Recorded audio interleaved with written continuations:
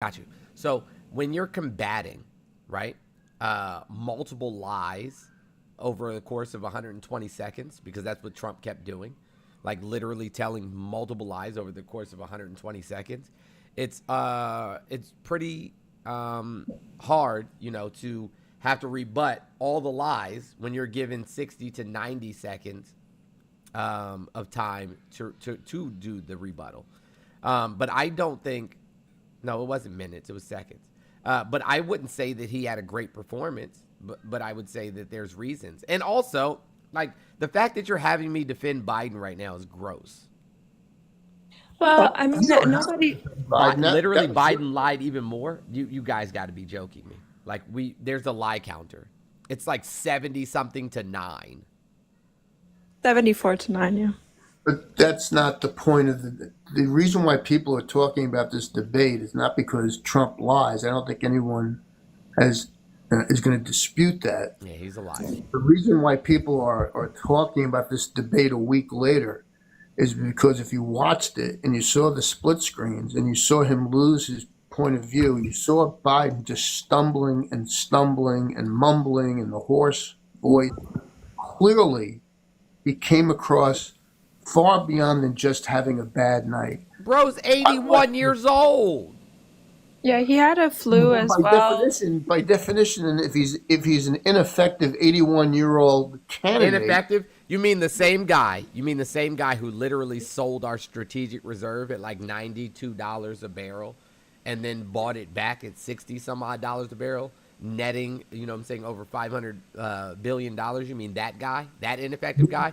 The guy who passed the CHIPS Act? The guy who passed the PACT Act? The guy who passed the infrastructure bill?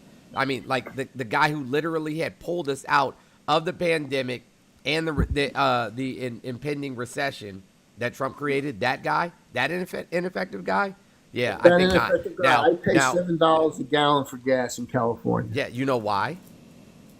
Do you know why? Do I know why? Yes. Yeah, do you know because why? the state of California has an 80-cent tax gas tax. No, For that's one- not why. No, that's not. That's why. one of the reasons. That's That's not. one. That's not the reason. That's one of the reasons. Yes, because Donald Jimothy Trump thought it was a good idea during COVID because the price per barrel of oil had dropped into the negative. Went to OPEC and said, "Hey, listen, I need you guys to limit the production of oil. I need you guys to limit oil refinery." And so they did so by 10 million barrels per day. So what that did was reduce the global supply. So if you reduce the global supply of oil, and then we come out of the pandemic and people start driving again, right? And we have less supply and more demand, then the price goes up. This isn't hard.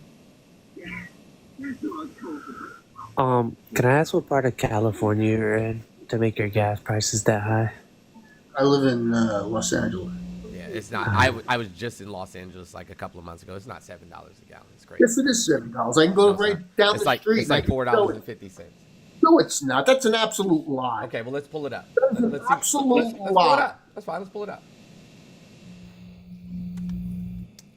You show me a place in Los Angeles where gas is $4 a gallon.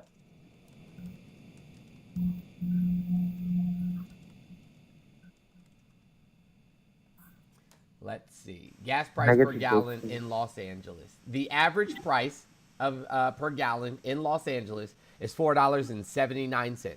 I don't know what you're looking at. I live in I have Venice. it on the screen for you. I'm It's right down here. the street. I paid $5.96. You just said $7, bro. There's places where there is $7. If you go by What does LAX this or by say? the What does airport, this say there on the is screen right $7. now? What does that say on the screen right now? Wait, no way you're saying that Los Angeles averages $7 when you're just talking about right at LAX. Like that's obviously going to be more expensive. Nobody's going to deny that. But we're talking about averages in real life. People are not just driving to the airport to get gas.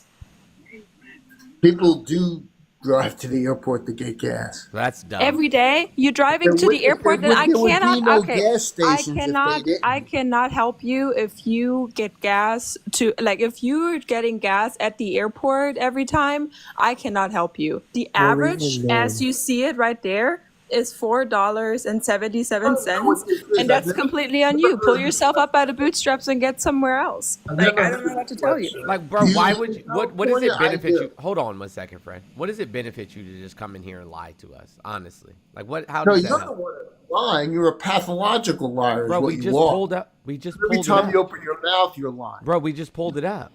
But we didn't pull anything up. You pulled up some phony app. I live down the street from the gas Phony station app. where the gas prices yesterday were $5.98 for regular and $6.24 for diesel. Okay, so let's see what. You don't even live in California. I don't even know where you live. That's still not $7 like you said it was. There's not a single place in all of California that has $7 gas prices. Not Chris, a that's not- single that's- place. No, that part's not true. There's one with $10. It's called like Medino. Hold on. Modesto? They can charge whatever they want, especially due to like the area they're in, like the airport. We have the same. That's what I said earlier, but that was ignored. Mendocino. That's the Please only let me place finish. that has a high gas doesn't. price of I'm $10 looking at it right now. Here, in Northern California. I'm just gonna put it on the screen. So anyway, NA, you came in here and said you paid Yeah, $7. Big Joe. Oh, you left. However you spell that, or You however you left. say that, Here, I'm just gonna put it on the screen because he was lying for the most part. I like how he uses the LAX. oh, did he run there. away? Yeah. What a fucking coward, man! Every time y'all are cowards. Every time, it never fails. It literally never fails. Every time y'all coward out. Like, oh shit, my lie didn't work. So, All right, while we're waiting for new opposition, y'all gotta double tap the screen. Jones, you're mute in case you didn't know. shit, And share the live, please, as well. I didn't mean to do that.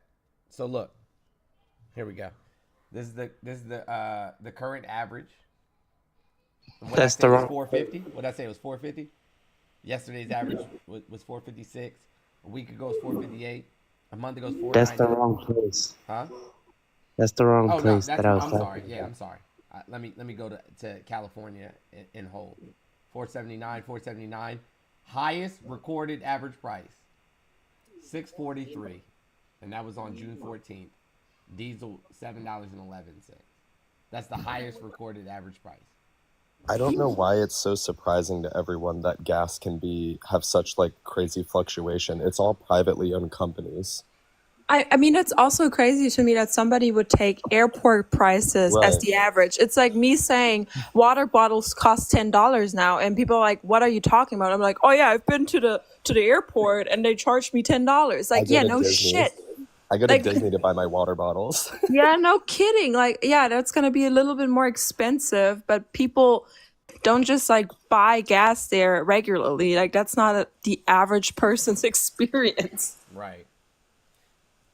It's no surprise, y'all, that lying is the way of life for Trump supporters. That's the reason why you don't hear them complain about Trump's lying. It's not a big deal for them. Oh, so what? He lied because they lie every day. Every day. They have to continue to defend this bro.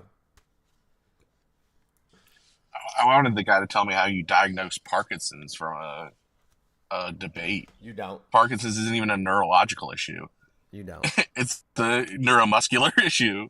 It has nothing to do with your brain, essentially. You can be completely cognitive and a genius and have Parkinson's. Also, all these people trying to diagnose dementia from a video is driving me absolutely insane.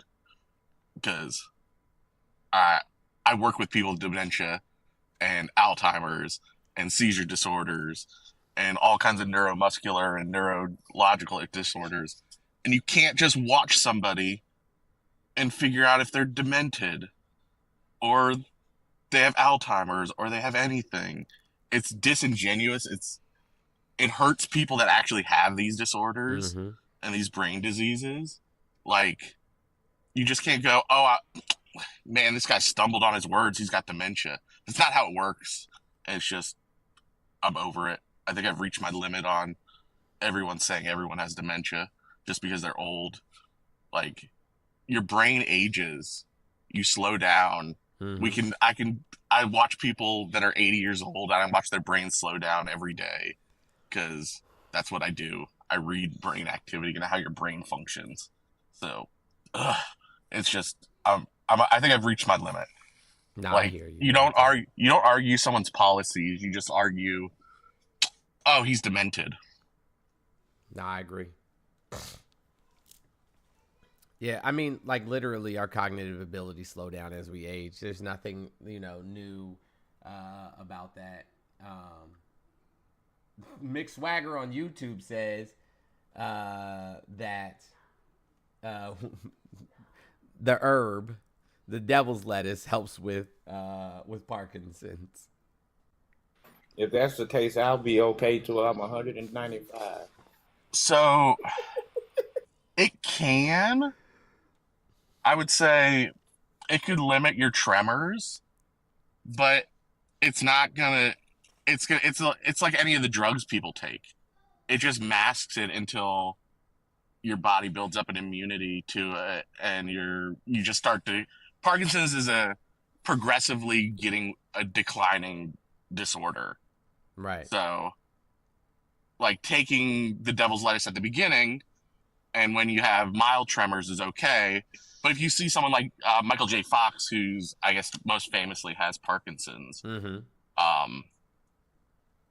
if you see him now compared to 10 years ago, Good morning, his Rita. tremors are way worse, and he's on the same medication. So it's just like it could slow it down, like the physical symptoms of it, but the actual progression of the disease is never going to stop. Right. Wait, can I ask someone a question really quick? Sure. So, A-Rod, you just made a really long comment in the comment section about bad faith against Christians. I invited you up to join, and now you can't go up because you're driving a vehicle. That's But you wild. can type in a TikTok box, but you can't speak without your hands. That's very strange. Good Yeah. excuse, though. I think bad faith is the name of a documentary. Yeah, isn't they just said something about that? Like that, and that we were using that to please everyone will see, open your eyes. Yeah, it's a must watch. I agree with you, Swish.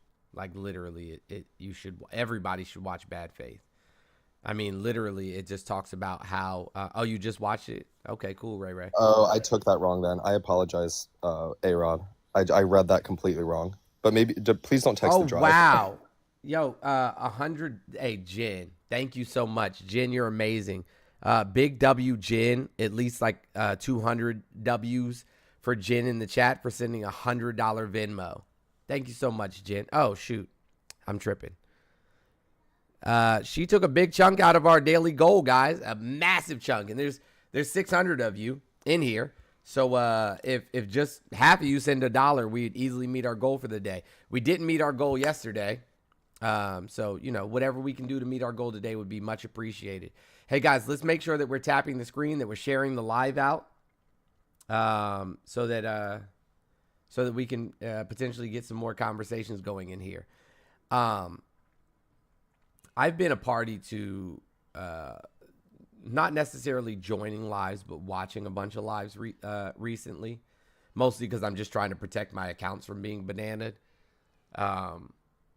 But thank you, Chris. I appreciate you. What I want to say is I watched, and I'm not even joking. Hold on. Management sent me this video earlier today. I want to show it to you guys. No, they didn't. I'm lying. They sent me another video that's funny. I do want to play that one too, so I'll play both of them.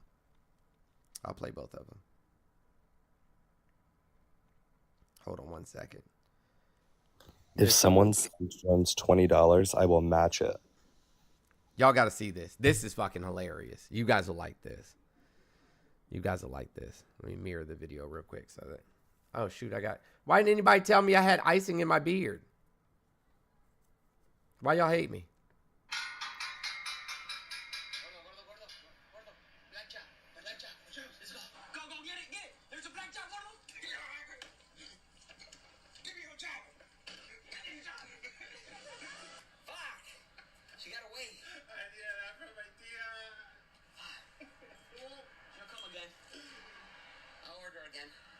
Tarzan. She won't get away with this. Gordo. Black job. Let's go. Go, get it. There's a black job, Gordo.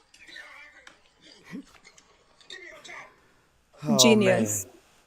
Absolutely The genius. Black Jobs is crazy. I love it.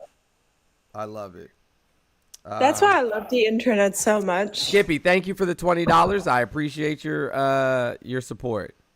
Oh, I gotta match him now. Was that Venmo or Cash App? Venmo. All right. All right, hold on. Let me go to my other account so that you guys can see this. To be honest with you, like, my feelings aren't hurt often. Constitutional amendment. Hold on a second. $8. Thank you, Dill. I appreciate you. $8.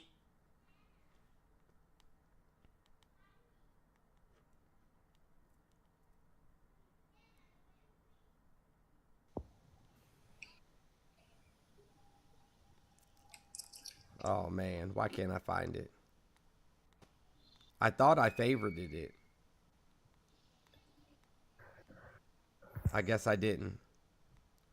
So it's a black man sitting in his car, and he just said, "White people, I love you," and this is coming from a black guy. And I almost deleted the app. Like, quite literally, under no circumstances have we ever as black people hated or want to cause harm on white people. Literally never. We've never wanted. Yes, I'm on Twitch. I'm streaming on Twitch currently.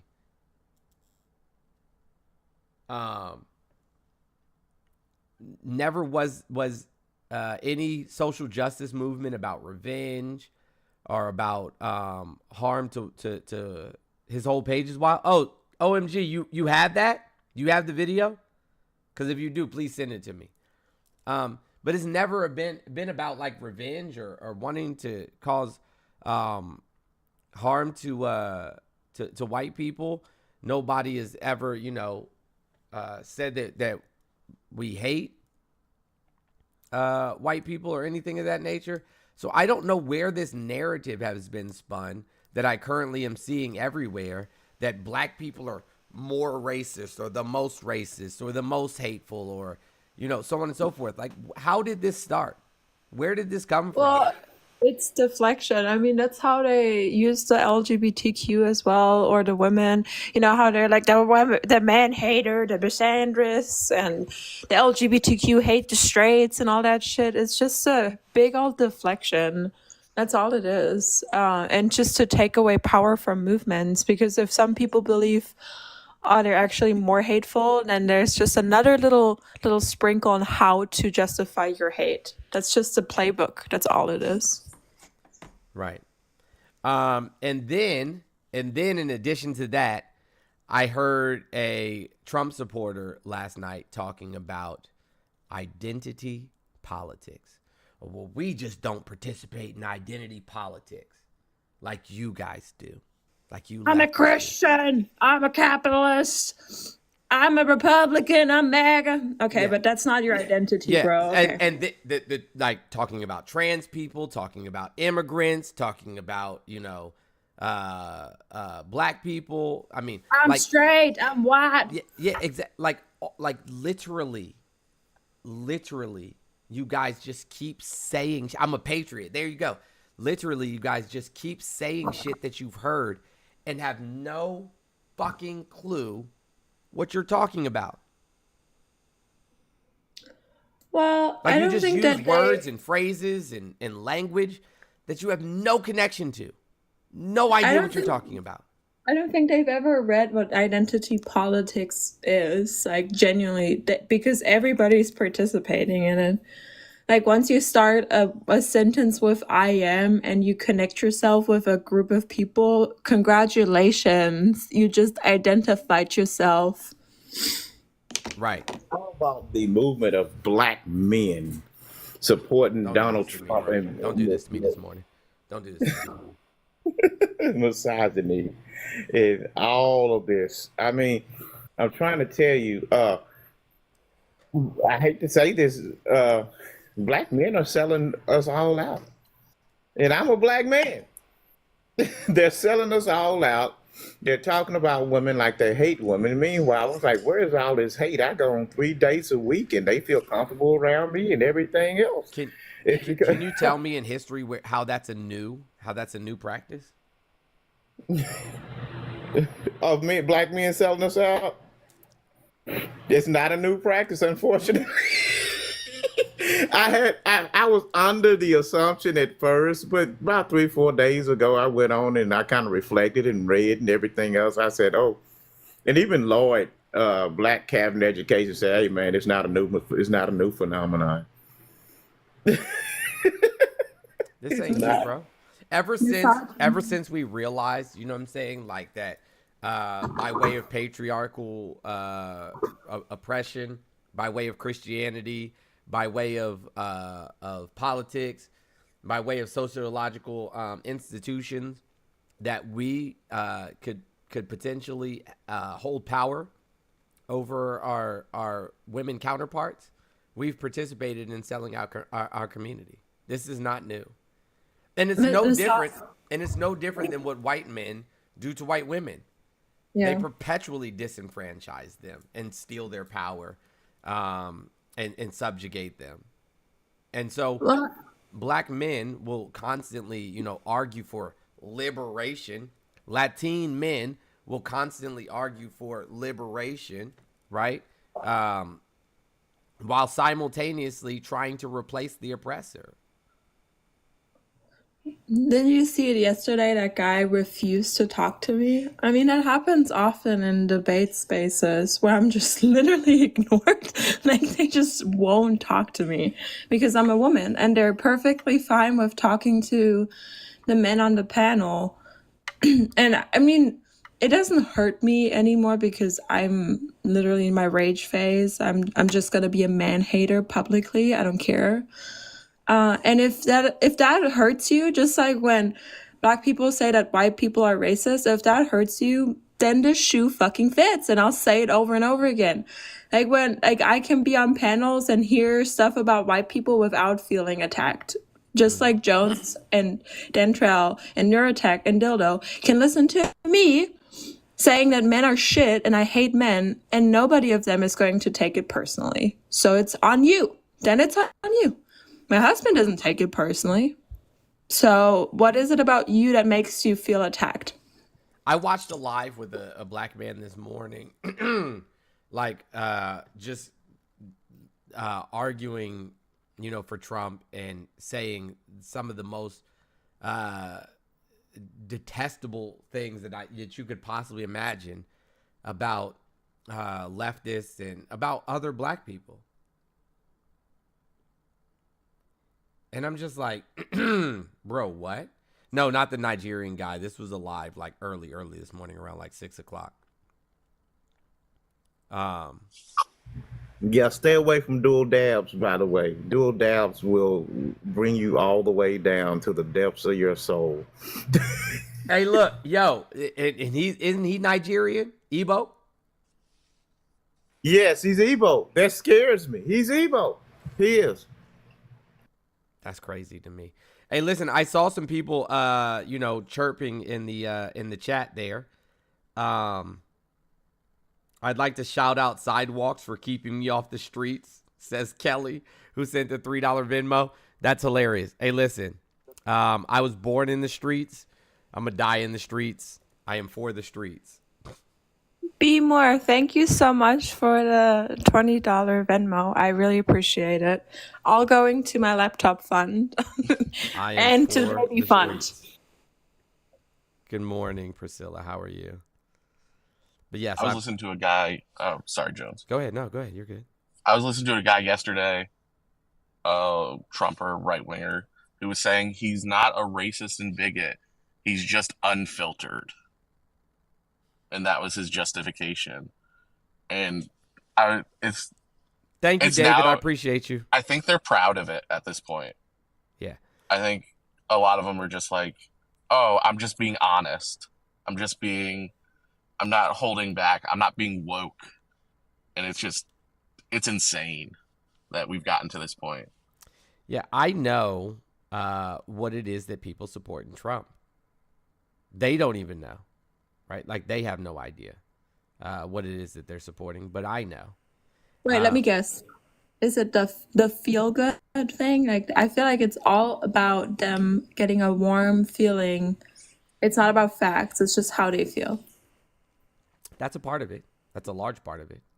But it's more than that, especially for the men, right? He represents something. Oh, sorry. Hold on a second. He represents something for white men, like a sense of regaining something they feel that they have lost, right? And for black men, he represents something that they wish to. السلام عليكم. Hello. أخي أنا من فلسطين أحتاج مساعدة الله يطعمكم الجنة يا رب.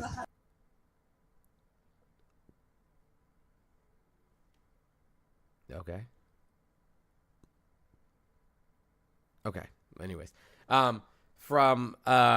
for black men specifically, it represents something that they wish to obtain. It represents the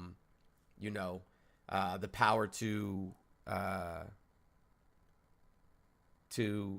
oppress and subjugate women. And for white men, it represents, something they feel like they've lost. They feel like they've lost their structural control over, over America. I mean, this literally, how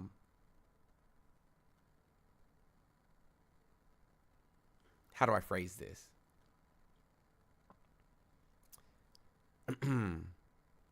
This country was built specifically for white, cisgender, heterosexual, Christian men, landowners and such. Like a lot of these white men believe that, hey, if I happen to have a windfall of some sort and land on some money, that I will be in the same category as Trump. Like I'll be accepted into those same, spaces. But you won't. You won't have that windfall. You're not going to hit the lottery. You're never going to be part of the club.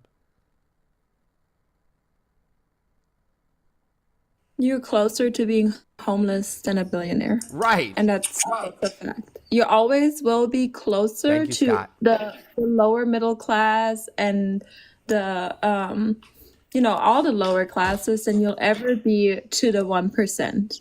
Tough reality. And it feels like that we're debating their dream. It's like debating a 3-year-old's dream of becoming like, I don't know, an astronaut. That's similar to it. Who saw But we're me? not debating them. Oh, sorry. I thought you were done. I apologize. Who saw me on Divas Live yesterday? Anybody? I saw most of it. Okay. Where I was talking to the Latin man who would refuse to acknowledge that he was Latin. Yeah. Refused to acknowledge that he was Latin. Not only did he refuse to acknowledge that he was Latin, but then he said, why can't we go back to when women cooked and cleaned? Yo, Jen, thank you so much for the Venmo. I really, really appreciate it. He said, why am I a bad person because I want a nuclear family? Latin people didn't come from fucking nuclear families. That's not a part of your culture. Like, why? I don't understand. Why don't you guys get it? That the causation for the issues that we're facing in the United States are because of the nuclear family. Like, that's not the fix. That's the fucking problem.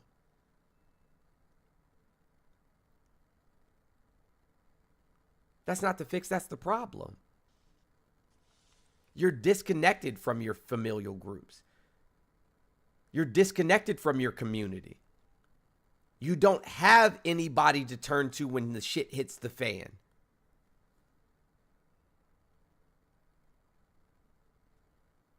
That's the problem, not the solution. That's the problem. And so when you're hard up on money, nobody to turn to. Because it's not my problem. That's not my problem. Why should I help you? It's not my problem. When you don't have anybody to help you with your children, well, that's not my problem. That's your problem.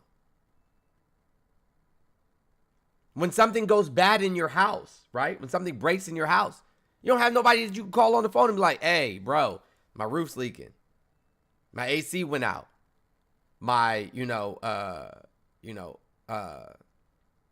my septic system is backed up and flooded. You don't have anybody to call. Because you've disconnected yourself from your community. If you're Italian, you come from multi-generational,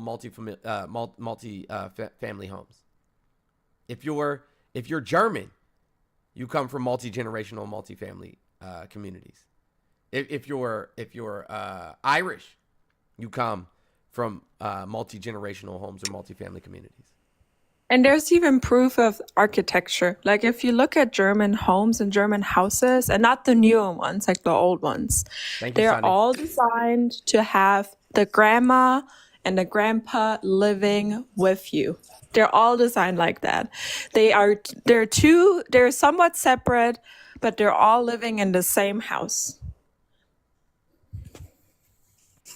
I was reflecting upon my childhood, and I think the fondest story about having we not only did we have a generational household, but the entire block. Thank you, Teresa. Entire block, and I'm gonna tell you how it affected us as children. Yeah, let's talk. Jantrell, absolutely. Let's talk about that. Okay, so this is what affected me as children. I remember one time, the parents had got together, and there was this field near a creek, and the parents knew we loved to ride our bikes, so they actually cut a bike trail into it. It was like, and men and women were out there cleaning out, making sure there were no snakes and stuff, and they fixed that, and we enjoyed that until one day, my dumb butt jumped the hill too hard and ended up in the creek. Well, I didn't end up in the creek. I ended up hanging from the tree, and my bike was at the bottom of the creek. It was a big drop.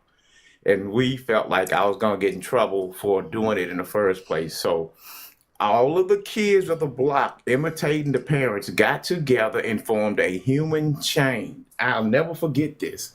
And they put me at the bottom of the chain, and Bobby Joe was holding on to a tree, and I climbed all the way down there. And when I had my hands on the bike, we pulled it up. We worked together without even having to think about it, because we grew up in an environment where everyone worked together.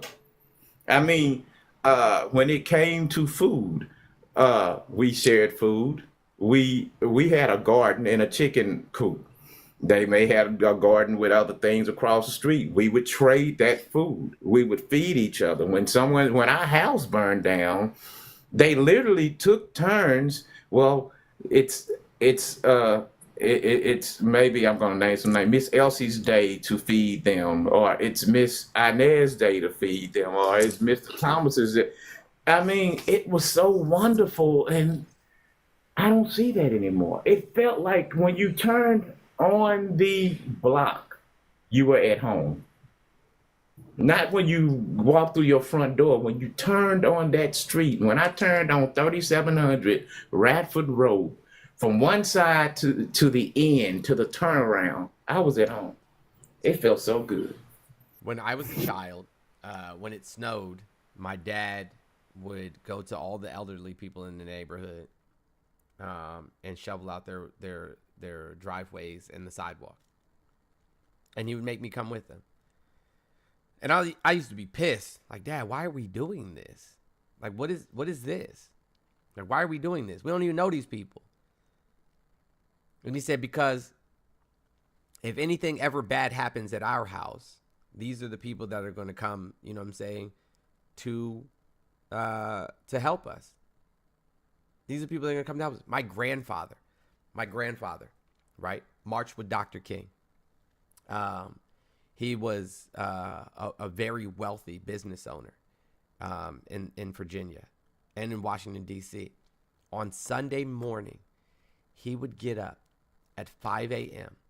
and go pick up all the people who didn't have cars and take them to church. Now, you guys know how I feel about church, but let me tell you why this was important. Because it was in that space where they planned social justice movements. It was in that space, you know what I'm saying, where they came together to organize their liberation. A lot of Oh, I'm sorry. Let me 1 second. Yeah. I'll come right to you. Like, he owned a laundromat, and if you didn't have money to wash your clothes, he let you wash your clothes there, because having clean clothes, you know what I'm saying, was necessary, so that you could get a job, so that your kids could go to school, so on and so forth. He had an antique store. If you didn't have furniture in your house, you know what I'm saying, like he would help you get furniture for your house, and you could pay him in installments. Like, he was in the community. Every Friday evening, right next to the cab stand, he had a fish fry. Every Friday. You know how many people I saw come and get plates and didn't pay a dime? Didn't pay a dime. My mom used to bake cookies every holiday season, and then have me and my sisters go to all the neighbors and pass out tins with cookies. All the neighborhood kids knew that they could come to my house. If they didn't have food in their house and they didn't have dinner and they had nothing to eat, they knew they could come to my house and eat. My mom cooked like she was cooking for an army every night, just in case. Just in case somebody didn't have food that night. Did we have a nuclear family? Sure, right? Sure we did. However, everybody in our community was also our family. When the ice cream man would come and you run to someone's house, everyone, either all of us had money for ice cream or no one got it. And that was everyone's attitude. And my nickname, and y'all don't laugh, my nickname was Dinky. And they're like, make sure Dinky gets ice cream. Make sure he gets a push-up. I don't know if y'all know what a push-up was. It's an orange sherbet stick. And make sure Dinky gets his push-up and everything else. And even, I'm not glorifying the pushers, but even the pushers on our block would buy an ice cream truck and make them just go up and down the street on a Saturday giving away ice cream. Mm-hmm. But here's the overarching point, right? Here's the overarching point. My family was no respecter of race or religion or sexuality or gender identity. Give a fuck. Nobody cared about that. Like, that, we weren't concerned about that. You didn't even have to be a good person. You didn't even have to, you know what I'm saying, be kind or nice or speak to us in the street. If you were in need, we fulfilled the need. Simply that. Thank you so much. That was dope. I love that. None of that was important. And if all of us, you know what I'm saying, in this society operated in that very same manner, the way that your Christian, you know what I'm saying, Jim Crow Jesus tells you to, right? Then we wouldn't have the ethnic and cultural and racial and spiritual division that we have in this country. Capitalism did this to you. The nuclear family did this to you. You are currently doing this to you. Every woe that you suffer, you've participated in perpetuating the suffering. Sarah Ann, good morning. How are you? Have you had some water and said something kind about yourself? As soon as I got on, I started drinking my water and said something kind. I hear that. What would you like to add to the conversation? I was just listening. I just woke up. I just turned you on, You like to and I'm have the listening conversation. about all. Oh, somebody has an echo. I got it. I took care of it. Sorry. But yeah, I'm listening, remembering the block parties we used to have. I'm remembering the block parties when I first moved in. I moved into my neighborhood 25 years ago. I was the first house here. They were building my neighbors, and as everybody moved in, I went and introduced myself. We started having block parties. I was the neighborhood all the kids came to. That's how community used to be, and now I don't know any of my neighbors, and it's sad. And it makes me sad. Sarah Ann, let me ask you a question. I'm not even trying to be funny. Have you gone out, you know what I'm saying, in your neighborhood and I do. introduced yourself? I do. Every time somebody moves in, I go and I introduce myself. Oh, sorry. Every single time somebody comes in, I go and I introduce myself. I'm that person. I introduce myself to all my neighbors. All my neighbors know me. They don't know anybody else. B I'm the Wave. one that everybody knows, Hold on but one second. that's it. B Wave says, I'm scared to know my neighbors because people are creepy. Who told you that?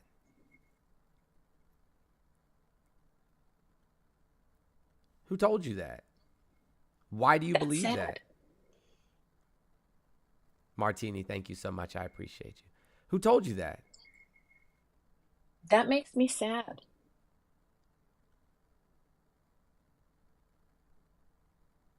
What happened to block parties? What happened to neighborhood get-togethers?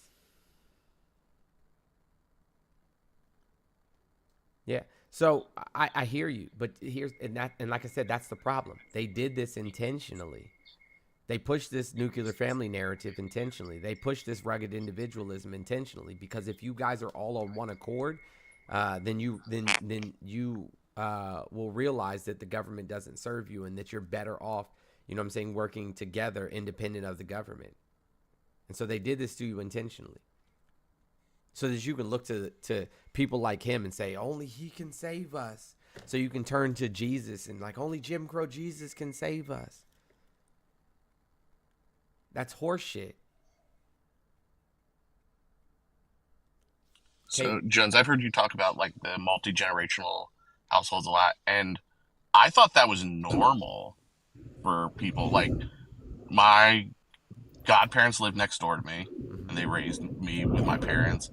I had all my dad's friends and their wives. Like, we all the kids were raised together.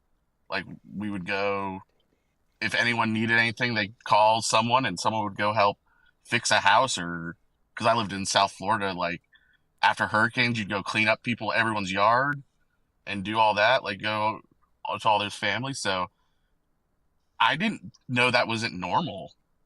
Like the more I hear you talk about and people talk about like the nuclear family, just like mom, dad, 2 kids, that's it. And I'm like, I had like 10 uncles and aunts, and my grandparents who are Cuban or my godparents would raise me like when my dad was at work or my mom was at work, or they just wanted to have some time to sleep because rambunctious kids. Mm-hmm. I thought that was normal. Like, I didn't know it was abnormal. Thank you, Anthony, for the $5 Cash App. I appreciate you. Really chipping away at that goal today, guys. I appreciate you. I do. 700 people in here. There's only $194 left, so I appreciate the donations. Again, it allows us to continue to host this platform every morning and to do our good works within the community. There's a lot of things coming up. Also, before I get in trouble, if you haven't gone to the link in my bio and filled out, it will say Jones and No Rads. It's a travel with the Tough Fam initiative that we're trying to put together. We're trying to travel the world. You know what I'm saying? And here's why, right? Like some people travel for like fun, right? They're like, yeah, man, I need a vacation. You know, I need to get out and, you know, and get some R&R, some rest and relaxation. That's not my intentions at all.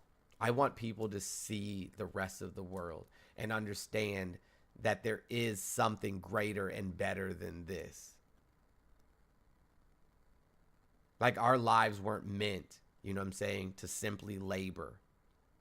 This planet doesn't exist for us to only, you know what I'm saying, like live in this, 100-mile square area. Like, let's go out and see the rest of the world, see how other people live. I've traveled to so many different places, so many different countries, so many different areas, and so on and so forth. And when I went to the Bahamas, I asked the Bahamian people. I had this guy who was driving a car. It wasn't a cab. He was driving a car with me in it, and he was tipping the bottle while he was driving. But I was like, bro, take me to where you live. Take me to the places that you eat.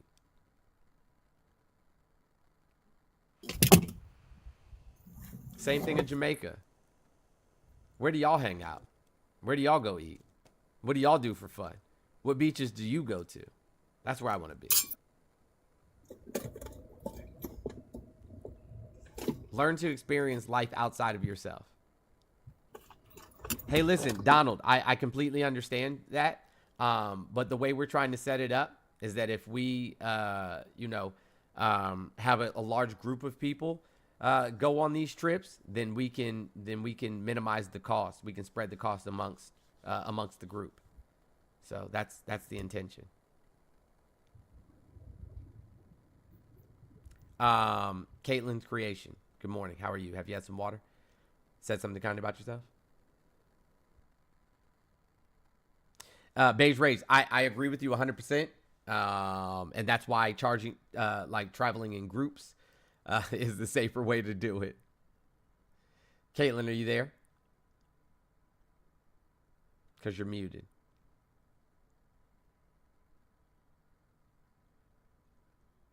All right. That John, good morning. How are you? Have you had some water and said something kind about yourself? Always. Good morning, y'all. Glad to hear. Hey, Gina, thank you so much for the $5 Cash App. Go ahead. I'm listening. To the woman who said, where are the block parties? I live in Philly. We got block parties every single freaking day, and predominantly in the BIPOC communities. So I know that white communities, no, they're not out there. They're not doing the block parties, but in the black communities, there's a block party every single day. So just to say that, there are communities out here still doing that, and sadly it's not the white people for sure. The other thing I wanted to say when we talked about communities, I think one of the biggest examples of national community, right, is after World War II, the Victory Garden. I'm a huge gardener, so this is going to be my nerdy stuff I'm talking about. But specifically after World War II, I believe, now I could be wrong in the percentage, I want to say 45% of produce came from our gardens. Our gardens we grew in our own homes. We traded, we shared. I grew great tomatoes, you grew great cucumbers. We're going to get together. We're going to, give each other seeds. We're going to share our produce. And that was an example. Granted, we were coming out of war. There's always national, everybody's working together during those times. 9/11's another one, but specifically in World War II, when we were not, importing, we were lacking in a lot of resources. It was poor, poor times. This was a great way of community. And nowadays, I can't stand that I drive through and people have manicured lawns.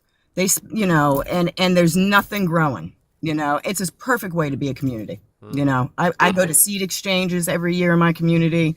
We go, and we're in Philadelphia. So everyone wants to be like, oh, we're so violent. We're this. No, we out here, we're doing community stuff every single day. Yeah. I only have one pushback for what you said, that John.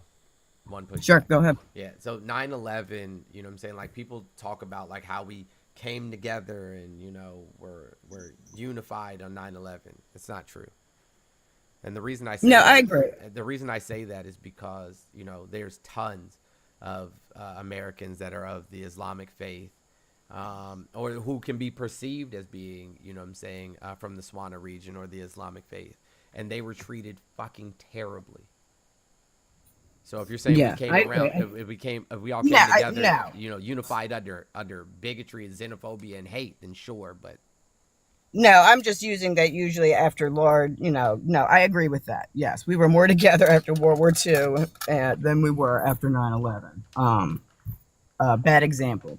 Yeah. Recant. And then the last thing I wanted to say was, as part of this community, I was adopted in the 80s. And I was adopted with my 4 older brothers. So there were 5 of us all at once.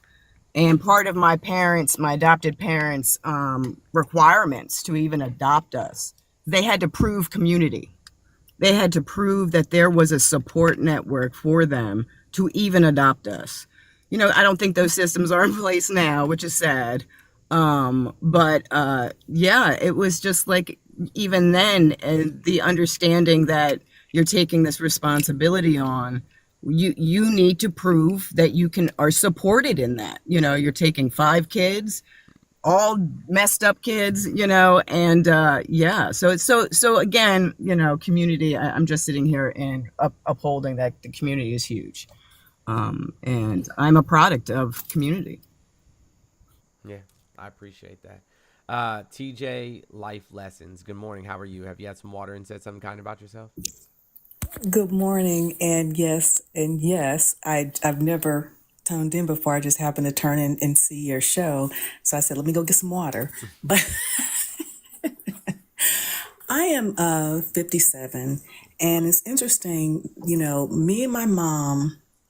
I posted a video about me and my mom, and we were talking about community, and she talked about because she grew up in Los Angeles on 70th and San Pedro in Los Angeles, and we were talking about she said before redlining, you had blacks, whites, Hispanics, Asians, all in the same community, just like you said, and they all took care of each other. You had people that had gardens, you had people that had chickens, so somebody would go down the street and get eggs, and somebody would, because my grandfather always had a very luscious garden, had the fresh fruit trees. And you also talked about how you didn't even have to be a good person. But if you were in the community, we took care of you because I will never forget his name. He lived right next door to my grandparents, and his mom, Miss Butler, he would take Miss Butler through so much crap. And mind you, I'm a kid, but I remember this. But my grandfather would go talk to him every time he would come because he had some challenges with drugs and stuff like that. And even the bad people respected the elders in the community. You hear me? Respected them. Even though they were going to do their stuff, but they at least tried to give back and be better, even when they slipped. And like I think the gentleman, Dan Terrell, said, everybody on the block, the family, if they didn't live in the same house, because again, back then you couldn't afford big houses, but they all lived on the same block though. Right. Your aunts and uncles, even the ones across the adopted, everybody was family. And it was when we thought other stuff was better than what we had. That is when we lost community. That is when we lost, because you have families that are spread all over the country. We didn't have that before. And like right now, we don't have a multi-family home, but we got multi-generation in my house because we're taking care of my 81-year-old aunt. That's what that's what we did. Imagine kicking your child out of the house simply because they're 18. Yeah. Like what? Yeah. Like, I don't care if I have to fix you. I don't care if I got to convert my garage to a bedroom. I don't care if I had to build onto my home. I don't care if I had to turn the living room into a bedroom. If my child needs a place to stay, they have a place to stay. Imagine me, you know what I'm saying, like, like telling my family that they're not welcome in my house, provided that, they're not harmful to me and my family. Now, if they're causing, physical, emotional, and mental harm, that's something totally different. Of course. But if I have the means, now, if I don't have the means, that's something else, right? But if I have the means by which I can provide you a space, why wouldn't I? It's funny that you say that because next door to our neighbors who had been here for 30 plus years, they moved. And a new couple, a young couple just moved in, and they are, I think, Indian. And we were talking to them. Mind you, they are in their, early 30s, but they were talking about how they all lived at home until they saved enough money to buy this house. But this couple, but again, your point, they didn't push the son out. Mm-hmm. Allowed him to be in a stable environment, stabilize himself, got his friends, and now they have this house that is true. It took me up into my 50s to buy. Okay, but again, that's what you're talking about. You don't kick them out before they're ready to fly. I'm sorry, I just wanted to say thank you for the Venmo. And also, you're right, especially if you have children right now, be prepared that you're going to stay at home longer because of capitalism. Right. We destroyed this planet and we're not going to destroy our children. Like, I'm fully aware that my child is going to stay at home for a very long time because the cost of living, unless it changes, of course, because the cost of living is the way it is. Be prepared. Like, don't have children if you're not prepared. Don't think that you can just send them out at 18. It's not like that anymore. They can't afford it. Thank you for having me, and I will go ahead and drop down. Thank you so much. Thank you. I appreciate you. Bye-bye.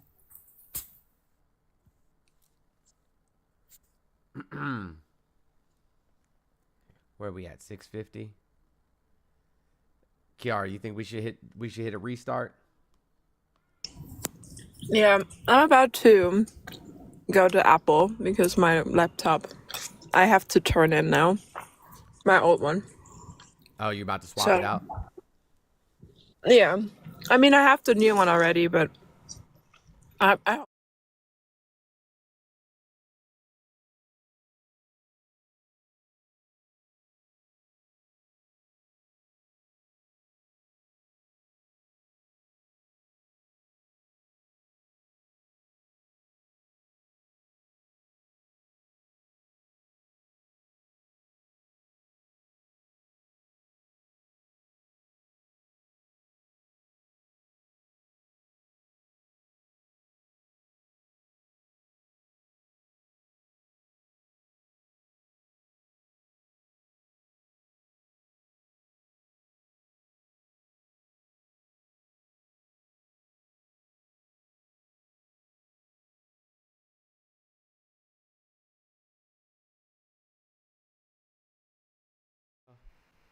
No, not yet.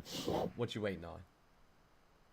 Oh, I'm just waiting to move and make my coffee and all that. So, Shouldn't you drink some water first? nope. Okay. Well, hey, Kiara, do you need? Can you talk to him for a couple of minutes or no? yeah, I have time. Okay. All right, go ahead. I'll be right back, guys. Just give me a minute. I'll be back momentarily. Awesome. So, what brings you here?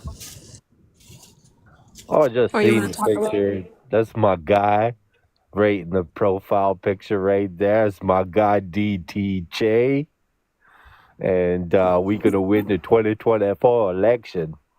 That's your man, and you're That's gonna my stand boy. beside him. That's right. He gonna save America.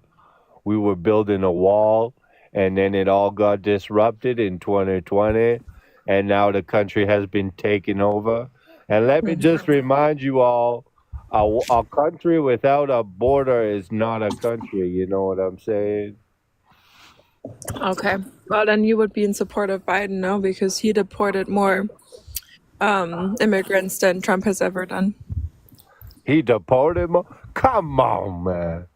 What planet you guys live on? Come on, man. Why, do you disagree? Or Oh, did they have the immigrant hotels in New York Row back when my man DJT was up on president? everybody's saying you're a troll? Come on, man. No, come on, man. They don't want to say I'm a troll, but really, I read Agenda 47 on DonaldTrump.com every day. I know exactly how it went down. I know what's coming. And Joe Biden, did you see the debate, man? I mean, come on, man. That guy is not running the show. You guys have some foreign interference in the background running the show, man. Come on, man. This guy's shoveling and bumbling. He can't even, he's All right, falling all down the right, all right, all stairs. right. Pipe it down. So you're really bad at this, being a troll. So I don't know Come people. on, man. They Yes, you always are. have a troll. But no, Donald Trump, Okay. even that whole thing, the whole agenda now is to call him a felon. It's all coordinated attack to Because he call him a is. felon. Because Yeah, he is a felon. it's just a And Democrat liberal hoax, man. a Everybody Democrat stop liberal believing. hoax. All right. You sure it's It's not like a liberal communist hoax or? it's like that little girl who cried wolf too many times.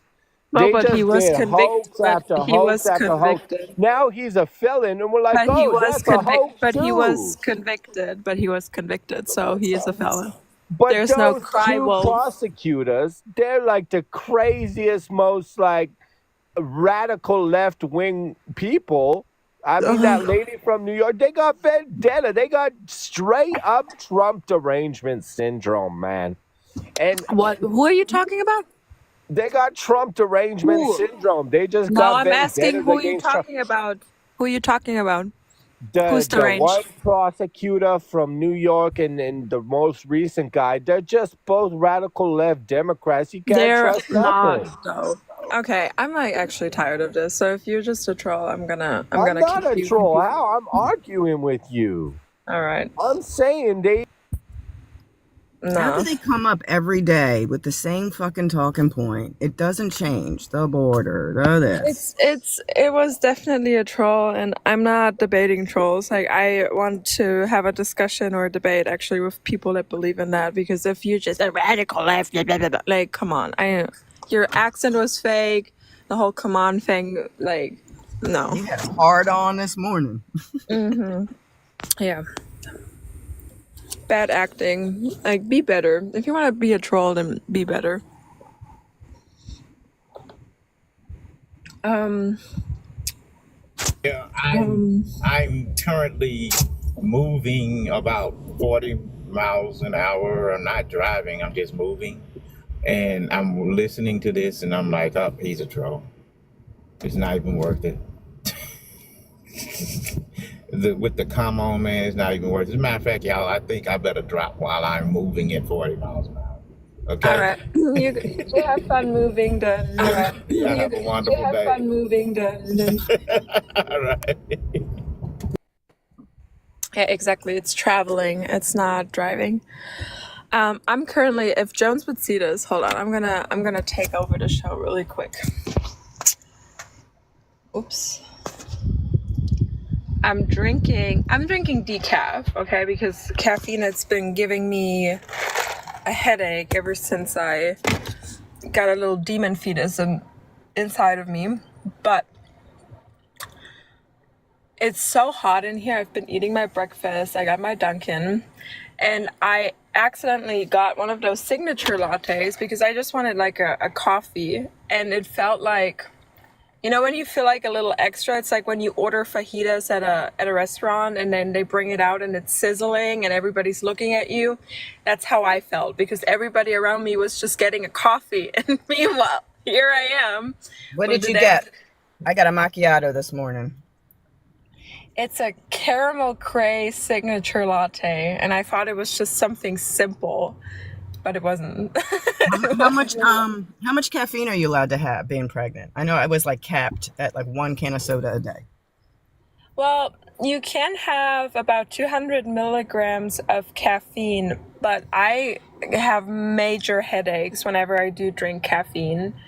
So I've been doing decaf a lot, and I do drink occasionally like a can of soda, which has like 40 or 50 grams or milligrams, and I'm okay with that. I But craved I, an ice cold Coke in a can. That was just like, and every day I needed it. I look forward to it. It was like my thing. I crave it a lot, but I don't know. It's just for me, the caffeine giving me a headache is just not worth it. I usually get those Dr. Zevia ones. This one's an empty one, and that one has 42 milligrams of caffeine. So that's not too bad, but I really miss drinking coffee. I miss feeling awake in the morning, and I hope maybe within the next couple weeks that it passes, because I'm gonna be traveling to Germany, and it's gonna be a red eye, and I need some caffeine. So Yeah. no, Reds needs uppies. I didn't even see that. Hi, good morning. Hola, good morning. This is the Kiara show now. I had to go. Hi. It's been a day, and I'm literally like, oh, I'm so glad I have my caffeine because otherwise crimes would be happening at this exact moment. I miss my caffeine so much. I'm a millennial, and we can't function without fucking caffeine before our day starts. How is everybody? I'm okay. I'm not excited to drive to the mall because that's where the Apple store is, and I hate driving to the mall. But How's my baby? oh, your baby be popping. She's here. Look at that little nugget, little chicken nugget. The chicken nugget making a lot of space. Like I really popped a lot recently, and with the whole, I mean, you heard the heartbeat now too, and I really felt kicks yesterday night, and it felt amazing. I was like, oh my god! I tried to let my husband feel, but he couldn't. He couldn't tell. Like he couldn't feel it at all. Soon you will be able to. When did you feel it outwards? Like when? At what point? What happened to our buddy? Not till later. He dropped. I think he's in a request. He was a troll. He was just a troll. Like it was boring. He's back. I'm ready to debate, but they just can't handle the heat. You know what I'm saying?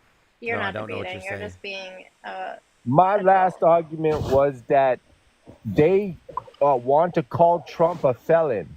That Yes. is the narrative now. It's factual. He is a felon. He's in fact. He has All in of them, fact even been across convicted. Can you TikTok, drop are me? I calling gotta go. Donald Okay. Trump a felon. Thank you. Hold on, everybody. What? Who's the felon? Donald Trump. Donald Trump, they all want, that's the narrative. That's the Democrat playbook. Call Donald Trump a felon. No. Everybody on TikTok calling Donald Trump a felon. No, he's in fact a felon. Well, he is in fact a felon, but I was saying that they cried wolf too many times. Now, What do you mean? whenever the Democrats do something, they didn't cry. They didn't cry wolf, because if you say somebody did a crime and then they're found guilty for their crime, that's not crying wolf. Do you know what crying wolf means? yeah, the Democrats done too many hoaxes. Now, whenever they do something, nobody cares. They say, "Oh, that's just another Democrat hoax, man." But it's not a hoax. He was found guilty. But they're all the left-wing prosecutors. They're all radical left nut job, man, with Trump derangement syndrome. Well, that's also not true. And the way we can tell that, right, is that that some of the judges that he appointed, that Donald Trump himself appointed, have, you know what I'm saying, come back with contradictory rulings, like rulings that go against him. I don't know, that one prosecutor in New York, she had a vendetta against Donald Trump. Hold on. They So what is a tried- prosecutor's job? Just that. Well, What they is a just prosecutor's digging job? up crap. What is a prosecutor's job? Just dig up crap in No, New York. what is a prosecutor's job? To prosecute criminality. Oh shit! So she ran her Shocker. campaign. She ran her campaign on prosecuting criminals, No, but and then she they- prosecuted a criminal. That's crazy! Oh my god! We all know. Fucking that's a what prosecutor we're revolutionary talking shit right about, here. criminal. man. Revolutionary shit. across the street. That justice system is broken, man. We Is all the know justice this system country's broken for black corrupt, people? man. Is the justice system broken for black people? Thank you, Kenya. Yeah, it sure is. Okay. But that Why doesn't was that change not? the Why fact. was the justice system being broken for black people for hundreds of years not a concern? Why weren't we concerned about the justice system being broken until just now, till when it affects a rich white man?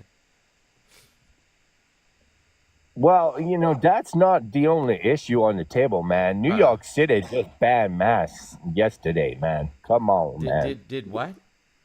They banned the mask Ban the mask. What are you talking about? because too much criminality. They had the mask mandate back in 2021, and now they're banning masks because masks they promote criminality. All they're wearing the mask, and now they're robbing this and that, and that's what I knew that was gonna happen, man.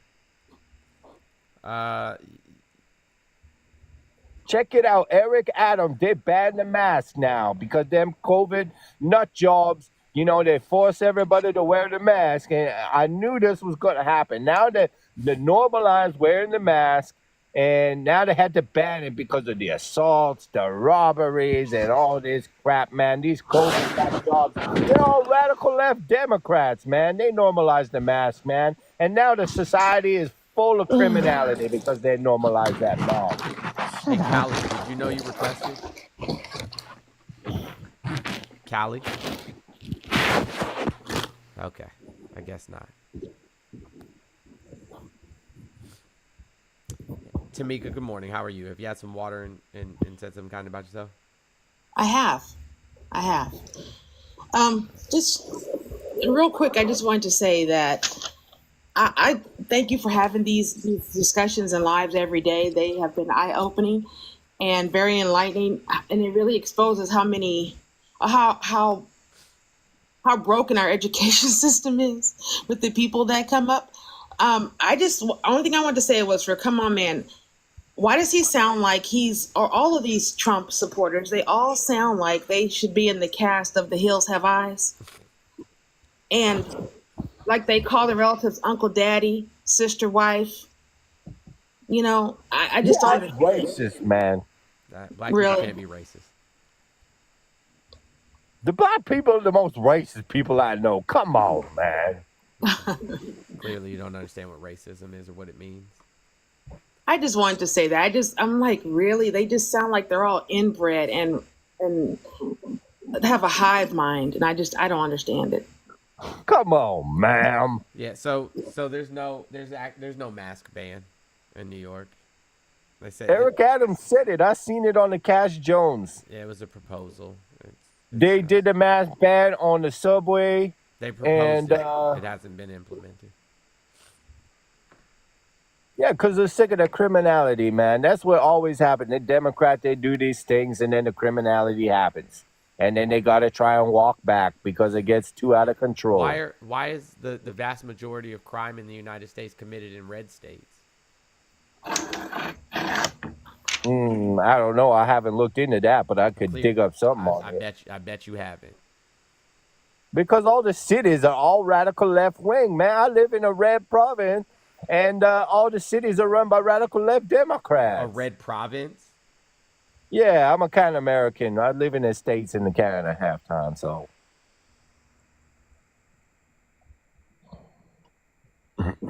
So you just. But yeah, I don't know. It's part of the agenda. The WEF, man. I don't know if I can say that, but they implementing all them municipal mayors, all them local governments, all them county sheriffs. They place all their people in. They're taking over the whole thing, man.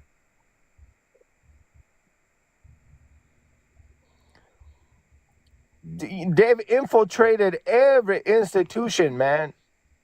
They even wearing the pride flag on the police uniforms now. That's like 1940s Germany, man. Come on, man. So being proud of your identity and wanting to be recognized as a person is a terrible thing. No, they're To supposed to be a neutral.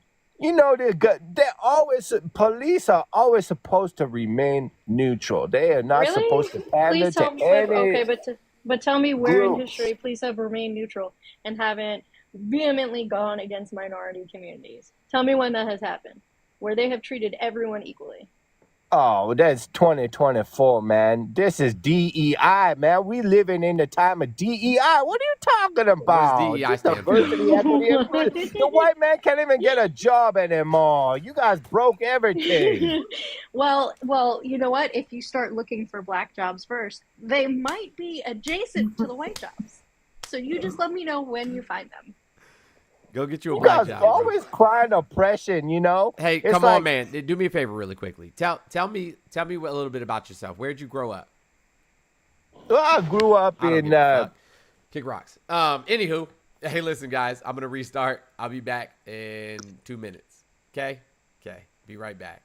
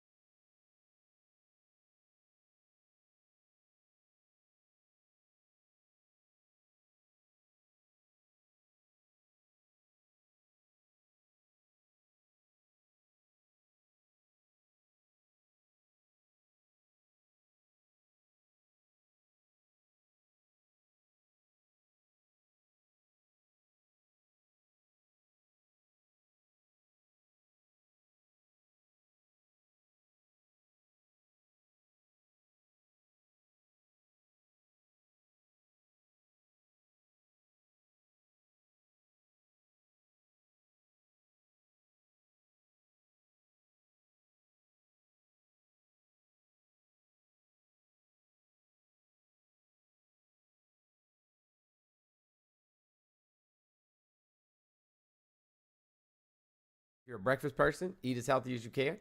And for those of us who are just coming back, thank you for rejoining.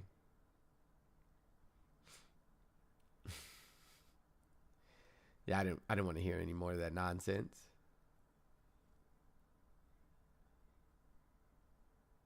Why? I just restarted. That's all. I just restarted. What's up, Lauren? How are you? Good morning.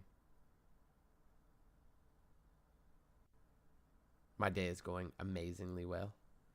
Can't complain. Hey, Jesse. Kimberly, good morning. Yeah, she's fine. I tell them not to jump on the sofa, and they jump on the sofa.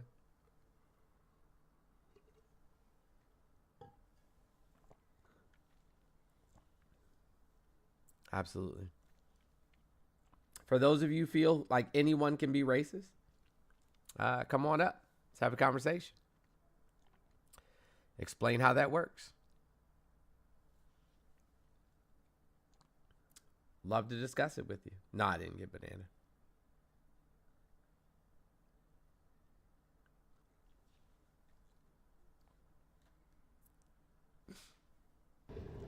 Good morning. You muted yourself, Ray. What's up? Good morning. Good morning. How are you?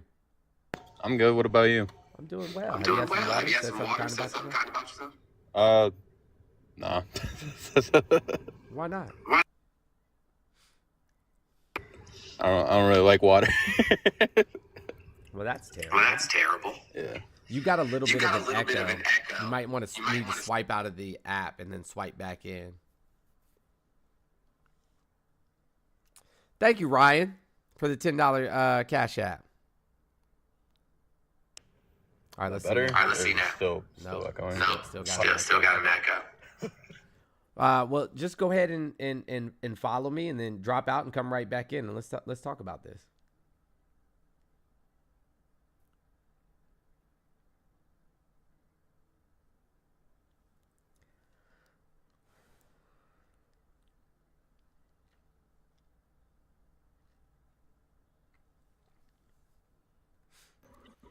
Good morning. How are you? I'm doing fine. Just woke up, a fun morning going through all the lives and stuff. I was just kind of wondering, you're saying black people can't be racist, and Correct. I well, I'll disagree, but I want to explain why I think that Sure. there's a disagreement. Sure. So on an because there's the argument that racism requires power. That's you not know. my argument, but I hear you. Well, I guess I guess I'll go for the argument and then hear your argument as well. Well, no. I mean, tell me how black people can be racist, and then I think that there can be a racial prejudice black people have against other races Mm-hmm. or other, especially white people, sometimes even within the Afro-American community, where a black person from Cuba, they won't acknowledge their blackness because of the differences between the cultures. And I think that instead of focusing on where somebody's from, they should be more focused on connecting people who have those cultures have also experienced this slavery, and I think that it's unhelpful. So I think there can even be racial issues there, but it all stems from an idea of I don't want to say a purity, but I guess gaining that experience or having a right to that experience that makes black people more racist to other black people as well. So you're saying that trauma related to racism causes people who happen to be black to reject the fact that they're black? No, to reject other people who are also black. Oh, gotcha. So what you're saying is that black people can have internalized racism. Somewhat, and that it projects outward into being racist towards others. People who are also black. Yeah, I've had conversations. I had his family's from Ghana, so he's first generation American, and he was telling me about how he was not called black, or that he had people who said that he didn't have a right to certain places or stuff because his family didn't experience slavery. And I feel like that's one, unproductive, because his skin is black, he still is experiencing it. But there are some parts of the black community that do that, that I think is linked to a sense of racism. Gotcha. So black people can certainly uphold the institutions of racism, but that doesn't make them a racist per se. So racially prejudiced, would you say that? Because so essentially what I'm saying is there's no sense of reverse racism, right? Black people can't be racist towards white people. But I do not disagree with what you're saying, on its basis. I do think that there's tons of black people that uphold the institution of racism and white supremacy. I agree with that wholeheartedly. There's no argument from me there. But they can't be racist towards white people, though. I see. And then hey guys, let's get to tapping and sharing. Make sure that we're being active participants in the live. And there was another issue of so, I've tried to be knowledgeable and understand certain issues, but there's an idea where blackness is related to whiteness because of slavery, because black people were removed from Africa, removed from their culture, wiped of their culture and languages, and had to adopt the languages around them. So there's this concept of blackness being perpetually related to whiteness, that it can't escape the ideas of whiteness. Can you elaborate a little bit more on that? I'm trying to think, because it's a hard concept to grasp into describing it, but identifiers of blackness are tangentially related to a lot of rejection of whiteness. So you're talking about rap may be one of the bigger ones because it is something that was created by Black people in, like urban areas where like early rap was talking about community issues and expressing oneself. And now you see that music has become popular, and now you have people who want to gatekeep black rap because of its relation to Blackness. So there's like the whole thing with Drake, that he's not like us. I understand Drake is definitely a culture vulture, but like the premise under it is kind of that there needs to be a preservation of Black culture away from the idea of whiteness or the mainstream of like whiteness. Gotcha. I hope I'm explaining myself right,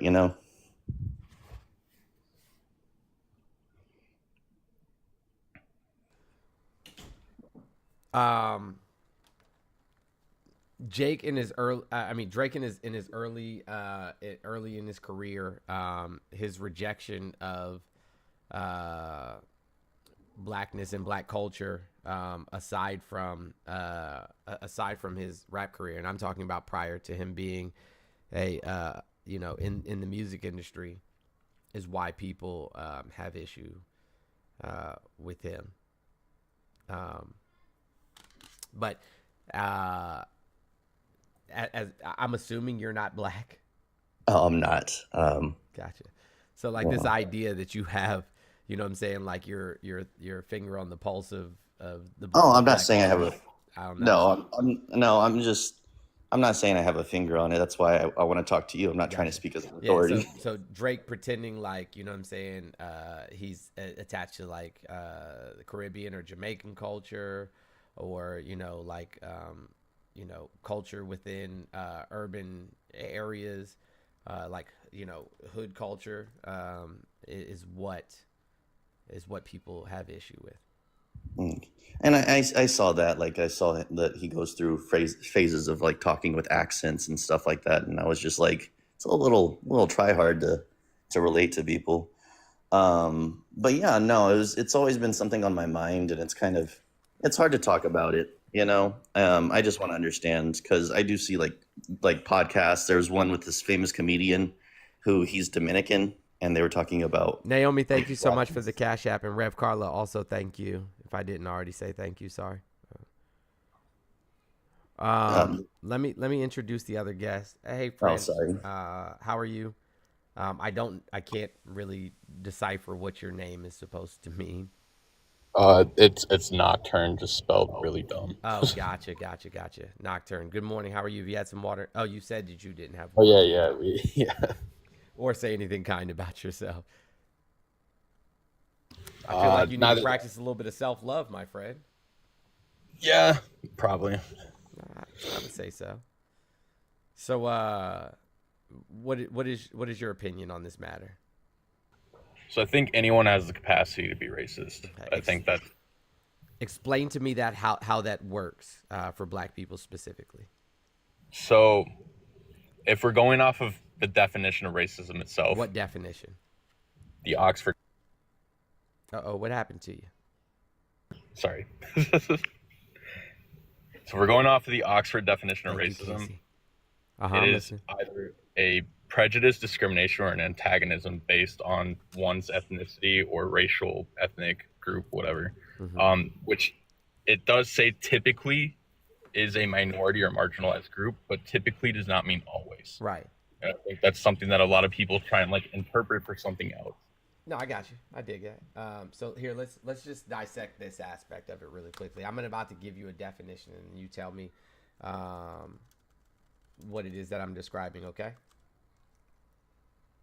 Is that cool? Can we do that? Sorry, I mean myself. Yeah, that's cool. Okay. Here's a definition, and you tell me what it is. A large, heavy mammal that walks on the soles of its feet, having thick fur.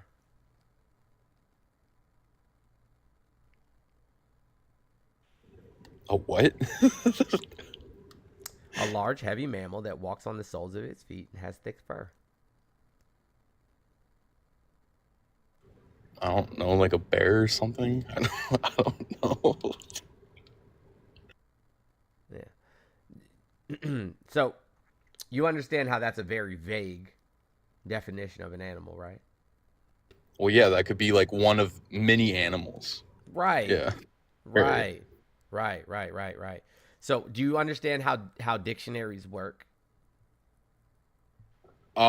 Typically with most dictionary definitions, they're more often than not objective definitions of a word. It's not true. Some are subjective. I will agree with you half and half on this. I believe some are up for interpretation. I believe that some are objectively like defined. What does the dictionary say about its let's Oxford, for example. What does it say about its definition? What do you mean? Like, what does it say specifically about the definitions found within Oxford?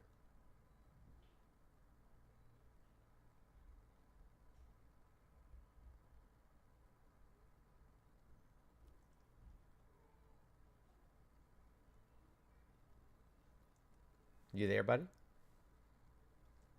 Yeah, I'm not quite understanding the question. Like, what do you mean?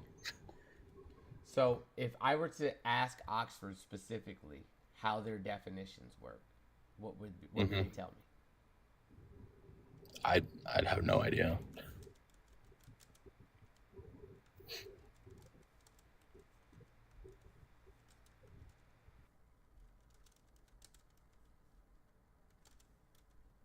Okay, I'm about to read it to you.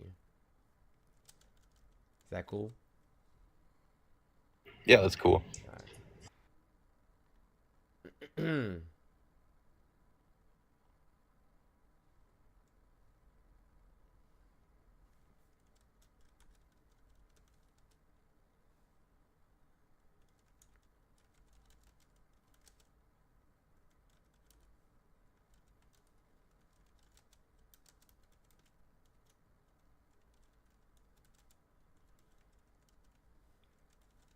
Give me 1 second. I'm sorry.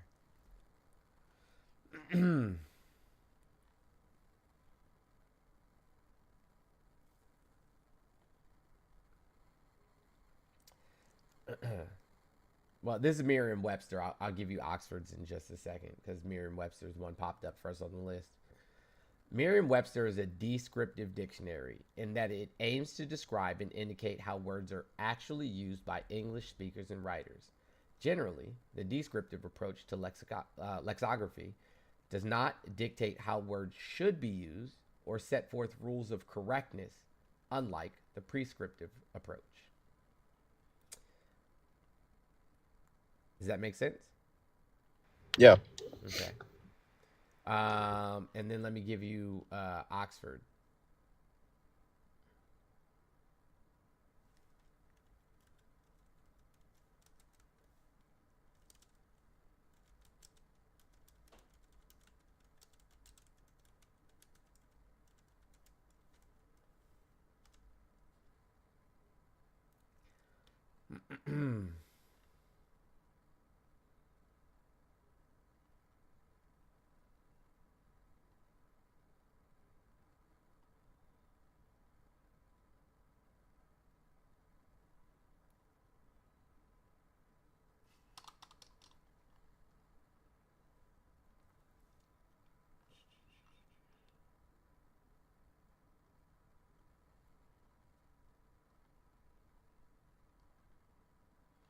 Sorry about that. Hold on a second. I thought I had it saved to my favorites.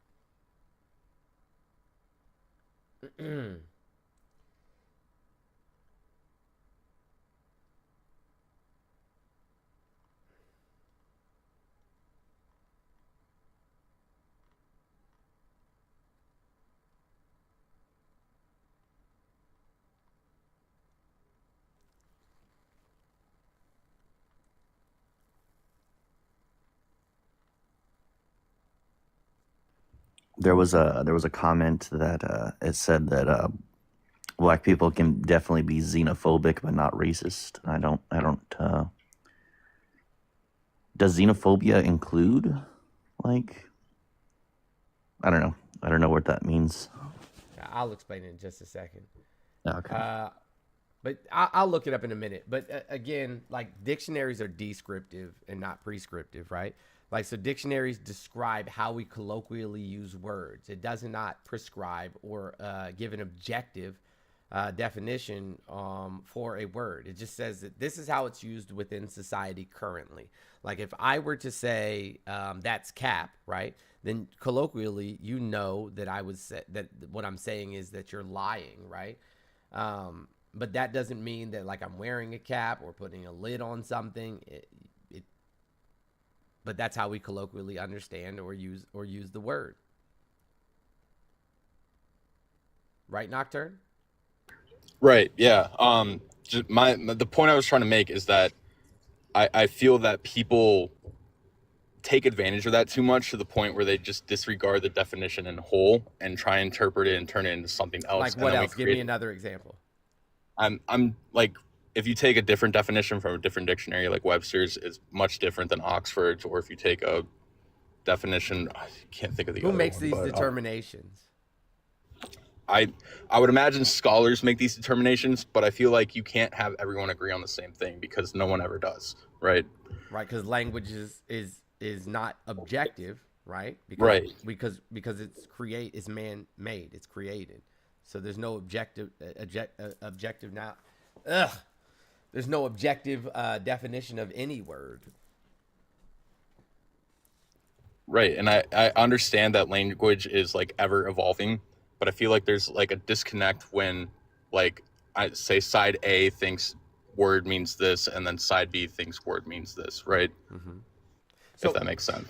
If I wanted to be concise and or objective about how something operates, what would I do?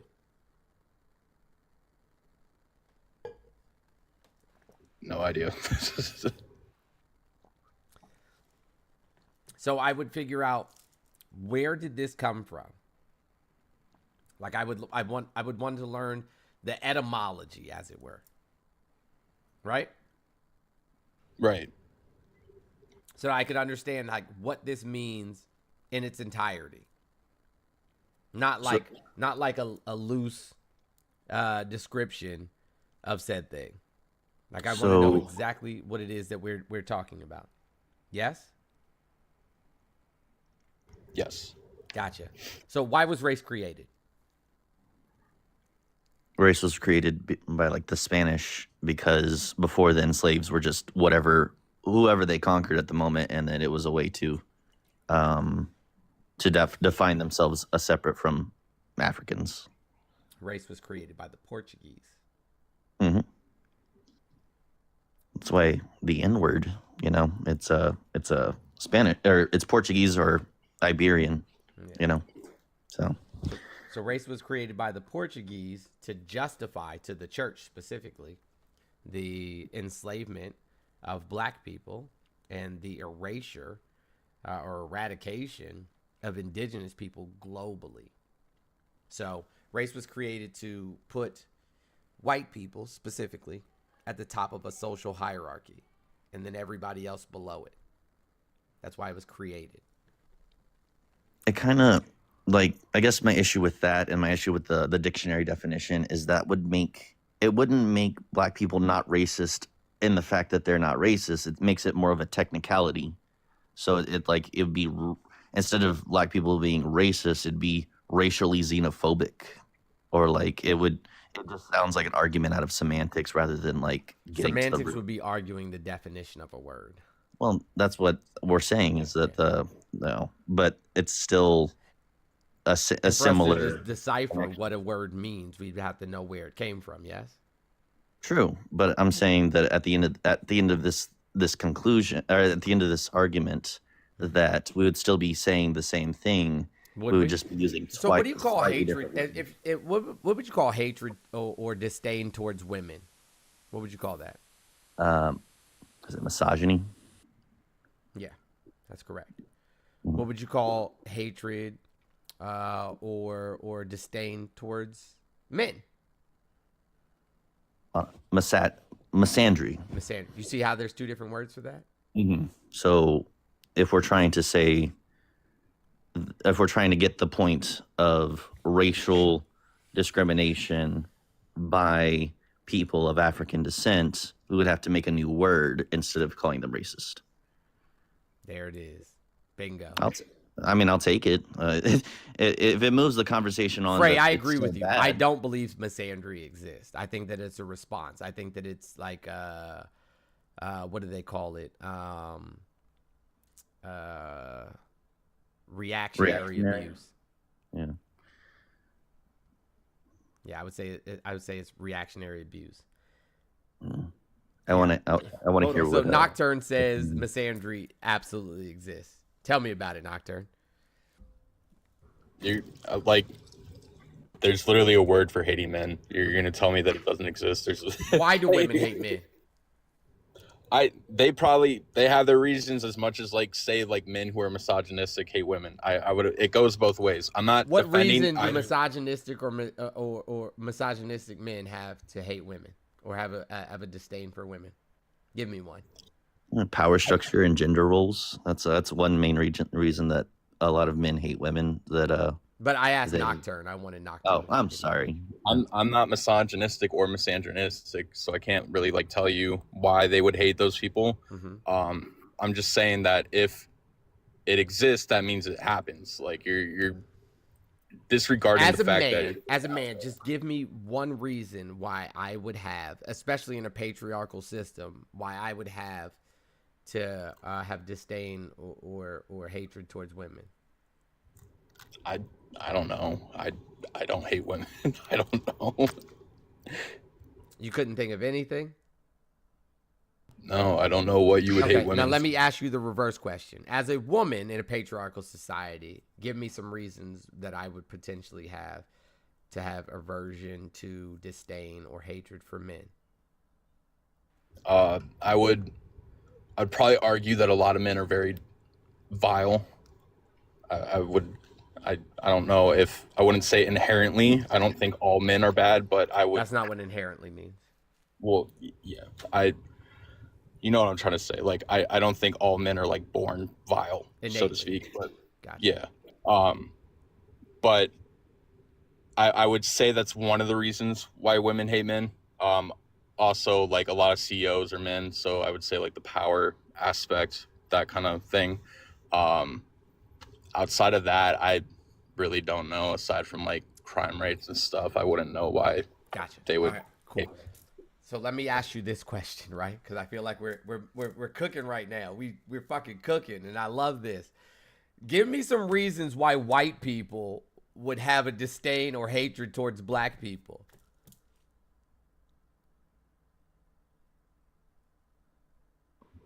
Why what?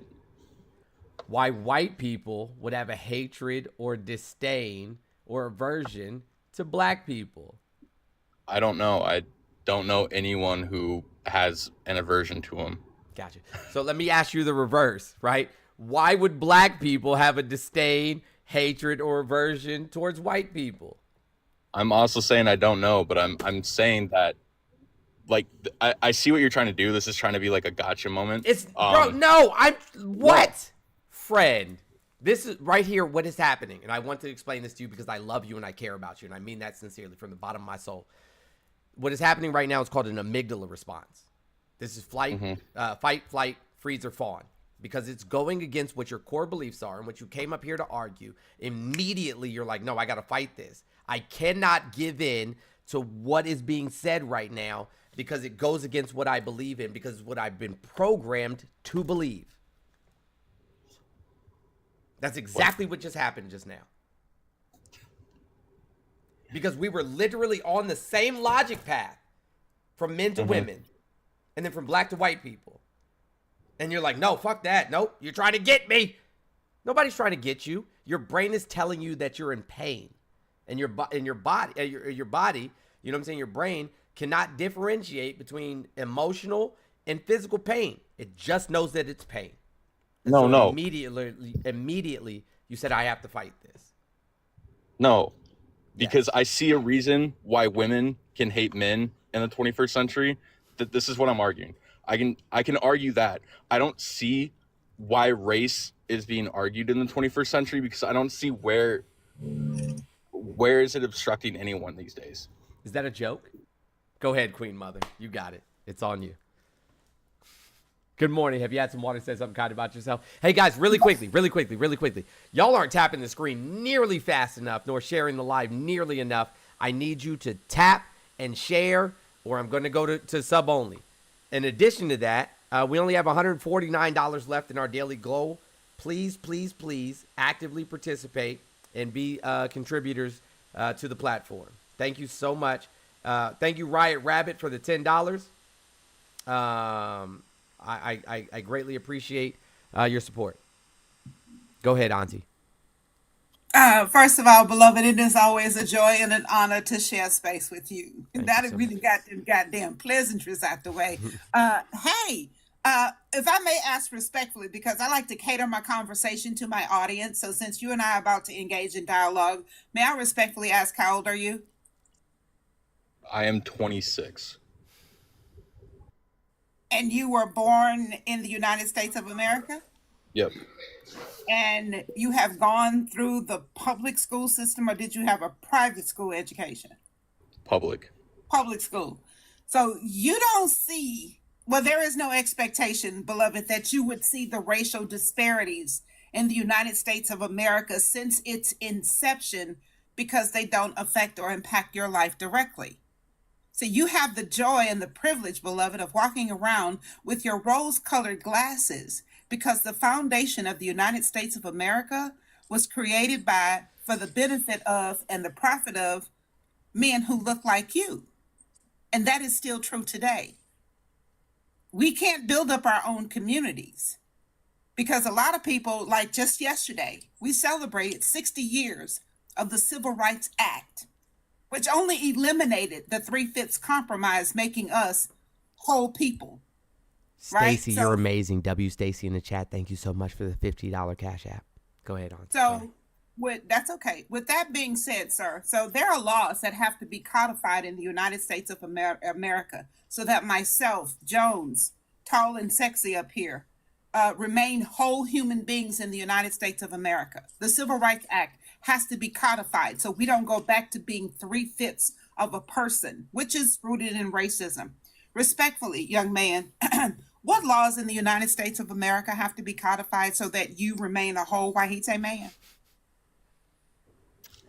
I'll wait. Legally none.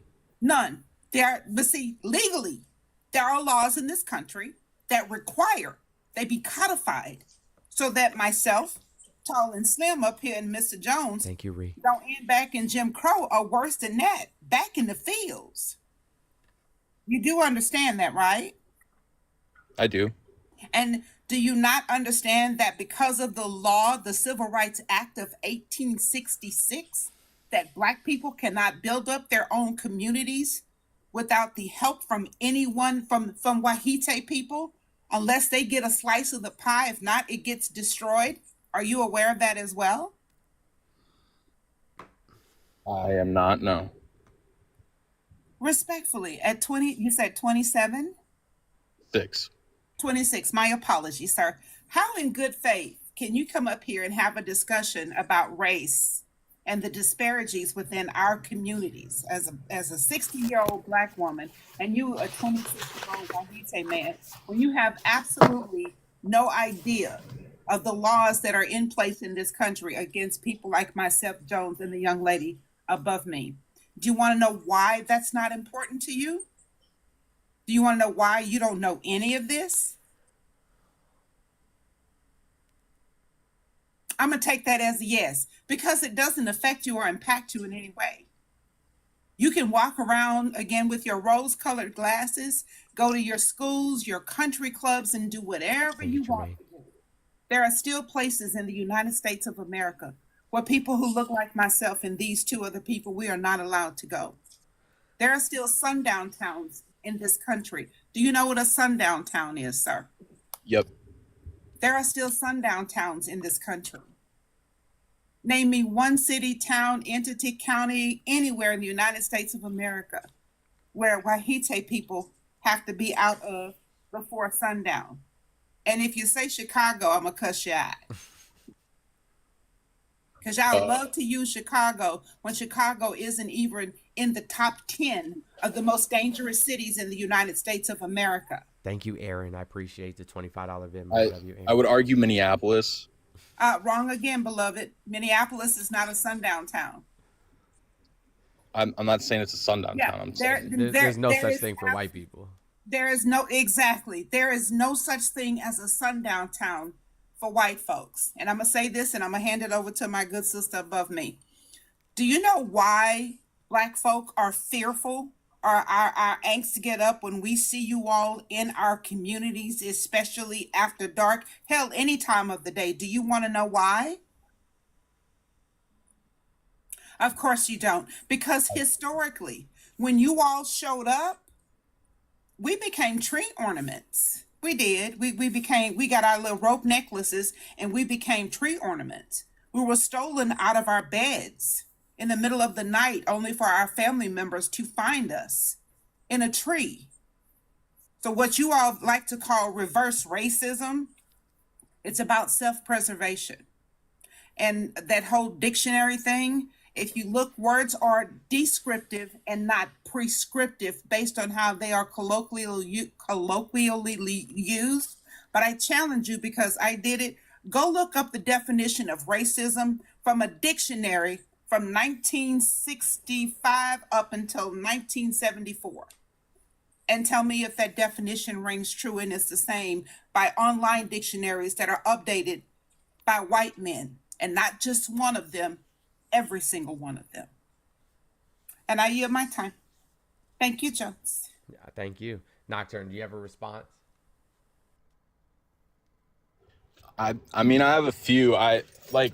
I'm not up here to like tell anyone that they're not, like, they didn't experience things or whatever, you know? I'm not here to like disparage people's experiences. I'm just up here to say that, like, everyone has the capacity for hate. Everyone has the capacity to be racist. Like, regardless of history, I know U.S. history is grim, right? It's not pretty, but I believe that everyone has that capacity, whether it be systemic or not. I believe everyone has that capacity. Thank you, Stephanie. What is racism? Because it's an ism, it is systemic.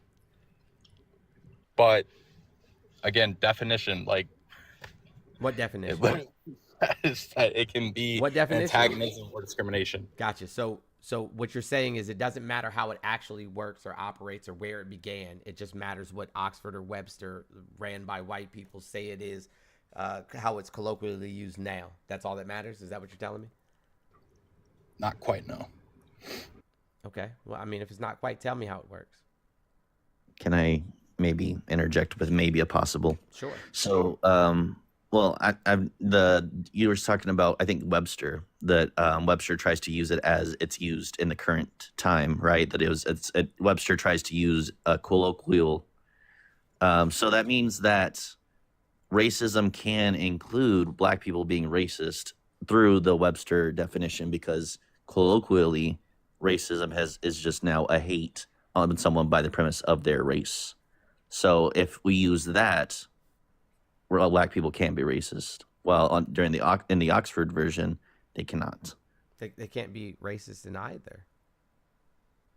But you're saying, like, the Webster dictionary version tries to use it as a colloquial term, like how it's being used in the modern day by average people, correct? So that's more of a democratic vote on what the definition would be. Which in itself may because Queen Mother, I like you. You're very very passionate and Oh, very. please don't call me the good Black. Please don't do that. No, I'm not calling you no, because I I've had agree. enough microaggressions today, beloved, because what you're finna say, right? Because I'm gonna go ahead and read your mind, though I'm not a mind reader. What you finna say is that you like how I spoke because I'm passionate and I'm very smart. That is a microaggression because it is unrealistic that I, a Black woman with very little to no college education, can be this intellectually sound Martini, thank you so and unemotional about it when speaking facts. Big W Martini in the chat for You're- finishing our goal for the day. That yeah, doesn't you're mean about to tell. that Yeah, is- you're about to tell me Go I'm ahead. one of the good blacks because I speak well and I don't speak Ebonic. So please don't do that, beloved. No, Respect. I wasn't gonna do that. That's Oh no, Russell, you were on the path. I just took you from going to Albuquerque to the Pacific. no, Ocean. because you Well, I'm gonna mentioned drop you the off. power dynamic, and I wanted to talk about the power dynamic. That's all. I'm gonna ask both you and Nocturne. I want you to answer individually, and then I definitely want Tall and Sexy to go. What can I say to you that'll change your? What can I say to you as a black man that'll change your material conditions in America? I don't remember how to pronounce your name. I know Nocturne, but how do you pronounce your name, friend? With the Kermit PFP? Oh, Aurelius. Aurelius. Okay. How can I, as a black man, what can I say to you or do to you that'll change your material conditions within this society? I think that there is that the black voting. Are you saying as an individual or as like a community? Either. What can I say or do to you that'll change your material I think- conditions within this society? I think that there is progress that can be made that is withheld because of an aversion to work with white people. And I understand that Friend, that's an argument. What? No, listen. I need you to use clear and concise language the same way that I'm using clear and concise language with you. How is I, as a black person or in the black community, what can I say and or do that'll affect your material conditions within this society? I think more open dialogue. I enjoy these dialogues because it comes on the premise of good faith. Okay, got you. You're not going to answer the question. Nocturne, what can I do or say, either as a black person or the black community, that'll change your material conditions within this society? I'm not sure there really is anything, but I would also ask you the same question. What can I say to you that would do that? Gotcha. Absolutely. I'd be more than happy to answer that. So like, you see these long ass locks? Yeah. If you were a boss, you could say I'm unprofessional, that, you know what I'm saying, that I seem dirty or I seem, too ethnic and not give me a job, or not allow me to cross the graduation stage, or not allow me to participate in high school sports, or follow me around the store because you think that I'm about to, commit some sort of crime. You can pull me over as a police officer and say I fit the description, even though I don't look anything like the person whom you're searching for. You can say that you feared for your life and unalive me. You can call the police and say a black man did X, Y, Z, and they'll come, guns raised, guns blazed, ready to end my life. You can keep me out of your restaurants, your schools, your religious institutions. Anything you so choose. You can vote against my mere existence as a human being. All of those things. So, since when could we vote against your existence? Since the 27th Currently, Amendment was proposed? in 14 different states, they're literally trying to remove the Civil Rights Act of 1964. Okay, well that's my bad. I wasn't informed on that. That's fucked up. Since Sorry for- 2016, there has been the Supreme Court made a judgment in Shelby versus Holder, where Shelby County, Alabama, sued the then Attorney General, a black man, Eric Holder, to remove Section 4 and Section 5 of the 1965 Voting Rights Act, which removed preclearance. Preclearance meaning that in order for a state that was known, right, to have racially biased election laws, they would have to get preclearance from Congress before they could change their voting districts and or election laws. Well, because Section 4 and Section 5 were removed from our Voting Rights Act, over 1,000 polling locations have been closed across the United States. And guess what? All of them were in communities of color. Every single one of them. Yeah, that's wild. I'm sorry. So that's what you can do. Right. Um, I I guess that's like the only thing I could do. Everything else I don't think holds weight anymore. I'd argue that the police brutality probably still holds some weight, some merit. Everything else, like employment, I feel like we're Black people with ethnic sounding names are 7 times less likely to receive a callback for a job, even if they're more qualified than the white person or the white sounding name. Where's the statistic to back that up? Oh, I can show you. No problem. And while Jones is getting that, this goes back to my original point, is that because it doesn't impact you or affect you as a cisgendered white, probably Christian male, none of this is relevant for you. How is it that we know all of this as Black folk and you have absolutely no clue? Which goes back to my original statement, sir. It doesn't affect you or impact you because every law in this country was written for your benefit, sir. I go back on mute. Hey, Kim, good morning. Have you had some water and said something kind about yourself? Absolutely.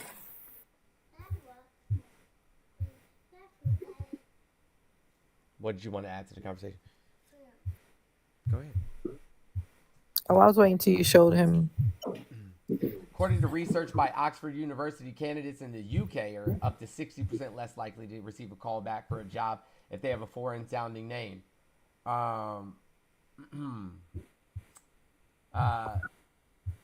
This is Forbes magazine. New research reveals resumes with Black names. Oh, sorry. Let me get out of that. What the heck? I'm sorry. New research reveals resumes with Black names experience bias in the hiring process. This was April 17th, 2024. April 17th, 2024. This new study by economists Klein, Rose, and Walters reveals what many have known for decades. Name bias is still a pervasive issue in the hiring process. So if you have a Black-sounding name, you're less likely to be called back. Let's see if we can find some other employers discriminate against job applicants with Black-sounding names, study indicates.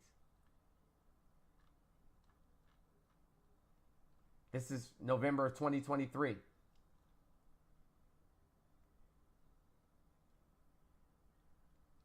Distinctively Black names still get fewer callbacks for job applications. July 30th, 2021. July 30th, 2021.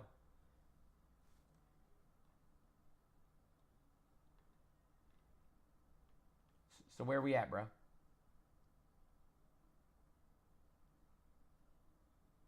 Name discrimination persists in hiring.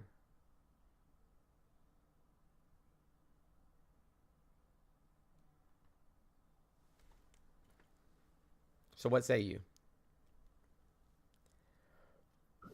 Look, man, I'll restate it. I'm like I am aware of all the wrongdoings in the United States. I'm totally aware. I simply came up to just say that everyone has the capacity of hate. That's it. That's all I came up here for. I can hate white people. That doesn't make me a racist.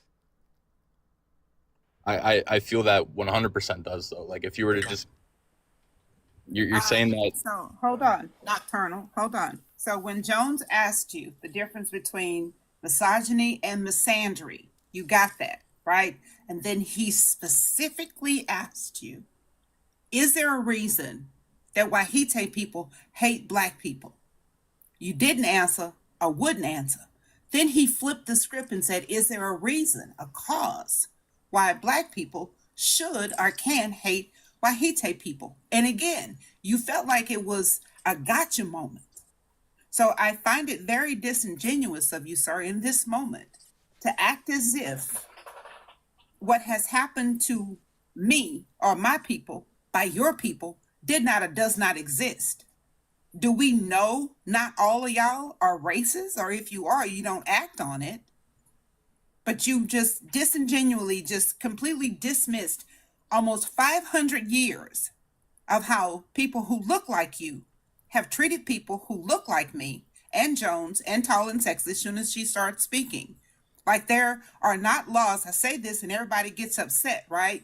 That in the Constitution with its inception, there were white people here and then there were enslaved black people. And every law in the Constitution, though it does not specifically mention white or black, the laws were about slaves. And who were enslaved when the Constitution was drafted, sir?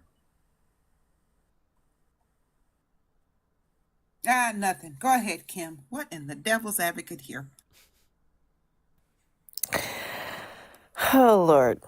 Well, just so you know, you won't mistake me as one of the good blacks, because I damn sure talk good and with my AAV, because I'm not at work. I don't have to put my HR voice on. But I thought it was funny, Nocturne, because you said that you didn't participate in misogyny or anything like that. But going to your page, that's a lie. Especially with you even reposting Charlie Kirk. The devil is a lie. Hold on, pause. So, Bro, you reposting Charlie Kirk, my guy? yes, Nocturne, where say he it ain't was, so, where bro. he was, where he Nocturne, was say it's not asking, true. where he was asking college women to describe a woman. What is a woman? Yeah, he Nocturne. reposted that. Nocturne. Tell me that's not true, bro.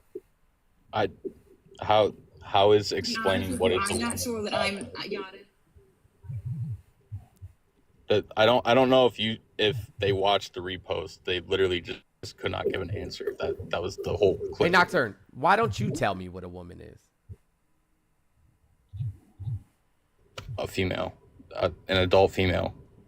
Okay. And what is a female?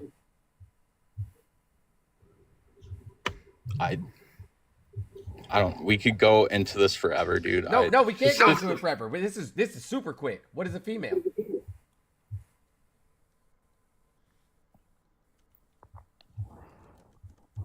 I know. I would love to. Nocturne, what is a female? XX chromosomes. XX chromosomes. So what about people that have XXY or triple X? Special cases. What do you mean special cases? There's more of them than there is people with green eyes. I have green eyes. What do you mean? Exactly what I said. I meant what I said. There's more of them than there's people with green eyes. I have green eyes. Oh, okay. And? Am I a special case?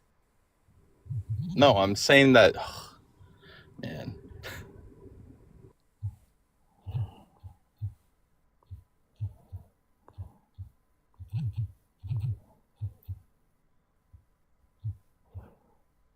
I'm sorry. See, this is the HR part of me when I use people's words against them. Because you come in talking away, I'm going to really see how you are. And that page was very telling. Hey, Nocturne. Come on, bro. This at 26 years old, this is a good chance for you to learn to not be a bigot, my friend. And I mean that sincerely. What does biology have to do with bigotry? Biology? That's not how biology works, right? You're telling me that chromosomes aren't biology? Nope. I'm saying that that gender, right, is a social construct, and that there's not two biological sexes, right? I have a degree in biology. I have a degree in sociology, right? So that biological sex, right, is not binary, and so then gender therefore cannot be. So if there's no binary, right, in terms of biological sex, then how could there possibly be a binary in terms of gender? I don't know. I never disagree with that. The person literally just pointed out I reposted a Charlie Kirk clip where people just could not give a definition of the word woman. That was it. That was literally it. The whole clip is without using the dictionary. Tell me what a woman is. A female human being. Okay. What is a female? Again, we'll go back down to biology with like XX chromosomes. It's not how we determine what a female is. Thank you, Adam, for the $20 Venmo. I appreciate you. Or if we go into SEX traits like That would be the Large other way gametes that we and would. small gametes. Yeah. What if you have no gamete production whatsoever? Then you would be one of the. I don't know. Exactly that. So say that. Say I don't know. Say I don't know what a woman is. A woman, quite literally, is anyone, right? Whose internal, right, sense of self, is that of a woman. So, like, literally, gender is just an external expression of one's internal sense of self. That's it. And so to post things of that nature, right, not having that information, one, makes you look like a bigot, and two, causes people real fucking harm in real life.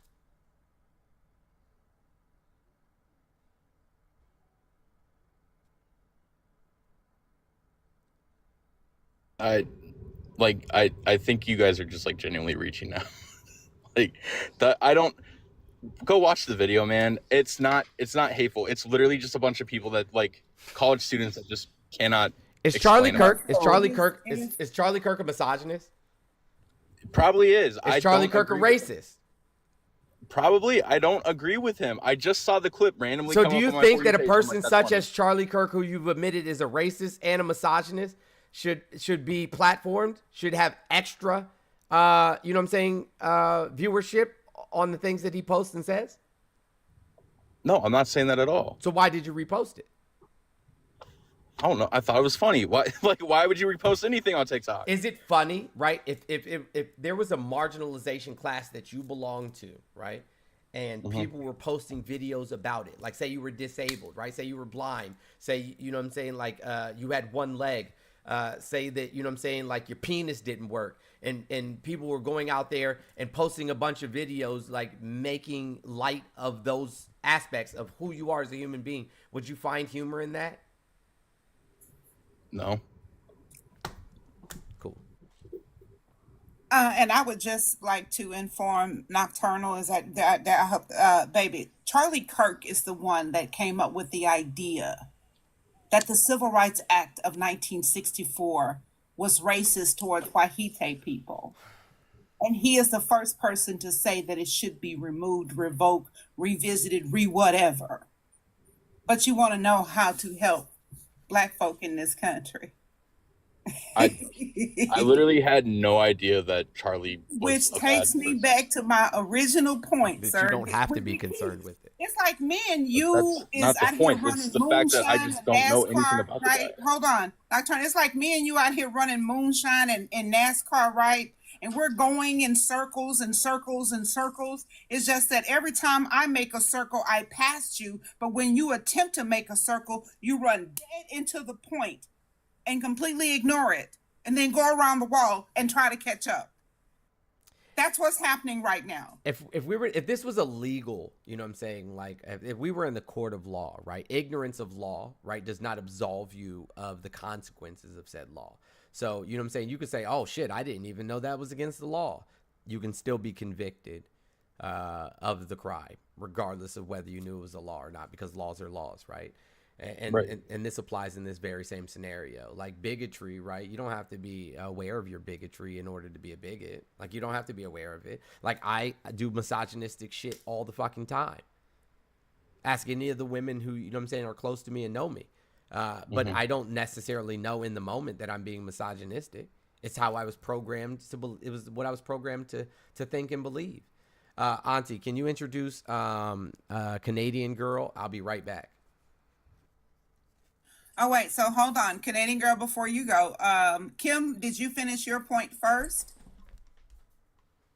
Well, I also wanted to say, I think it's funny that he keeps trying to say that he doesn't think some of the systems we're talking about is relevant, and saying that, you know, Black people can be racist. So can you tell me, Nocturne, when is it that all the races within this country had equity?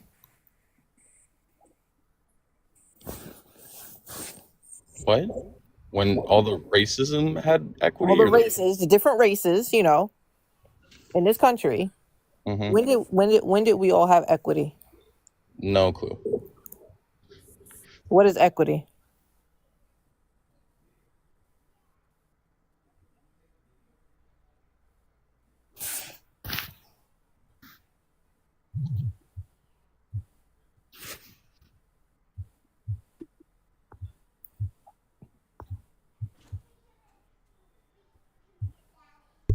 Why he thinking?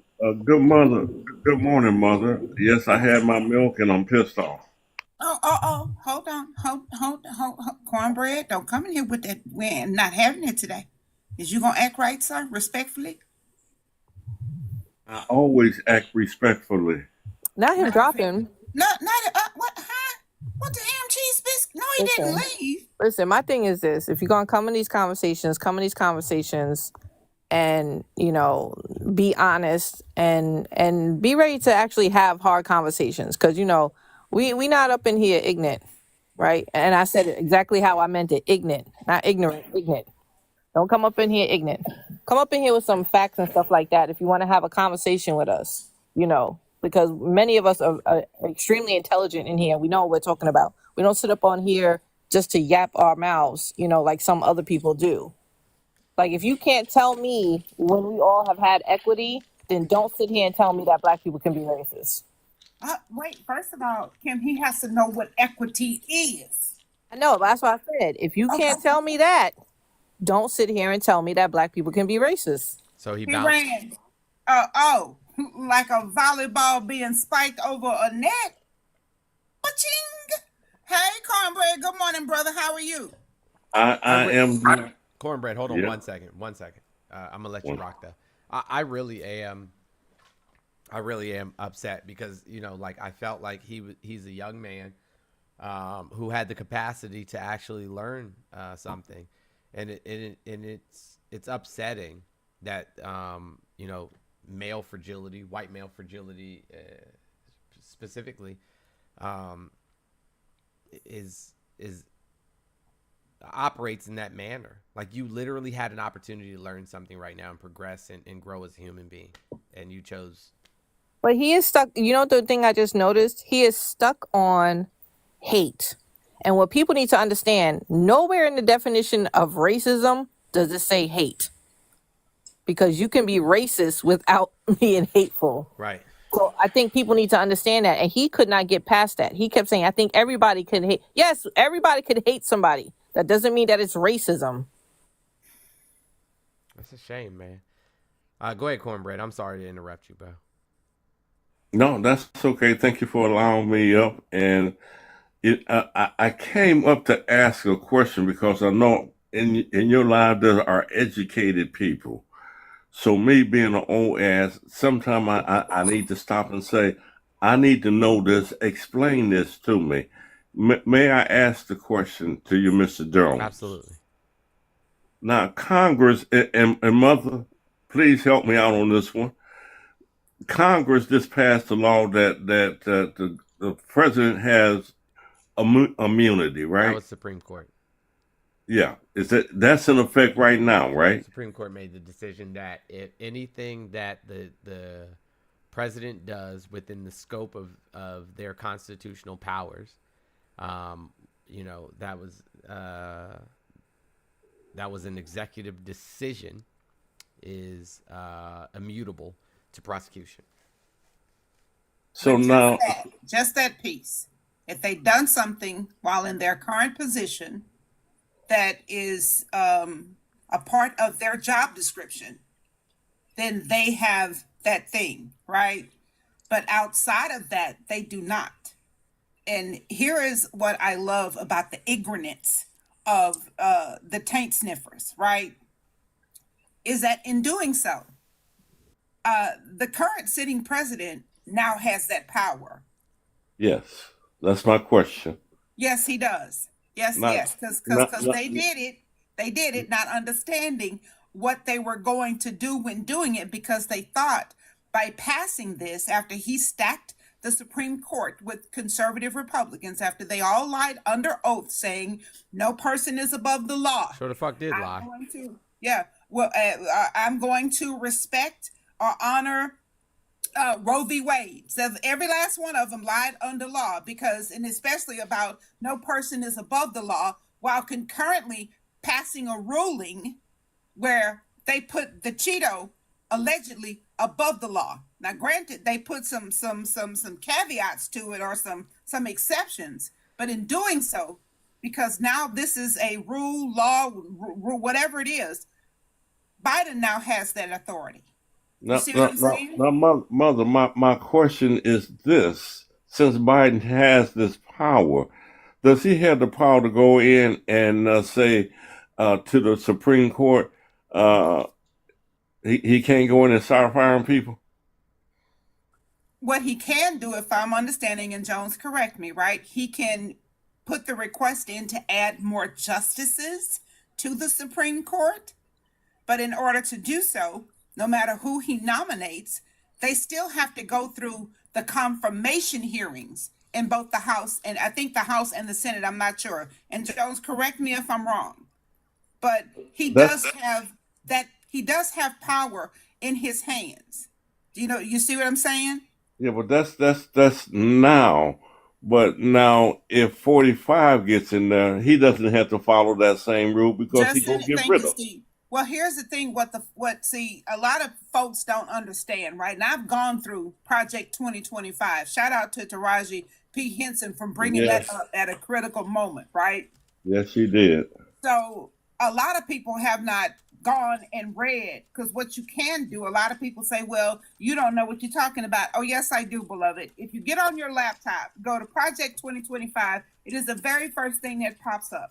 And then you can go and find the whole 900 and whatever page, right? You open it, you can print it or save it as a PDF document, which then makes it searchable. So once you download the 900 plus page dossier, that's what I'm gonna call it, you can then convert it to a PDF file. Once you have it as a PDF file, you can Control F depending on what version of Adobe that you have, and you can find stuff, you can highlight stuff, you can bookmark pages, you can put little notes in it on the side. You can do any and everything that you can do depending on what type of Acrobat reader that you have. I'm lucky my subscription for Adobe came with my laptop, so I can do anything to this document. I can even rewrite it if I want to.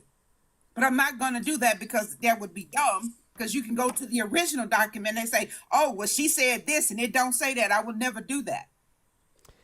Auntie, can I share some The adobo, Adobe, whatever you want to call it. Y'all know what the ham cheese biscuit I'm talking about, damn it. Can I share some TikTok comments with you, if you don't mind? I mean, some YouTube comments with you, if you don't mind, Auntie? Oh, yeah, and I have a video clip that I'm going to post on my YouTube where the conservative Wahite MAGA supporters are saying that the Democrats are the ones that wrote Project 2025 and are now trying to blame it on the Cheeto. That's dumb.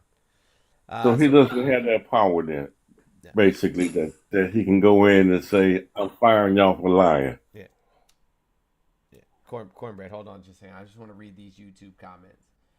Ken says, look up Roland Fryer, which debunks lethal police interactions. Now, for those of you who don't know, Roland Fryer was a Harvard professor who did a study. And then some white news correspondents, political pundits, did not read the study at fucking all, and said that Roland Fryer says that lethal police interactions are not an issue or a disparative issue within society. When that's not what he concluded at all. And also, the study was not peer-reviewed. And also, it lists all of the things that were missing, you know what I'm saying, from the scientific approach. Like, everything that was missing from the study that would have given them better, or more accurate outcomes, right? So they essentially looked at a Reddit thread or a fucking Facebook post or whatever, and said, yep, this is what it concluded, without actually reading the conclusion. Moving on from there, they said calling an entire race impervious to racism causes real life harm while using microaggressions in phrases. I'm sorry. Let me put my glasses on so I could hear you better. Hold on, baby. Let me get these eyes. So I can put the eyes on so I can hear you better. Okay, say that one more again. One Calling more. an entire race impervious to racism causes real life harm while using microaggressions and phrases. But here's the best part. Here's the best part. Queen Mother believes as other POCs experience racism, she can be racist to others in perpetuity and thinks that saying respectfully doesn't excuse the racist, disrespectful stuff she says. Now, not only are they not good at parsing words or creating a sentence, because half of these words don't even make sense within the sentence structure. However, they don't like you. I got another shout out. Yes. Excuse me while I gloat. Hold on. Bitch, you doing a good job. Bitch, you doing a good job. What? Yes. But here's the beauty in that. And to the person who wrote that comment, baby, I hope you are watching in this moment. I host lives all the time. And I challenge you to come to my platform and say that to me, man to man, because I promise you, baby, when I sit on the toilet, mine touch the water. You do not have the testicular fortitude to face me man to man. I love some testicular fortitude. Testicular fortitude. And Queen Mama, you was talking about the picnics and everything else. You left out a lot of things that he probably, like you said, it doesn't affect him. You know. Well, Nocturne, welcome back. I see that you came back. Andrew, I'm going to come to you in just a second. Hold on, Jones. Which video is this? Is this on your page or mine? Oh, this is on YouTube. But Comrade Cannabis on YouTube says, Auntie for President. And which video is this on your page or mine? Which one is that? The YouTube comments that you're reading right It's now. live. This is live on YouTube. Like, we're all live. Oh, I'm live on Twitch. I'm live on YouTube. I'm live on TikTok. Yo, they're saying it right now, yeah. Shut your mouth and keep on talking. Let me go on over to the tube that used. One moment, please. What? You on YouTube also and on TikTok. I get what?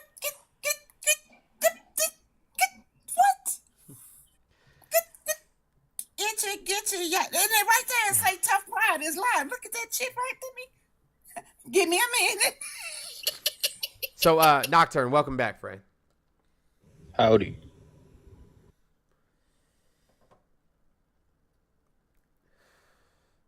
The floor is yours, Fred. What brings you back?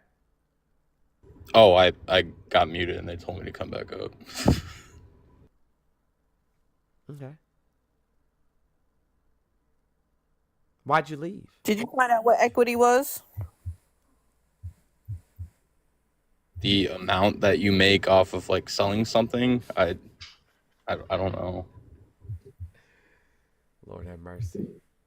Let me ask you a question. Do you believe CRT? Do you believe CRT should be taught in all schools at all ages?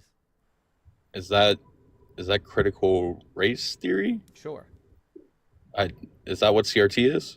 Sure, it can be.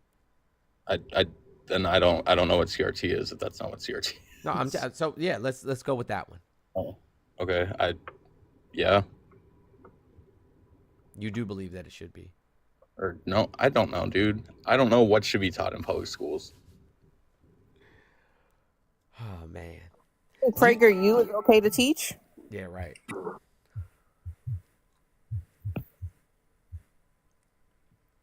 Or do you know what PragerU is? Let me ask an even more important question. Let me ask a more important question. Do you think that we should be teaching about gender ideologies and sexual orientations in public schools? Yeah, but at the appropriate age. What's the appropriate age?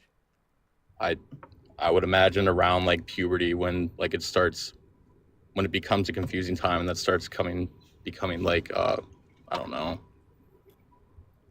At what point in your existence, in your life, did you realize you were a girl and or straight?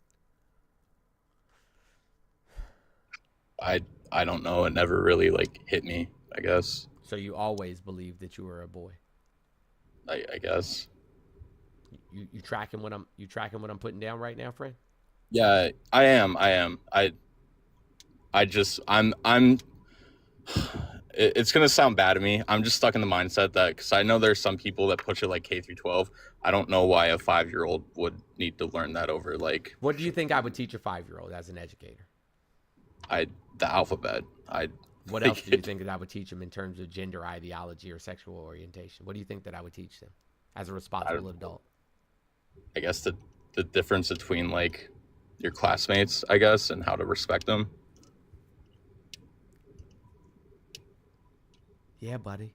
Hey, some of your classmates may have 2 moms or may have 2 dads. And guess what? That's okay. And some of your classmates might be trans, and that's okay too. Or some of the people that you might see out in society may be trans, and that's okay. They're human beings living, you know what I'm saying, their truth, and that's okay. I never said it's not okay. I don't think like I'm not gender ideology I think should be taught. I don't think that you should be like talking about like the birds and the bees in like kindergarten. Right? Hold on. Did I say, hey, some people have 2 moms and 2 dads? Or did I say, hey, some people have 2 moms and, you know what I'm saying, like they're, and they go to bed at night and do, you know, whatever it is that they do, that they're engaging in intercourse. Which one did I say? Oh, no. You said the first one. Oh, okay, gotcha. Yeah. Can I ask him something? What age do you think that most children are sexually assaulted?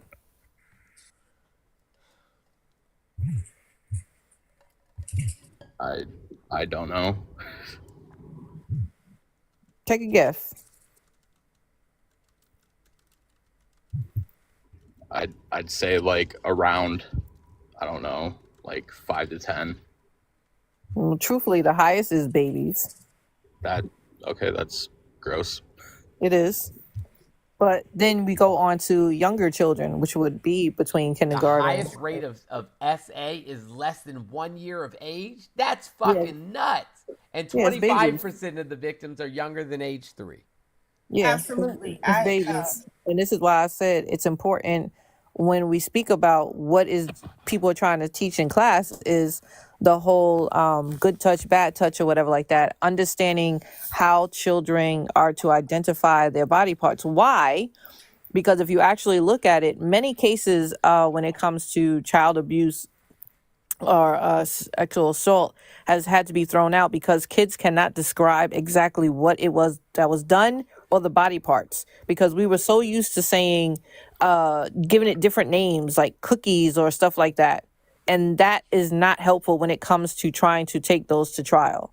So what we're talking about is just teaching bad touch, good touch, because if you don't, another thing that you may not know is statistics, and Jones, you can look it up, because I believe the number 95% of this, 95% of this is Hold on, preventable. guys. Let's give a trigger Right, warning. but Okay. it's Hold on, trigger Kim. warning. Hold on, Trigger Kim. warning. Let's give a thank you. Give a trigger, Trigger warning. warning. I know this may trigger some people, so just a trigger warning, right? If talking about SA triggers you, this is your opportunity to scroll. We want to protect everyone's peace in this space. So give us about 2, 3, 4 minutes, if that long, and then come back. Again, I want you to protect your peace. Thank you, Auntie.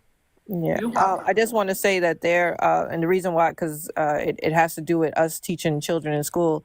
If you can double check for me, Jones, I believe it's 40% of children are sexually assaulted or abused by older children. I believe that's still the number, 40% of sexually assaulted children. One second. It's been a minute since I looked it up, but if I remember correctly, I think that's the number. So that's why it's extremely important for 42%. yeah, so I was right. Yeah. So so that's why it's extremely important for children to have adequate lessons, especially when it comes into school and when teaching about this, because parents are not comfortable doing it. And parents are usually the number one person that is doing it as well, parents or family. Yeah. Also, 95% of this is said to be preventable through education. Okay, then I stand wrong. Like I'll own that L. Like I think that we should teach it then. So can I ask you one question, Fran, right now in this moment? Have you taken note of anything that we've said, anything that we have discussed, anything that you did not know that you now know that you are going to go do further research on your own? Is there anything that we have discussed in this moment since you were here, you left, and you came back? Are you taking notes on anything or recalling anything that has been said in this moment? Yeah. I'm at an impasse where I believe either it was probably me. I either failed the education system or it failed me. I know I did poorly in high school, so it was probably me. So I obviously I came in here misinformed, uninformed, etc. But my stance literally from the get-go out here was I just believe people have the capacity for hate, and if you believe that racism has that or not, it's whatever. But like Kim told you, we have what's called nice racism, right? That they will smile in your face and come off, because this is a trait of Wahite women, right? That has been passed down since coming across the pond over here, right? And I'm going to give you a prime example, right? So I'm not sure if you've paid attention or seen, other than white women who try to imitate black women, 90% of white women speak like this. Okay, I'm going to see if I can do it with a straight face. So, I was just at the grocery store and I was just looking at some fruit and I saw this black guy looking at me as he too was checking out the same fruit that I was looking at. And, my vibe was just off. And I didn't know what to think or what to feel because, he's a black guy and, he's in the grocery store, looking at the same apples I'm looking at. And it just made me really, really uncomfortable, right? And so, I went and told the store manager, there's this black guy that was standing next to me. I think maybe, just maybe, he did have on a sweatshirt. It looked like he had something shiny in his pocket. So I just, wanted to bring it to your attention. That's soft racism. That's how Wahite women speak. And it's not even from hate. Well, again, Jones, it's, I wouldn't say that I hate black people. I'm just leery of them because, it's a tall black guy, right? And he's got facial hair, and I'm just a small. Yo, you want to know the funniest shit that's ever happened to me, Auntie? I was out with my daughter, and we was at the Orlando outlets, right? The Orlando outlets. And we were in, I don't remember what store we were in, but I was buying her some clothes or whatever. This young girl, she had left her phone sitting on the counter, right? And she pays for her stuff, walks off. And I'm like, oh, excuse me. And she turns around and looks at me, and she's like, ugh. Goes to walk off. All because you trying to give her phone back. She don't know this yet, right? But she immediately looked at you and went, yeah. So I'm like, okay. I'm like, what? So she walks out the door. So I walk out the door behind her. And I'm like, young lady, excuse me. And then she was like, I don't want to talk to you. And I said, that's fine. I said, well, I guess if somebody calls your phone, you won't be talking to them either. And walked back into the store. And then she comes back into the store and she was like, Do you have my phone? Friend.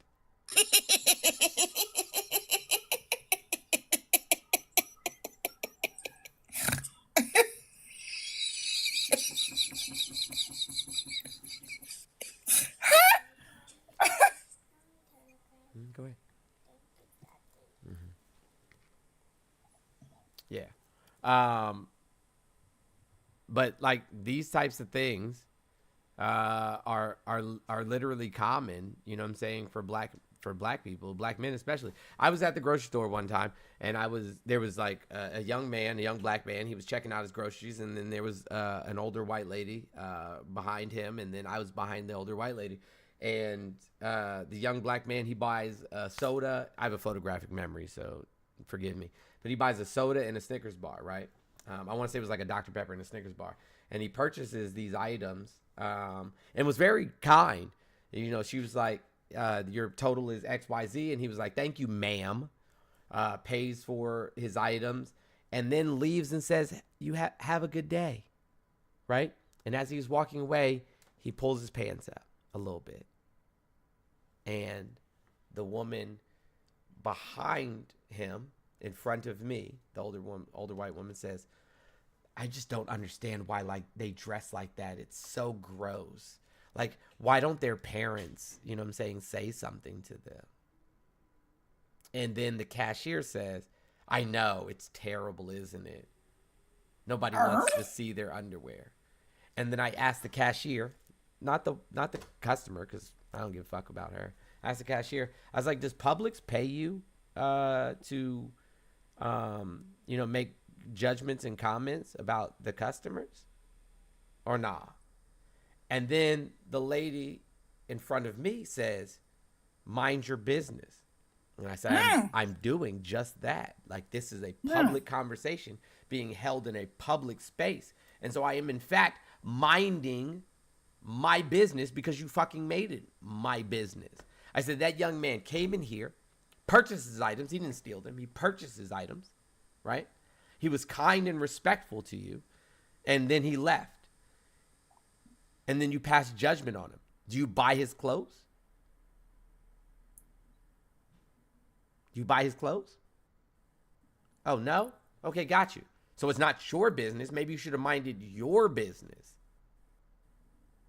Maybe you should have minded your business. And then the older white lady in front of me proceeds to call me rude and disrespectful. And then a man behind me, an older white man, says, who do you think you are?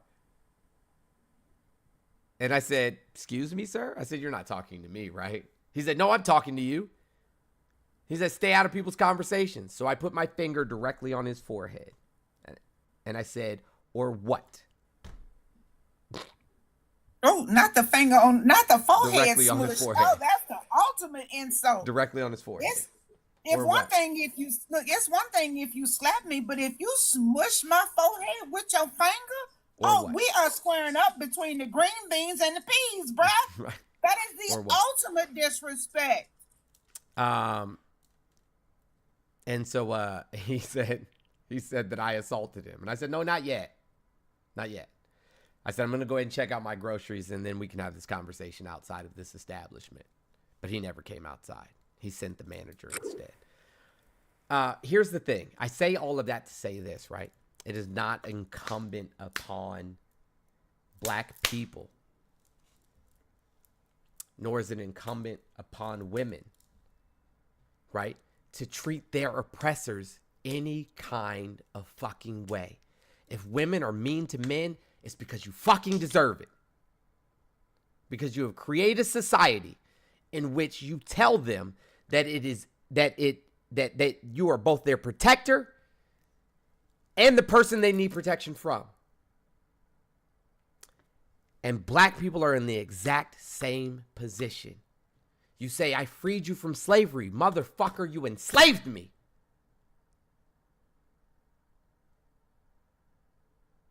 You cannot be my salvation and my oppressor at the same time. You cannot be in whatever whatever behavior I present in said position is fucking justified.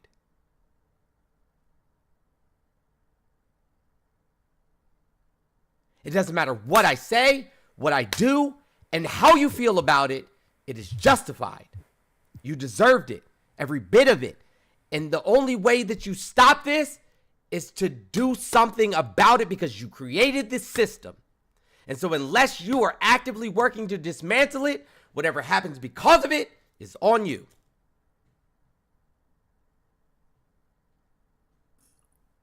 Bazinga. If I whoop your ass, you earn this ass whooping.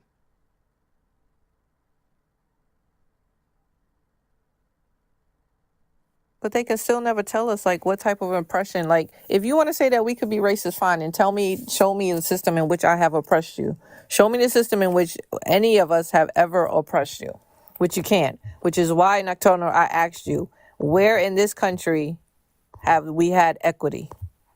Where?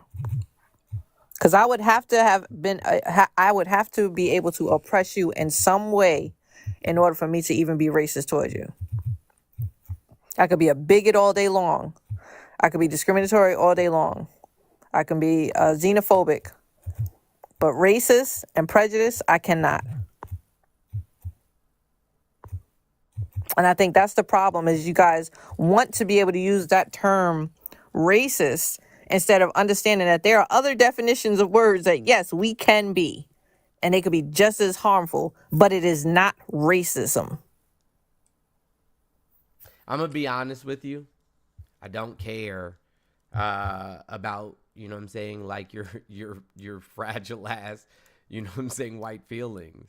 Like in my 40 some odd years, being subjected to the things that I've been subjected to, being stripped of my, you know, my identity, being told that my ancestors were either savages or slaves, being, you know, walking down the street and having people cross the street simply because of what I look like. I don't care about your feelings because you didn't care about mine. Because you didn't care about mine. You didn't care about coming up to my mom in the middle of the mall, the shopping mall, and saying, as a white person, saying, why would you do that to your children? Like, why would you have mixed kids? They're going to have to deal with so much stuff. I'll never forget these types of moments. I'll never forget my kindergarten teacher telling me that N-word kids shouldn't be outside playing with the white kids. I'll never forget that. And so because, you know what I'm saying, like you weren't concerned with my feelings, I'm not concerned with yours. However, I am empathetic enough to do what I can to educate you so that you don't do this to future generations, so that you don't do this to my children.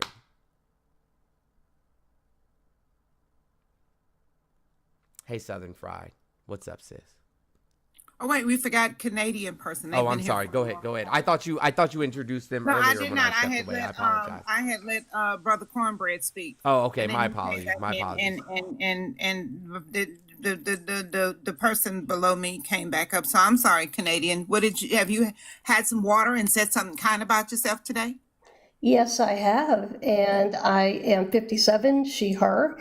And I just wanted to address Nocturne when he was talking about what is a female with XX. I'm XO, Nocturne. So to just say that a female is XX isn't correct.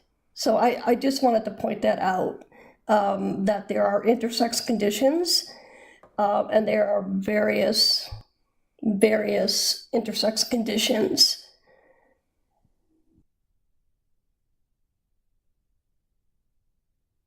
He probably won't get it, Canadian. He's just gonna, go back to. Yeah.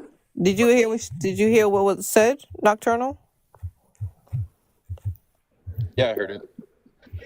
Did you want to ask her questions? Because you wanted to ask us if we knew what, a woman was.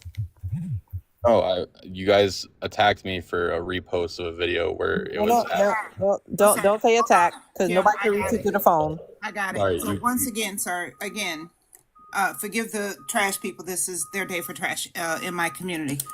So here's remember how we said, Nocturnal, that racism can be nice, right? Because in this moment, respectfully, Nocturnal, you just use an absolute white supremacist talking point.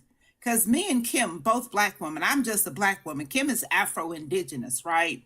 Saying that we attacked you. Did anyone between myself and Kim harm your person in any way? Aside from your feelings and correcting your behavior, are Kim and I in any position, sir, to cause you physical harm? When I said attacked, I didn't mean that. I didn't mean. That's what attack means, beloved. That's what attack means. No one attacked you. We had a conversation. Now, if you are incapable of continuing this conversation, sir, because again, what you are feeling, right? Thank you, Kim. No, I know what your intentions were, but your impact was harmful, because that is absolutely a white supremacist talking point of the quote unquote angry Black woman, because I'm a Black woman and Kim just happens to be Afro-Indigenous. So remember how I was speaking about that soft, kind, loving racism? You are checking every box, sir, every single box. So now, I'm the racist. conversation is between you and Canadian. Canadian said that she is XO. Is that correct, Canadian? Because I don't want to misunderstand or No, misinterpret. yeah, I was basically born missing one X chromosome. So in Okay, so place she's of XO. So what did you have to say? Because we keep telling you, like, racism is a social construct, so is gender identity, right? So Canadian wasn't born XX, she has XO. What do you have to say to Canadian?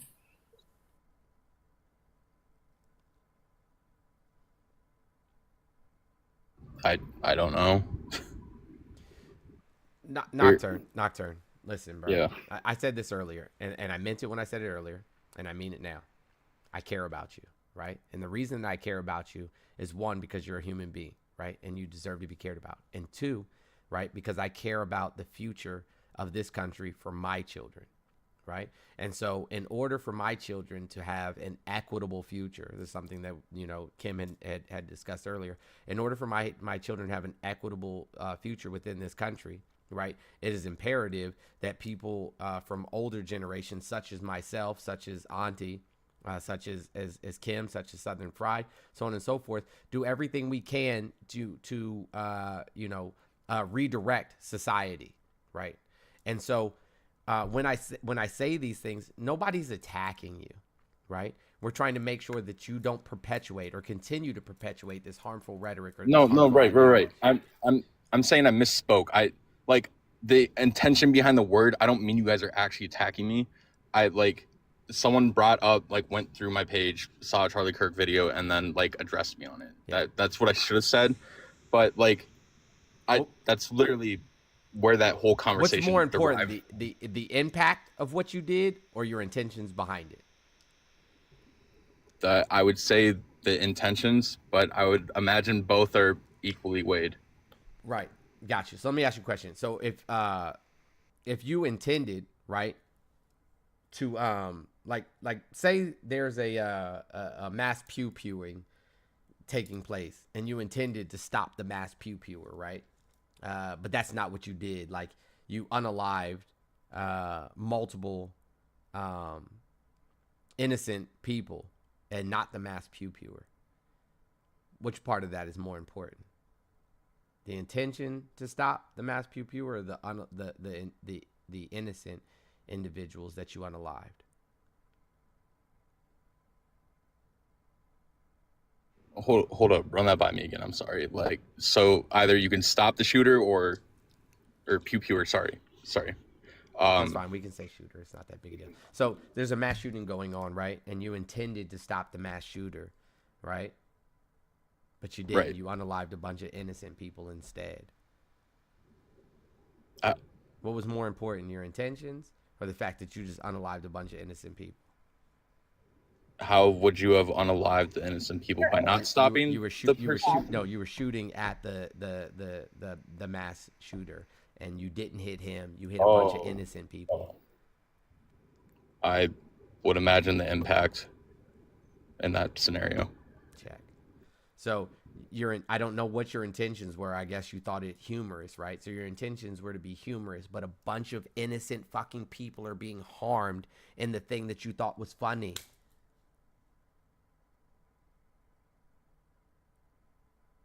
I never said it was funny. I just said why are we saying I thought it was funny? That You is said what you that it told was me. funny. That You is said it was funny. exactly That's what why you you told me, reposted bro. it.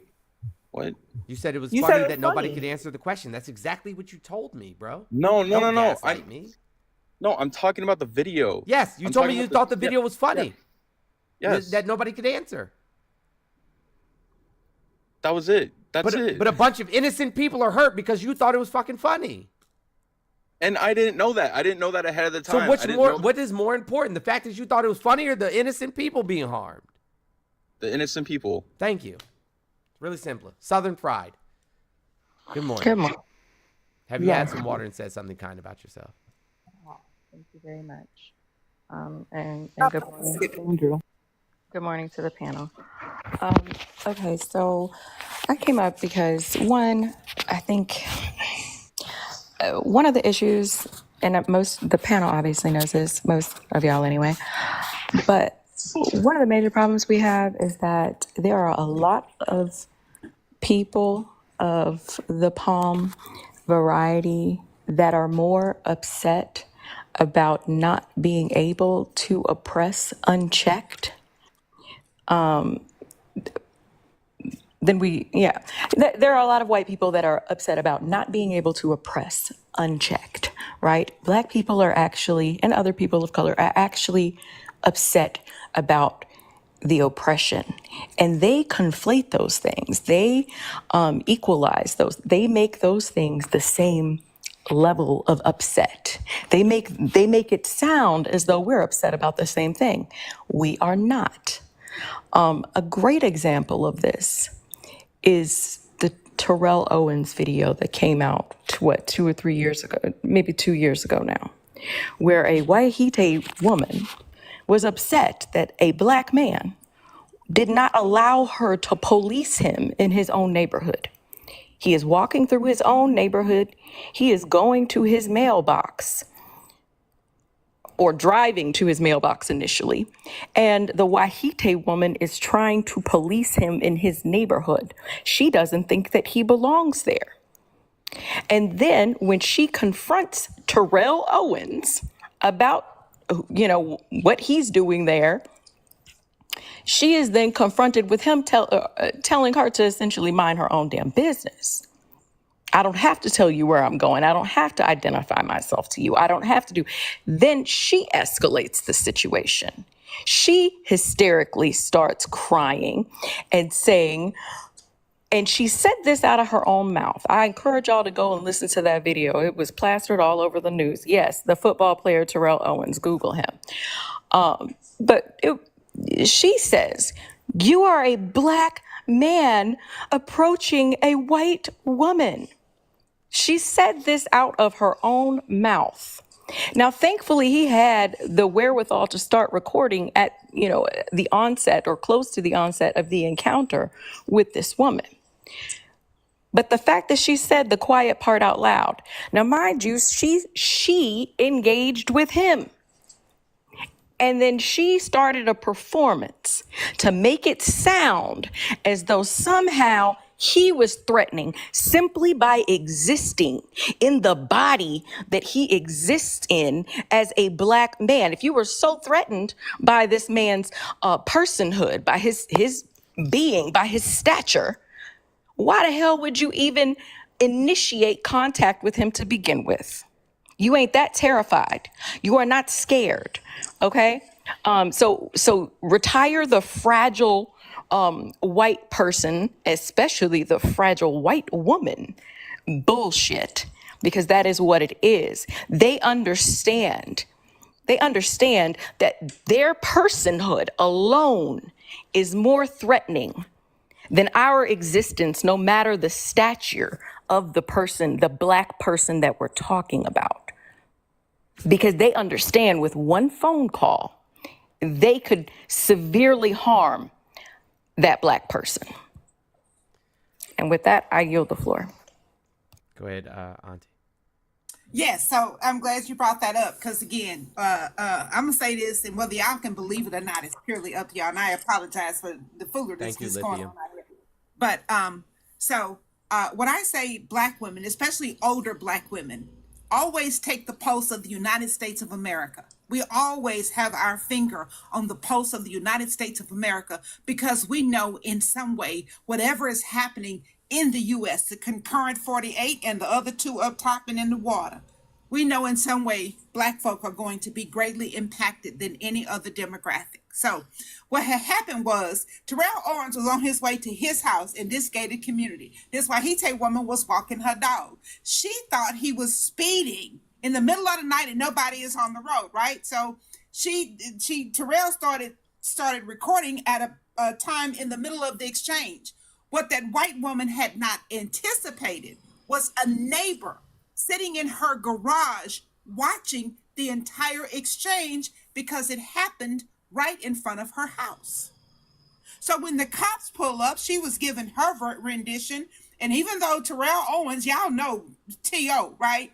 Even though he was showing the cops what had happened, he did not have footage about the original exchange, how they got to this point, until a neighbor stepped out of the darkness of their garage and said, "She's lying.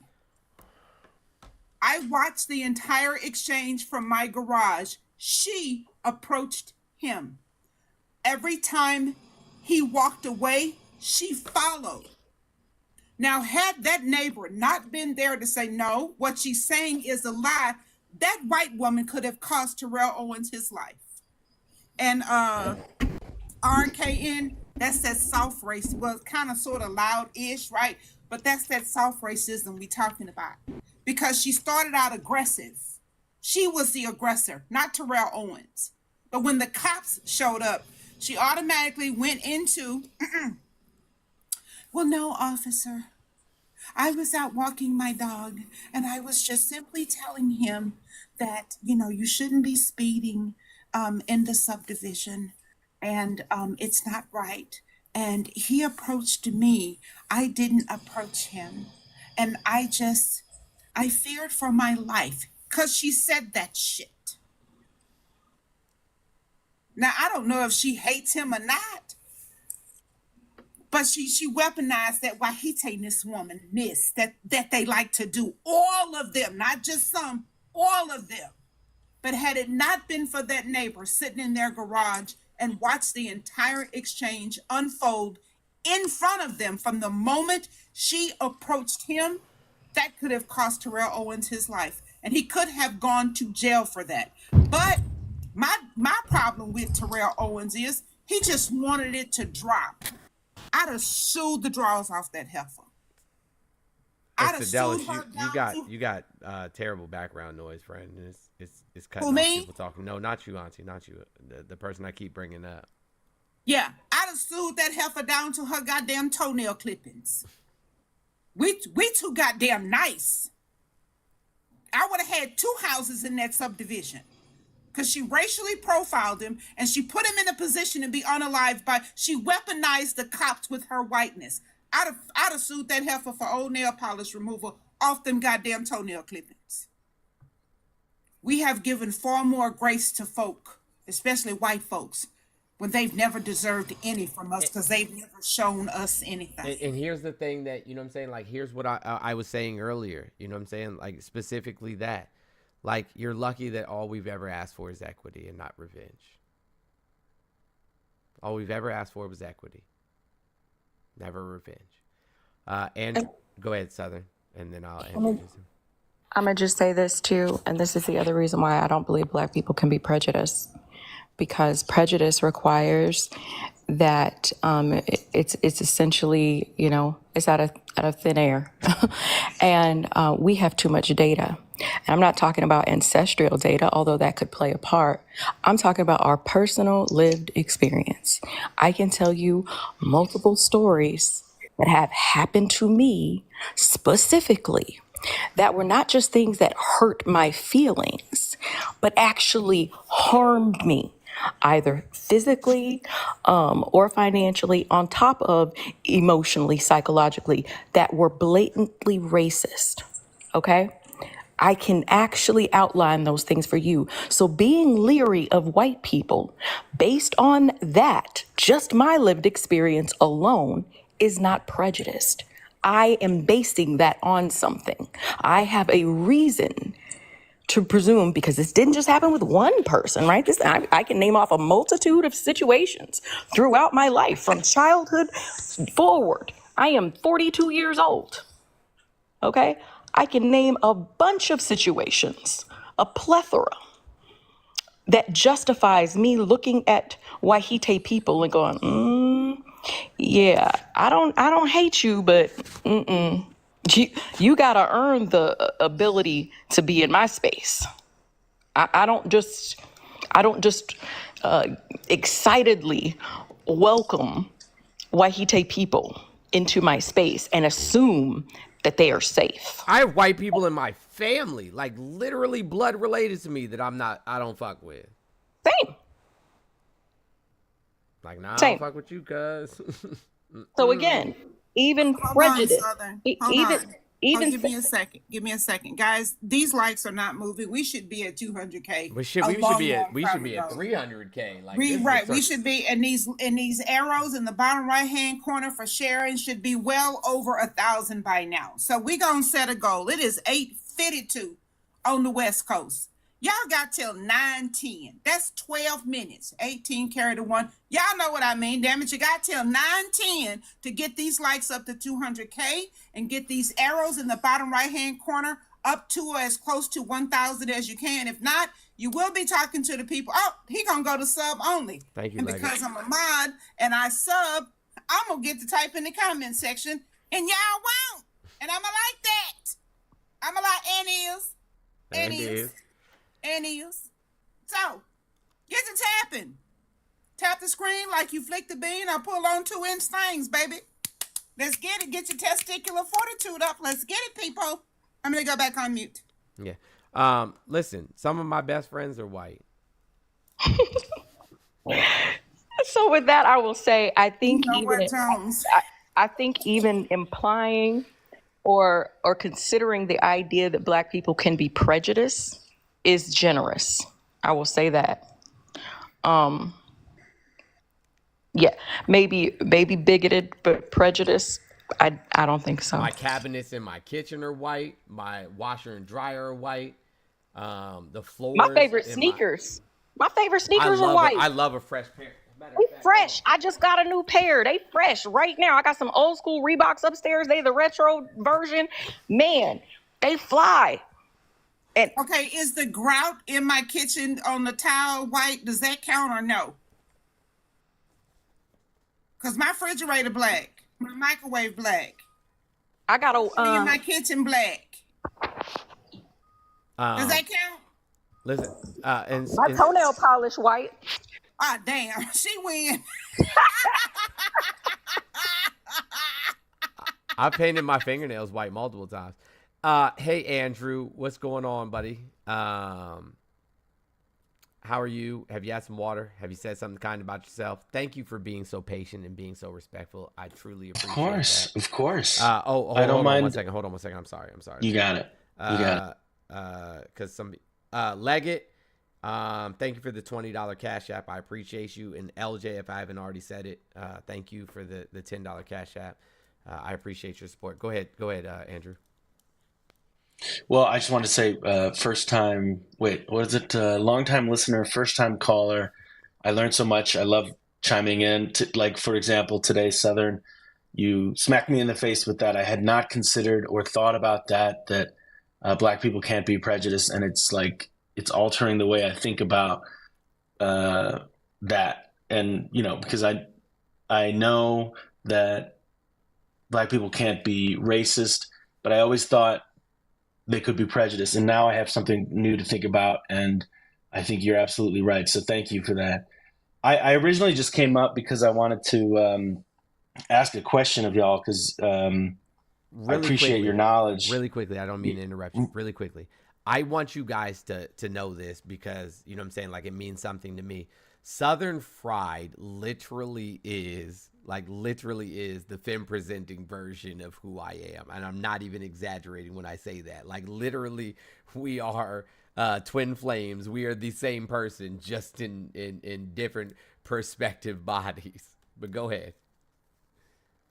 I had a question. I can't remember who came up and was asking about this. They were talking about the Supreme Court ruling, and I had a question about expanding the court because I heard somewhere, I don't know if it's true, but I heard somewhere that the last time it was expanded to 9 justices, it was because there at that time were 9 circuit courts, and now I think there are either 12 or 13. And I wanted to know if we could expand, if that's a reason, if it's true, if you guys know if it's true No, or not. that's absolutely correct. And the president has the ability to expand the Supreme Court at any point in time. They haven't done so because most presidents have been respecters of tradition. They've been respecters of tradition. They've been respecters of what has been adjudicated and what has been what precedents it has existed. And because, like, here, for a perfect example,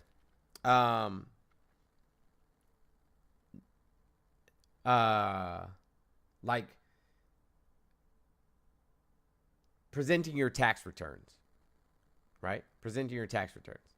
That has been a long-standing tradition. That has been, something that presidents have done, for ages. A peaceful transition of power, something that has been done for ages, something that is has precedent, right? Precedent has mattered in terms of our political landscape for eons, and not until Donald Jimothy Trump has precedent, been disrupted. But go ahead. Yeah, I mean, that was my question was why can't we, or what's stopping us from expanding it to meet the amount? Because I think that's a very good parameter. Like you said, it's true that it was expanded to 9 because of that. At that time, that was how many circuit courts there were. Now that there's 11, what is there, 13 circuit courts?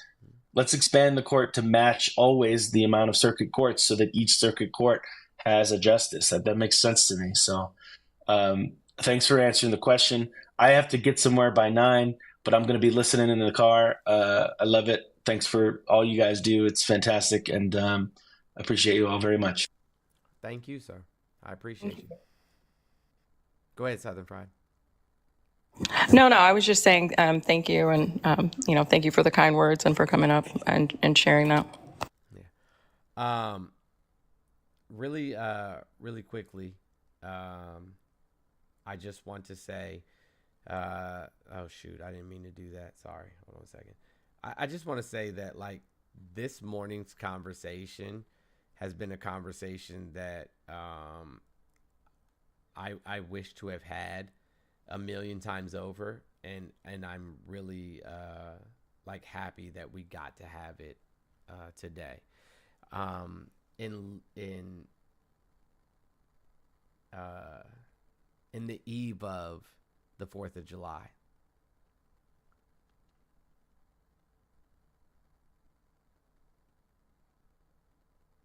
And so I'm just going to, when I say this, and I mean this with every fiber of my being, fuck your 4th of July. I care not for your independence. I have a question. Period. If I could. On Juneteenth, there were so many people. Every Juneteenth that we formally celebrated, because many of us were celebrating it before it became a national holiday. But every Juneteenth, we see an exceptional level of Wahite people who protest their discontent with that holiday. Absolutely.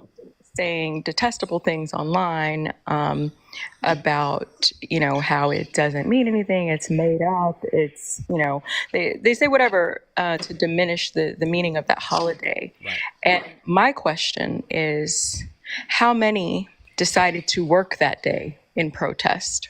1. Did you take your ass to work today because you hate that holiday so much? I doubt it.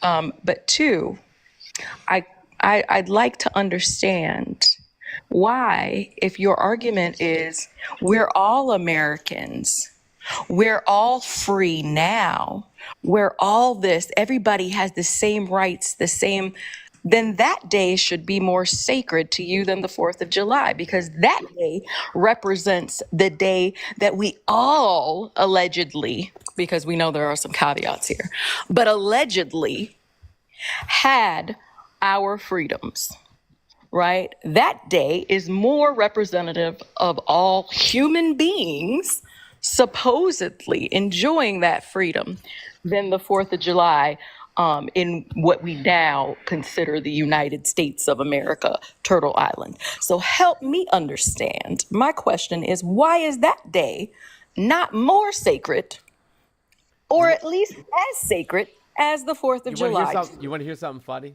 You want to hear something funny, Southern Pride? Sure.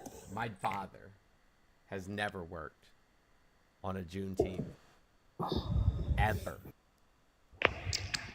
My father has never worked on a Martin Luther King Day. Ever. My father, you know what I'm saying, took off the first day of Black History Month, provided there was a work day. Always. Like, I mean, I can go down a list of days that my father refused to work. He's like, nope. Nope. Well, I worked Juneteenth for the first time since I've been in the workforce. And I joined the workforce when I was 14. I lied and said I was 15 because I wanted that $3.35 an hour over at the grocery store for my house, and I needed for a credit to graduate high school because I only went to the first semester in my senior year. My second semester of the second half of my senior year, I worked. I didn't have to go to class. I just had to show up for all the graduation practices. But for the very first time in my life, I worked Juneteenth, and I only worked it because I have a union job.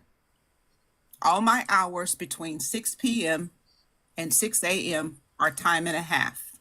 Plus, I get a 10% shift differential. So that means instead of making $33.80 an hour, I think it's like 36 and some change. While working Juneteenth, I reached my 50th hour of overtime. So the first half of my overtime shift on Juneteenth was time and a half plus differential, but the second half of my shift was double overtime. And I'm working tomorrow night because that is double overtime. Other than that, I've never worked the MLK Day. I've never worked the Juneteenth. I always volunteer for July 4th. And Jones, if I could have the big screen. Oh, absolutely. My dad worked every fucking 4th of July. As long as it was a work day. As long as it fell on a work day, he worked every single one of them. Yeah, I can't shrink it, but this was my people on the 4th of July in 1776. And for those of them that wasn't in the field, they were on the table as the meal. This is why I work the 4th of July. Because my ancestors were working and were the meal. If y'all mad at me today, y'all gonna hate me tomorrow. Let me tell you. If you mad at me today, you gonna hate me tomorrow. And Jones, can I ask a question? Somebody said this here, and I just want to make sure you can put me back down in the little box. But I got a question, right? Somebody said this to me, and I was like, "Now wait a minute. Now you just hold on a minute, okay? Damn it. Why folk come is our family reunions typically on the 4th of July. Because it's the only day people got off. You know what's crazy to me? I've asked so many of my family members and friends, you know what I'm saying, that are black and indigenous and people of color. I'm like, yo, what the, like, Christmas, Thanksgiving, Easter? Like, what the fuck is y'all doing? Like, why is that the only time you see your family members? Why are you doing this? Listen, when I tell you my family can't stand me, I mean that sincerely. Because I'm always like, hey, Ricky, are you coming for Easter? Are you gonna come for Thanksgiving? Are you gonna be here for Christmas? Bro, what? What do your kids want for Christmas? Don't send my kids shit. Send that to people that don't have anything. My family hates me because if they just have a gathering just to have a gathering, I'm there. I'm absolutely. Tell me But if tell they me are tell me holiday, tell if me they're on holiday August driven, 18th that y'all yeah, are if having a they are cookout. holiday I'm driven, there. like I don't go to 4th of July cookouts. I don't go to Christmas dinner. I don't go to Thanksgiving dinner. I may do New Year's Eve dinner depending on who there, because I always got to ask Yeah, who gonna be there. Who gonna be there? Who gonna be there? That hey, who gonna be there? Is it If you don't ask anybody who's on gonna be the there, block? then you have to revoke your black card.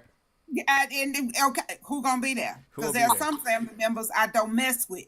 And I'm not just gonna go to your house or go to somebody else's house and interact with these folk just cause they there. If I don't F with you, I don't F with you. So I need to know, is such and such a so-and-so gonna be there? And if they say, yeah, well, can I come early before they get there? Because they always late. I'm gonna come through because I was extended the invitation, but I will be gone the moment they show up. Because if I don't F with you on Monday, Tuesday, Wednesday, and Thursday, the holiday don't change shit for me. Not a damn thing. But I will say this, though, about the holiday thing. The only reason I don't subscribe to I'm not going to celebrate the holidays entirely. I'm not necessarily celebrating Thanksgiving. Let's just keep it a buck, okay? Or Christmas for that matter. But a lot of people, especially dependent upon their economic status, you know, where they fall in the tier of elitism or lack thereof, that is the only day that they get off, okay? Or one of the few days that they get off. Okay, so we have to remember that too, as Black people, largely, we did not celebrate these things in the same context, or have not, most of us, celebrated them in the same context as other people. That is one of the few days we were able to see our family, to gather together and do things collectively, that we all had the time. And I think that is still true for so many of us now who are not within, I've got a lot of family members who have not enjoyed the same, successes I have had from a class structure of America, standpoint. Okay. And with that comes the recognition that I got family that work at the gas station. I got family that work at the dollar store. I have family members, who are disabled, who might live in a care facility, but they get out of that care facility that day. My gas station attendant person, hey, they might have a boss who shuts down that day. They just running the electronic stuff outside. Okay, so we have to remember that too, that the motivations behind some of this is not the same. The context is a little bit different. I agree. Hey, Southern, you do know and recognize that I do love and care for you a great deal, yes? Yes. Okay. With that being said, let me just pose this, right? Mm-hmm. Imagine that we as Black people or Indigenous people or Latin people decided to no longer adhere to those social structures, regardless of outcome. Okay. I'm imagining this, but go ahead. Do you believe that that they would be for, and women, as a matter of fact, and women collectively decided to no longer adhere to these social constructs? Mm-hmm. What impact do you think that would have economically and societally? It would be a massive impact. And while I understand where I think you're going with this, I also have seen how even with the best motivations, that doesn't tend to come to fruition. And I know at the end you said, and women, but we understand that there's this thing called intersectionality. I know you understand that. And when you said, and women, I think that was, an opportunity to be inclusive of all women, not just the Black women or POC women. You said and women. But if we're being honest and keeping it a buck, when you said and women, you're talking about white women because the other women were actually collectively included. Black women, POC women were already included in that conversation, right? And then you said and women, so you meant and white women. Right.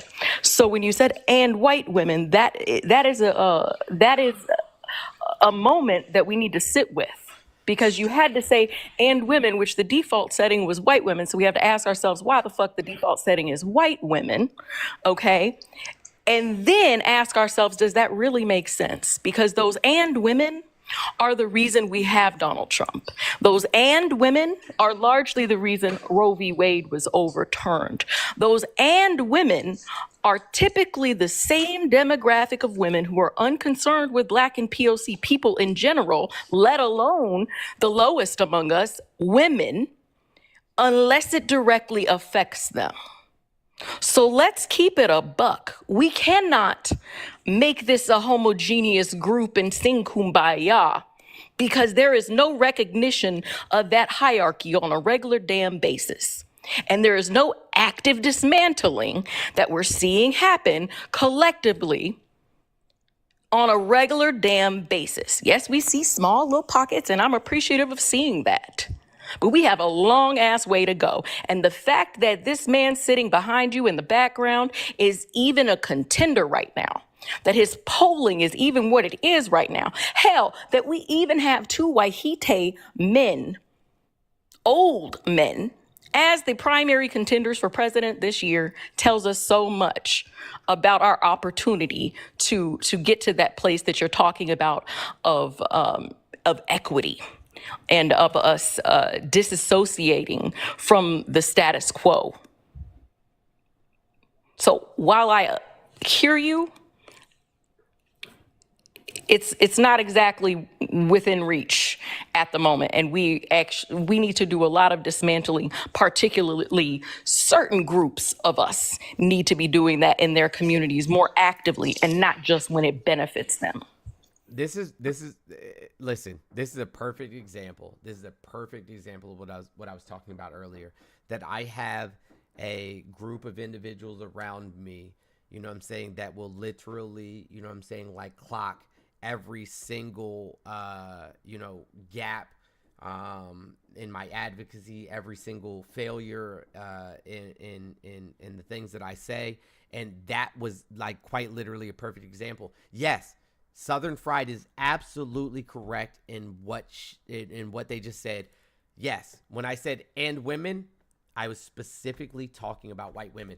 For those of you who have been following me since the beginning of this, one of the very first videos I posted was, excuse me, white women, we need to have a conversation. We need to have a conversation. And this conversation, like, quite literally was like, hey, listen, Roe v. Wade is on the line. Affirmative action is on the line. No-fault divorce is on the line. These things are targeting you. These things are targeting you. Now, will they have, you know what I'm saying, like an effect on other demographics of people? Will there be collateral damage? Absolutely. But these things are targeting you, white women. These things are targeting you. And so I'm making this video to talk to you specifically. Go ahead. I'm so sorry. I heard the pause. I'm so sorry. I didn't want to interrupt. No, go ahead. So Dawn for Days, I've seen you type this question in the comment section a couple of times. How can we protest holidays like the 4th of July? Okay. Have you scheduled a walkout? Have you encouraged students? Or have you gotten with any local organizations to talk about injustices in which slavery still exists, in which land theft still exists in this country, in which people cannot fully enjoy their freedoms? Have you scheduled a protest or worked with local organizations to do so? Because those are things that you can do. You Just stop have buying you stuff. decided not to purchase products that are associated with that holiday or with certain companies? Have you decided that on that day, instead of going and buying all this American flag memorabilia or waving those things, that maybe perhaps you patronize a Black business, or that you patronize an Indigenous business, or you go and do something of service within those communities? Have you thought about that? And I'm not saying this just to Dawn, okay? I think that her question was, with good intent. So I hope that is coming across that way. I hope the message is received in the way that it's intended. But I would encourage you to educate your children, to do things that actively dismantle this system that we were talking about. Have you taught your children about who became free on that day? Because we were not free on that day. And Indigenous people largely had no freedoms on that day. Okay? So have you taught your children that it was Wahite people who won their independence on that day? Because none of the rest of us were considered Americans on that day. Have you taught them that other demographics of people were not largely welcomed into this country on that day unless they were brought in a capacity of servitude? That is what I would encourage you to do, is patronize a Black or BIPOC business, work with your local organizations, schedule a protest, schedule a walkout, raise awareness in some way, and stop perpetuating. This is a big one. Stop perpetuating the narrative that we became independent. We, the collective we, became independent on that day. Because we did not become independent on that day. White people became independent from their oppressor, or, they stopped being a colony on that day. But we, the Black and BIPOC people, didn't stop being colonized on that day. I hope that makes sense. Y'all stopped being a colony, but we did not stop being colonized on that day. So do the work, educate your children, and actively do something that involves more than thunder typing.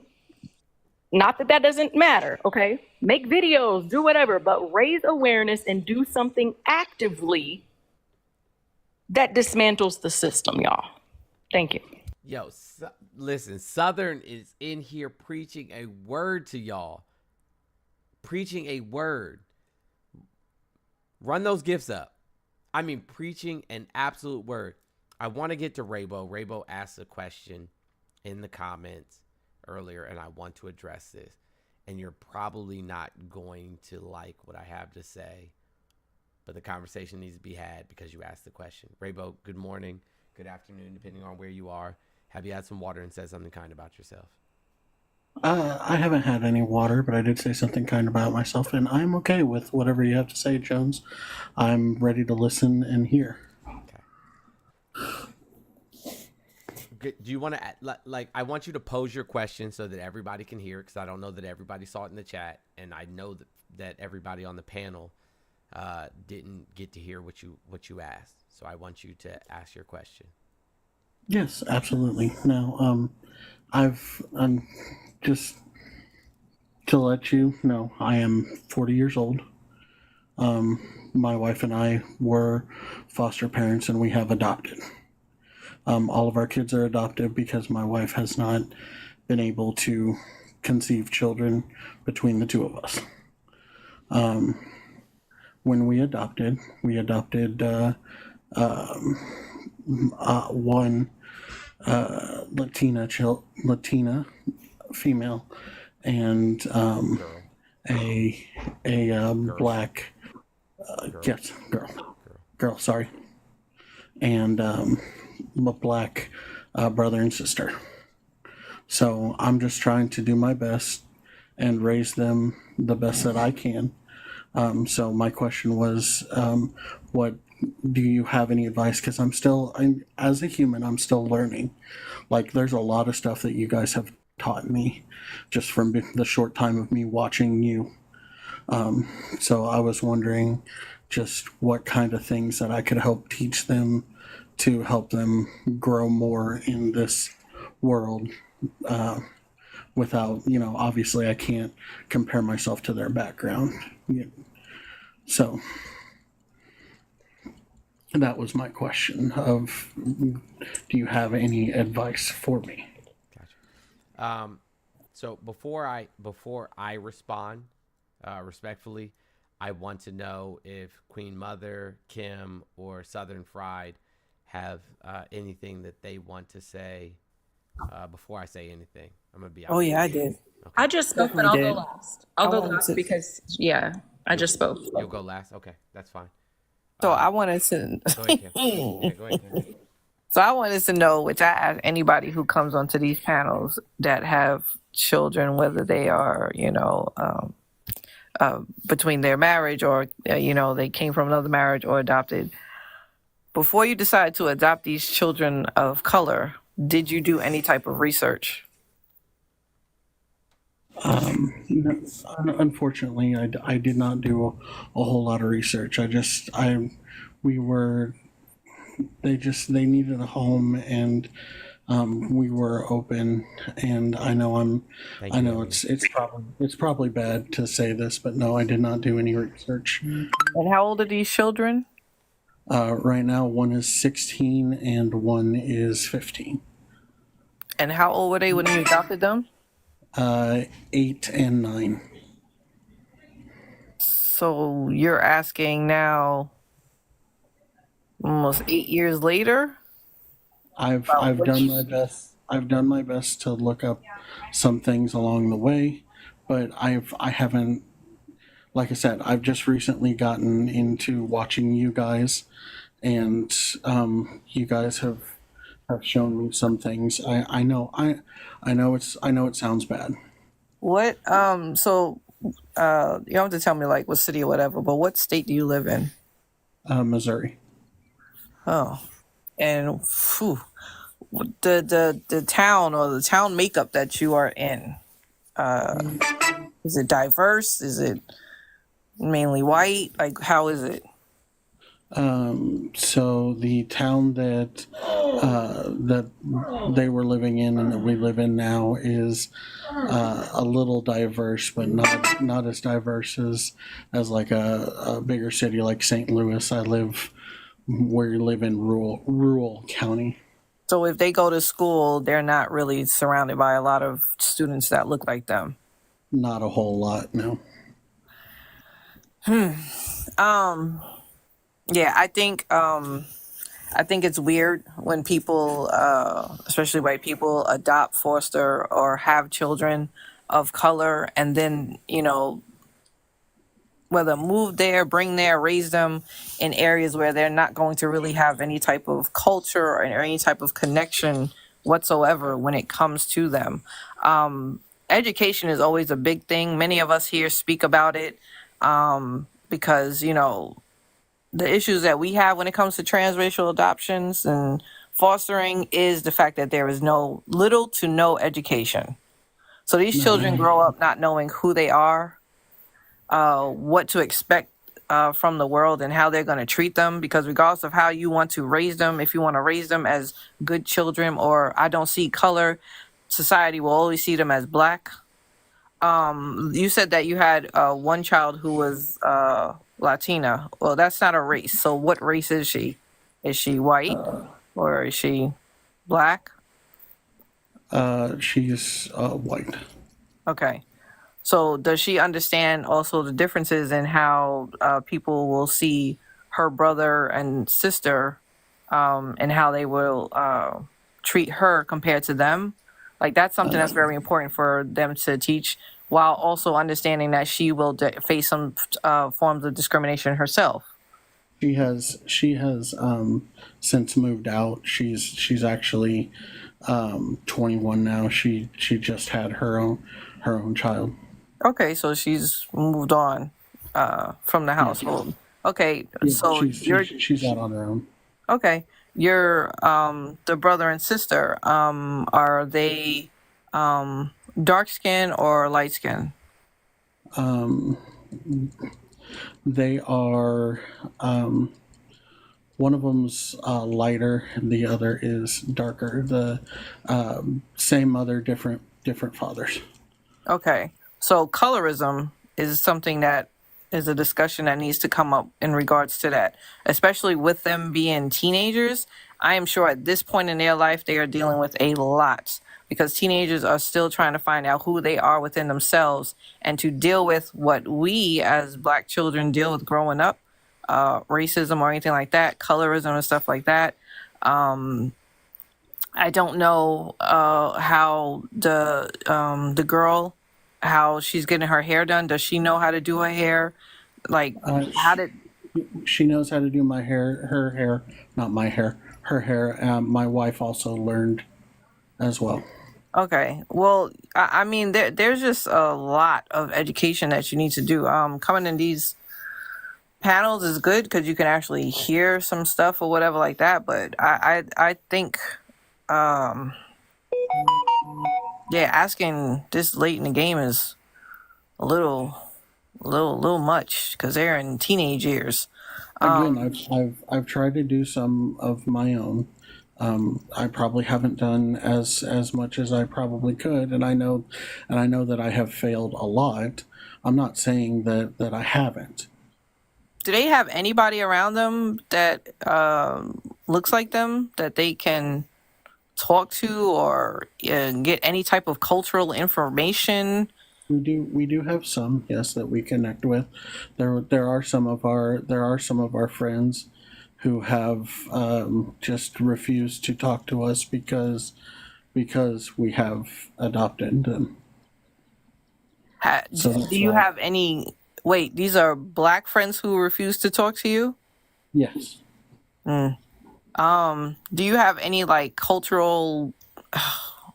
I don't know like that area, but is there any place that does any type of cultural events that they could go to? Any groups or? Not that I've seen, but I can do some more research into that. That should have been some research y'all were doing when they were small. I agree. And again, like I said, I know that I have failed.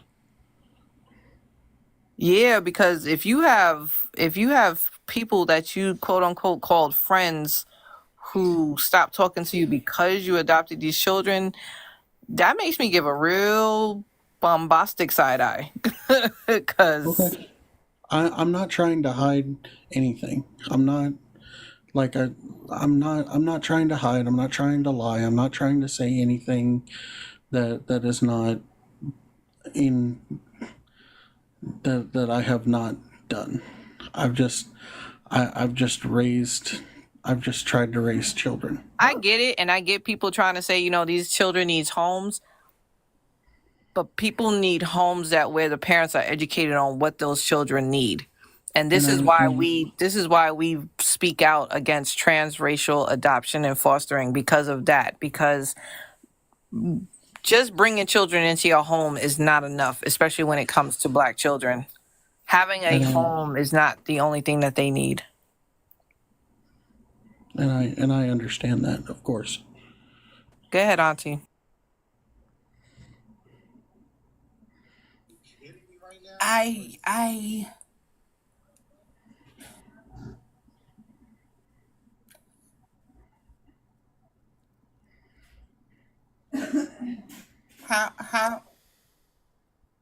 how long did you know these babies before you and your significant other decided to adopt them?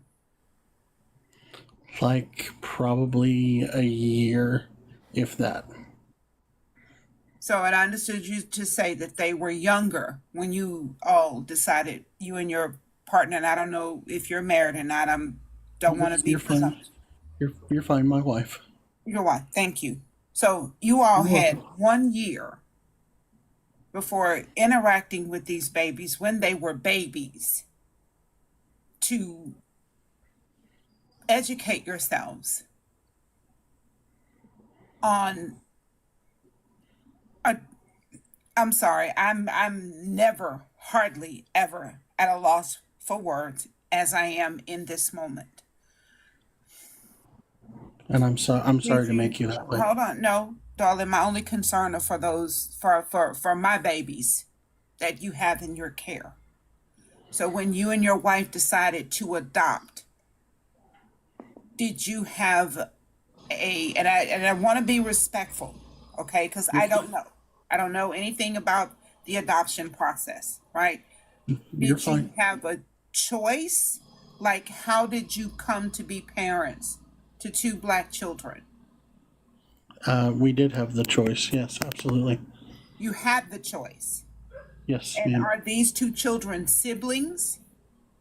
They are same mom, different dads. Okay, but they are okay, great. So when you decided that you were going to adopt 2 Black children, and was this a quick decision, or you always knew you wanted to adopt, or did you always know that you wanted to adopt Black children specifically?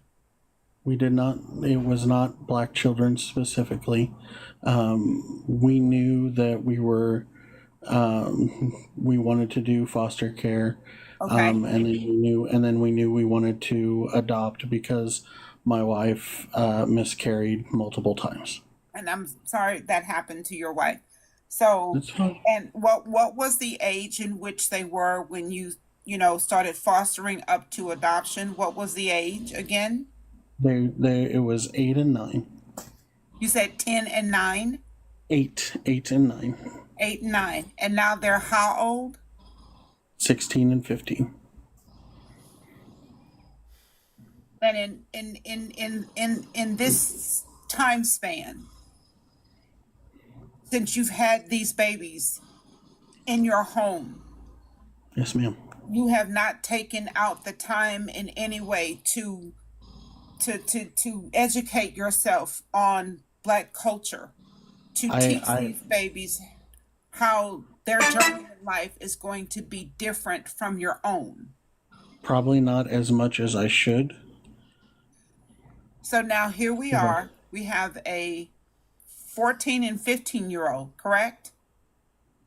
15 and 16. 15 and 16. I usually I don't forget stuff, but right You now you were fine. I understand. I'm coming in here at a time where I understand your frustration. I'm not going to say that I don't. so the Black people in your circle or family stopped talking to you because you adopted 2 Black children. I thought you were really going to say the Wahite people in your circle stopped, but so there are no other Black people in your immediate circle that can educate you or help you navigate life with these 2 Black children in your home. There is no one else. We had one. I still have more, but it's just sometimes they are not as close as I wish they would be. The closest ones have. I'm And just that's going just to make one. a general statement, and then I'm going to go on mute, and then I'm going to make me another cup of coffee. This time there will be some Uncle Nearest in it. So I'm just going to make a general statement. Dear white people, our babies are not your accessories. Our babies are not your monthly income. Our babies should not be raised through the lens of your whiteness, because you have absolutely no idea what it's like to be Black in the United States of America. And to raise your Black children, your adopted Black children, through the lens of your whiteness is more harmful than anything else in this world. I don't so here are the options, right?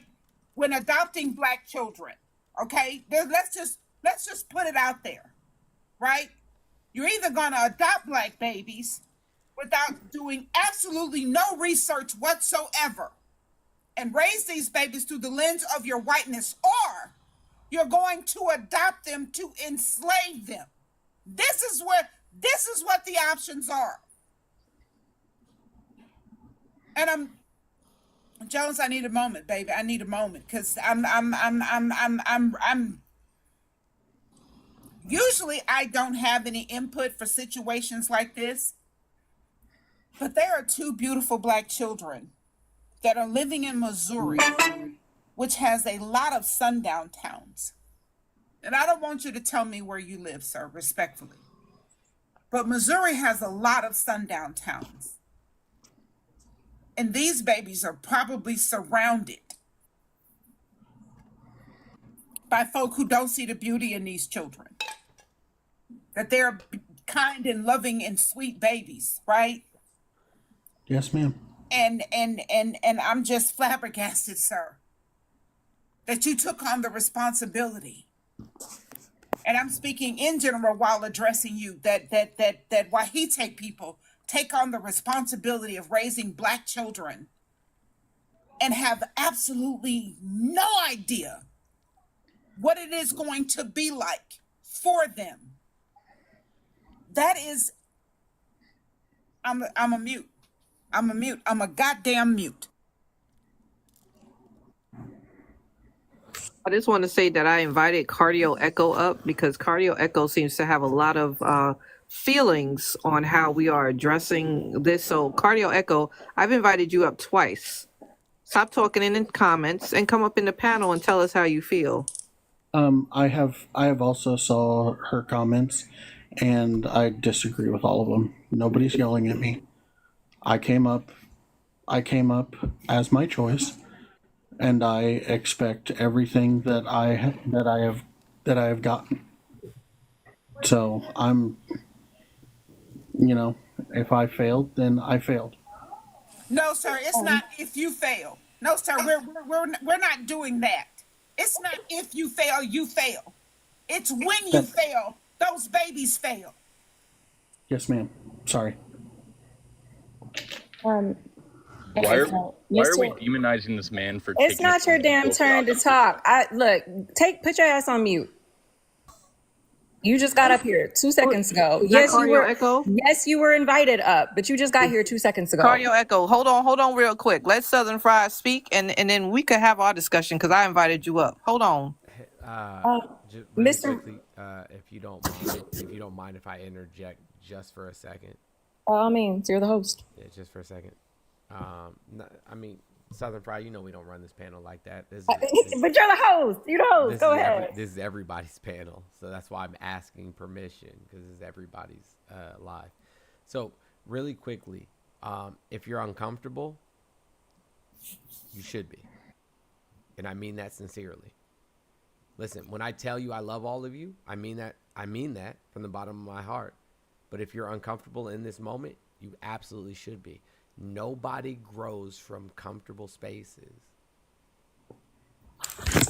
Nobody grows from comfortable spaces. If you're living in a space, where you're comfortable all the time and everything, feels nice and it's fucking rainbows and unicorns, there's no growth happening because you become complacent in that space.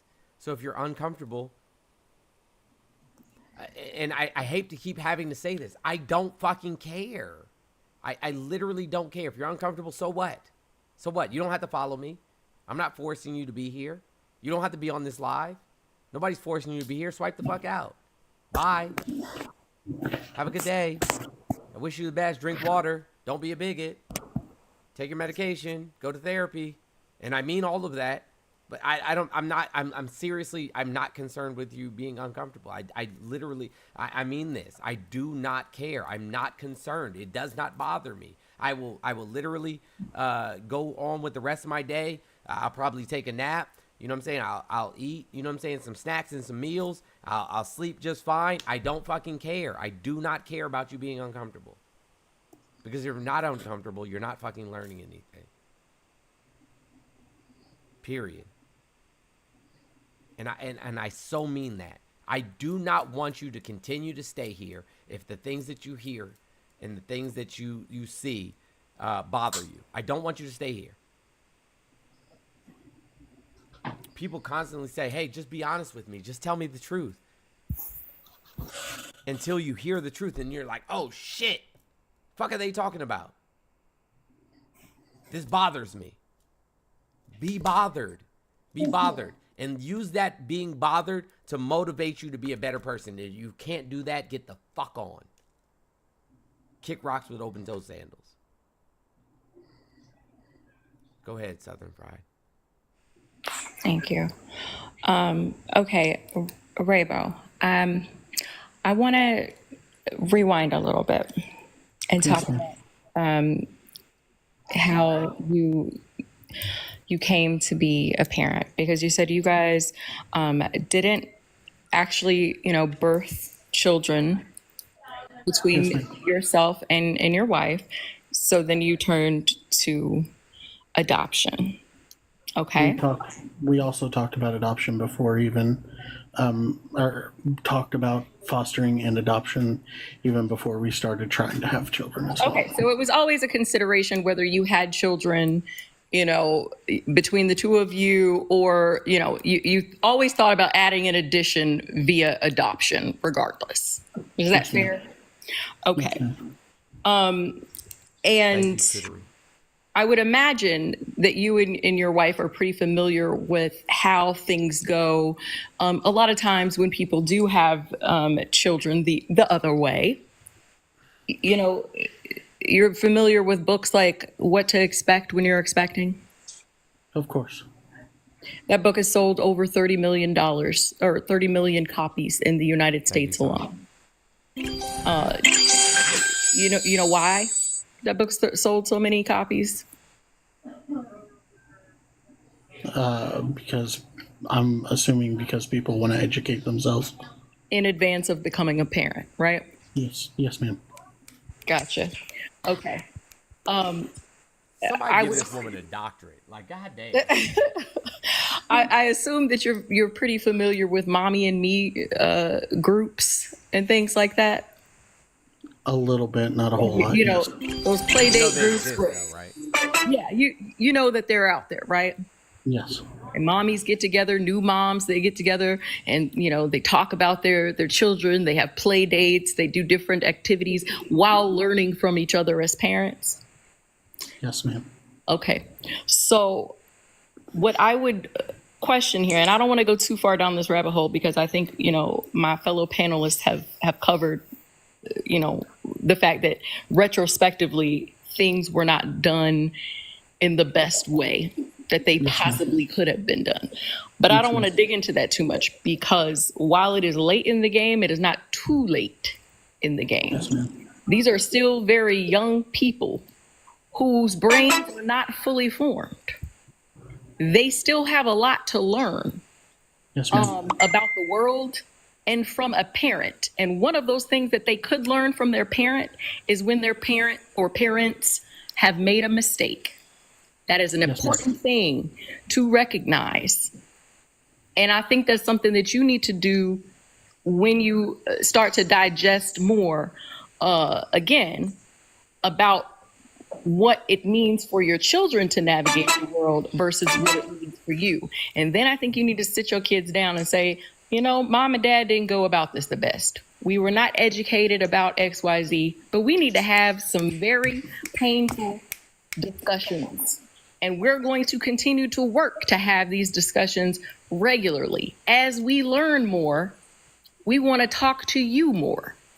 Because not only do we want to tell you what we are learning, but we want to understand your experience. Have you ever had this happen to you?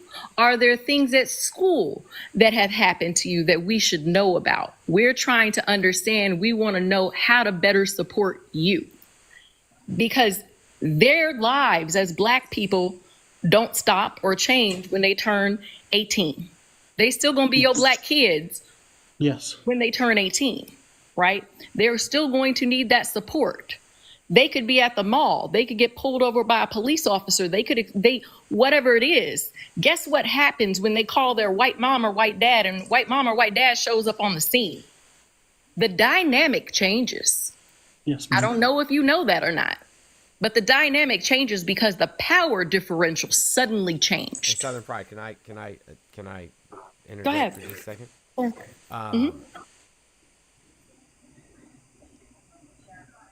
What the fuck? Okay, hold on a second before I do anything else. Go fuck yourself. Anyways, so when my 8-year-old daughter was born, there was something clearly wrong. She couldn't take like breath, like she was struggling to breathe. And I said something to the nurse, and I said something to the doctor. I went out to the nurse's stand, and I'm like, yo, something's not right. She can't breathe. She's not breathing well. And they're like, oh, she's fine. You know, she'll cry it out. She'll cough it up, so on and so forth. And then her lips started to turn blue, and her face started to turn blue. And I'm literally in there, you know what I'm saying, like trying to help her as best I can. And I call my mom, and I said, hey, Mom, I need you to get here as quickly as you possibly can. My daughter's going to die. And my mom sped there, and she talked to the doctors, and they immediately, you know what I'm saying, like multiple doctors and nurses immediately came in to check on her. And she ended up having to be in the NICU for nearly 2 weeks because she had fluid on her lungs and she couldn't breathe. But I had to have my white fucking mom come in there and say something to them before they would listen. And had she not showed up, she would have died.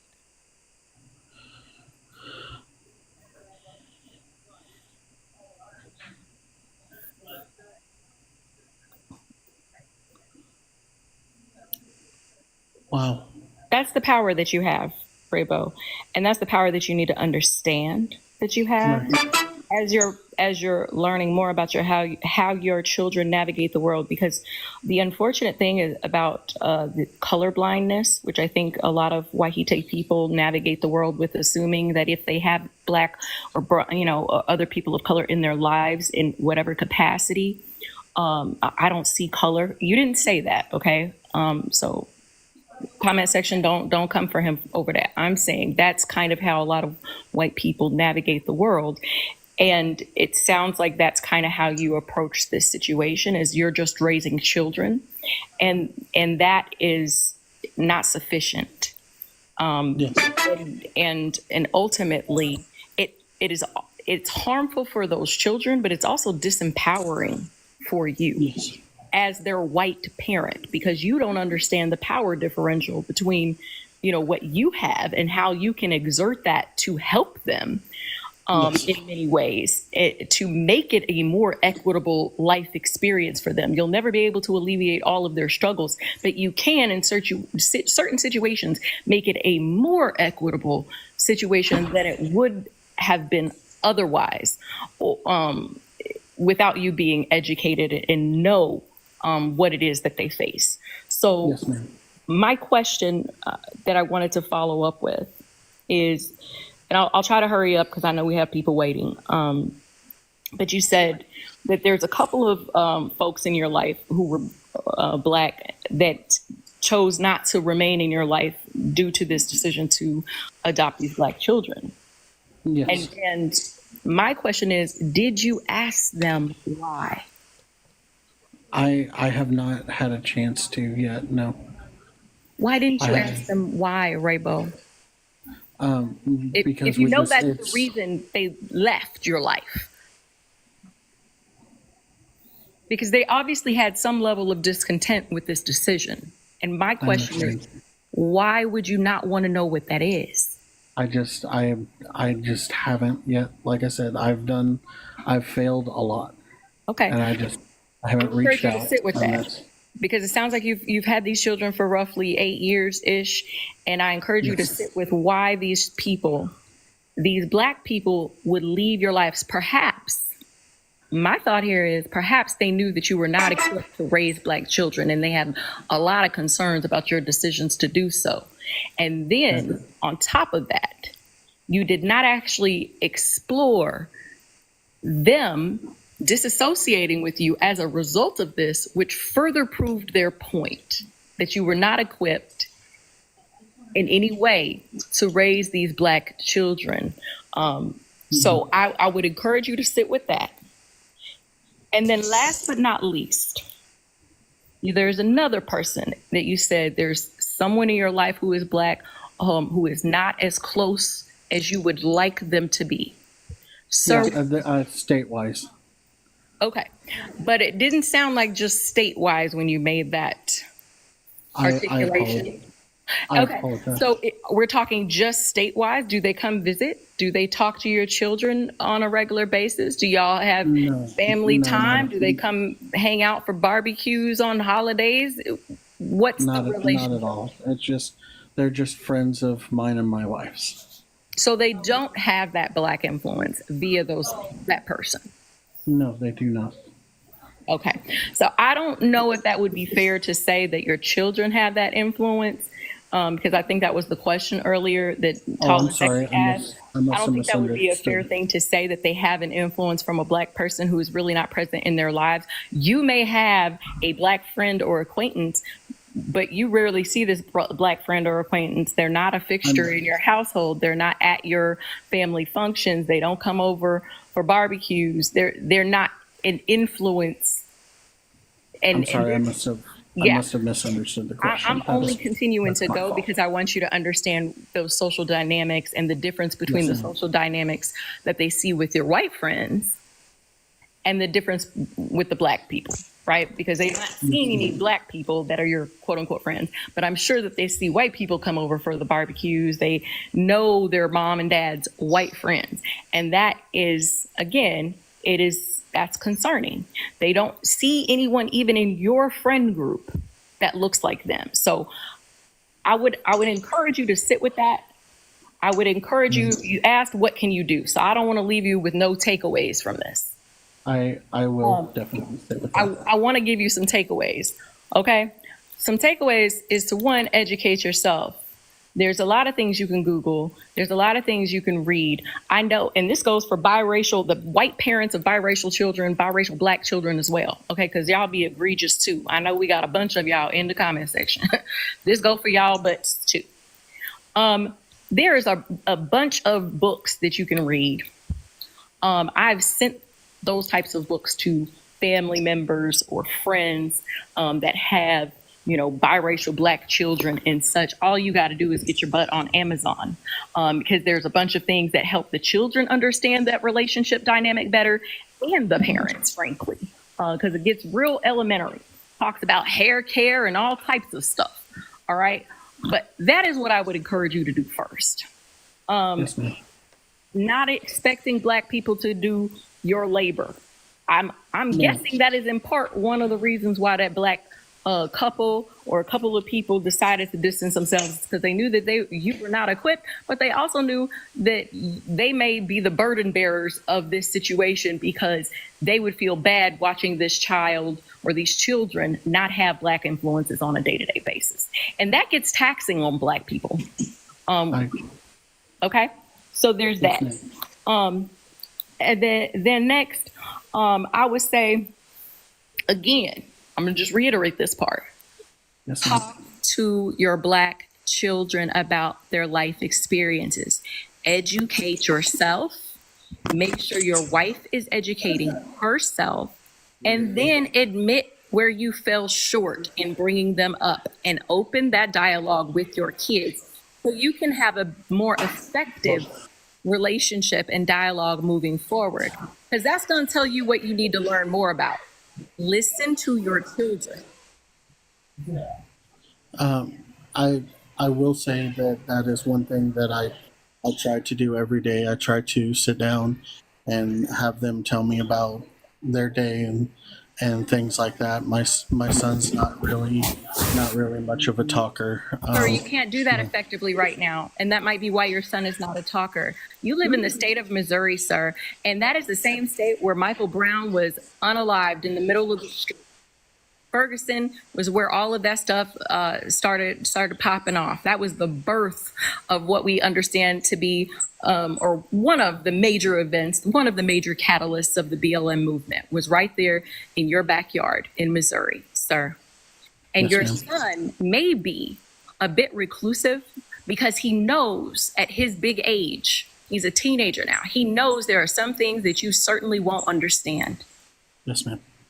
So my point is, until you actually start to actively understand race and understand how they navigate the world differently than you, and again, take accountability for not having done that on the front end and tell them that verbally, Yes, ma'am. they are not going to feel like they have the opportunity to converse with you about those topics. It's not safe.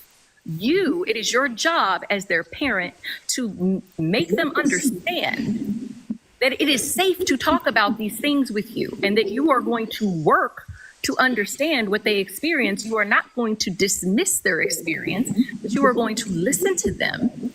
You are going to actively learn and listen and then do what you can to help them. That might be why your son is quiet and reclusive. It may not be a personality trait. It may be a trauma response, sir. He knows he has nowhere to go to talk about that with an authority figure that can protect him in that capacity. Yes, Nocturne, I'm gonna drop you down. Please continue to listen in the chat. I just have a really quickly. I want to address this person. Just facts, no lies. What's up, buddy? Hello? Yeah, have you had some water and said something kind about yourself today? Always. Glad to hear it. What did you want to add to the conversation? Oh, nothing. You don't remember muting me for asking why your Cash App's still up when you hit your goal? Yes, I do remember that. I did. Why'd you get mad? About that? Why did you request? Why'd you get mad at that? Who said I was mad? Do I seem mad to you? You muted. Yeah, I did. It's correct. That means you're kind of upset. No, doesn't mean that at all. Why would you mute somebody? So you came up here to derail the conversation. I got it. Because I don't. It's his platform, Southern. You monologue too long already. It's not. Look, first, second, and You third of all, monologue I think way he too much. already said it's our platform, and I'm one of his moderators. Rainbow, you don't have to take this. So I think what you can do is take your ass back to the comment section. You know what I think about or you? I can send you to the Womblands. You could go there. Monologue. What we're not gonna do is be cussing out people on this platform, especially a black woman. Hi, sister. Yeah, you might want to check yourself. Does Not anybody here. want to ask him? You know what I'm saying? The question. Yeah. No, Tell us I a don't- little bit about I yourself. don't choose to answer. This ain't The Rock. Tell Trying us to a be little like bit about yourself. Let's Just take like it The down Rock. a few. Trying to be like The Rock and be stupid. Let's take it down a few notches because I really think we got off to a bad start. Just facts, and maybe there's No, something. no, no. You're trying to be like The Rock and Maybe ask there's me something that questions. you want to add to this issue. No, I'll drop. Shut the fuck up, bitch. Oh, he's so mad. Hey, hold on. I just want to point out. It's white rage to me. I know. I just want to point out how fragile, you know what I'm saying, like these individuals are. Like me leaving my Cash App up so that people can continue to support the platform, so I can continue, you know, to host these spaces, so that I can continue to do the work in the community, which the vast majority of you know that I do. When people reach out to me for help, I'm more than willing to step up to the plate. I send out, you know, tons of mutual aid. I go to local grocery stores and literally pay for people's groceries. I was just at Walmart in Virginia with my daughters the other day, and there was a gentleman literally putting things back because he couldn't afford them, and I put them all back on to the cash wrap, and I was like, don't you even worry about it, I got you, and paid for it. He was like, are you sure about that? And I said, absolutely, sir. Like, if you put these things in your cart, you obviously needed them. And so I'm only able to do those things because of you guys, because of you. And so if you're upset about me leaving my Cash App up, when number one, I'm providing master's level education. Southern Fried is providing master's level, doctorate's level education. Auntie is providing wisdom and education beyond this world. Kim is providing so much depth and information and education. Dantrell, when he's here, is providing so much information and education. Like, if that bothers you, disrespectfully as hell, go fuck yourself. I don't care. I don't know how much more I can be clear about that. I don't care about your fucking fragility and about your, you know what I'm saying, your fifis and your, I don't care about that. I don't care. I do not care. Tell your therapist. But there's no reason to explain that, though. Everybody on this platform has their Cash App up. There is no pew-pew to your head to donate. Nobody's demanding anybody to do anything. It is on everybody's free will to do it. If you don't want to, don't do it. Like, I don't understand why people are questioning people. Why are you pocket watching? Hey, Jersey, thank you for the $25 Cash App. Lily, thank you for the $10 Cash App. You guys are amazing. I appreciate you supporting my platform. And to those of you who have a problem with it, I do not care. I do not care. Like, the emotional labor, you know what I'm saying, the mental exhaustion that I personally go through having these conversations on a regular basis, the fact that you think that I shouldn't be compensated for it is fucking insane. Southern Fried, Kim, Auntie, Dantrell, Hezzy, Bone, how many times have I had to walk away from this app just to make sure that I'm okay? Many times, my brother. Many times. A lot of times, man, because I think all of us have at one point walked away for some time. Absolutely. believe me too. Me too. My brother. Too many to count. My bad. This is Hezzy, my the bad. first live space I've joined, and I want to say a week or so, because it's exhausting. It's exhausting, especially when the Wahites, the Arctic possums, the snow roaches, the envelopians, the tartar sauce terrorists, and their napkin-hued nonsense like to come in our spaces under the guise of "I'm here to learn," and then when you teach them something, there's pushback. So I, for one, am no longer in the teaching business. If my people ask me a question and I can clarify, I am. But the whites, if you got a question for me, you're going to have to run me some coins. Because I don't owe you anything. I don't teach you your racism. I suggest, hint, and intimate that you go back to your teachers. So go ask your mom and your daddy, your auntie, your uncle, your meemaw, and your peepaw. Why did you raise me to be a racist? And then start with them and reconstruct. That part. So, yeah, go back to your original teachers, baby. I didn't teach you that. I'm trying to survive you. Miranda, thank you so much. Hey, Raybo, I think that you got all of the information that you needed. I will answer how I feel about it here in a moment, but I'm going to go ahead and drop you down. I appreciate you for coming up. Can I give him an action list? Yeah, go ahead really quickly. I have to go to my psychiatrist appointment here in a minute. Okay. But absolutely, Hezzy, you may do that.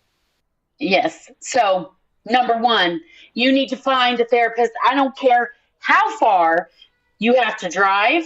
You need to find a therapist that is a person of color and get your kids there stat so that they have a trusted person that they can relate with, that they feel safe with. Number two, you need to get education now. Number three, you need to start putting money towards activities that try to support reform within the foster care and the adoption system, because it is messed up. Thank you, Nita. In states like Missouri, they also, when they educate foster and adoptive parents in transracial adoption, they actually act like push these white parents to discontinue contact from these kids' biological family. You need to find out if they have biological aunts, grandparents, uncles, siblings, whoever, and support contact with those family members, because they need to be able to connect with their family. Period. That's all I got to say. Hey, Jones, since we're talking Holly, about this. thank you so much. Go ahead. Jones, Go ahead, Auntie. I'm sorry. check your text messages. Because, I'd be looking for stuff, right? Mm-hmm. And I just came across a video of these two Black girls that were adopted by Wahite people. And they were raised through the lens of that Wahite family, which means they grew up hating themselves because they did not understand how they were different from the white folks that adopted them. And these two white folks failed to tell this baby that she is Black, her and her sister. What? Auntie, can you say something real quick so I can make sure my volume's okay? Can you hear me now? Can you hear me now? Okay, got it. Okay, cool. Thank you. I'm going to play it right now. Oh I'm over here hurt. I'm over here hurt. This baby did her DNA and she's 35.8% Nigerian. And she's trying to find her family. Oh, let me.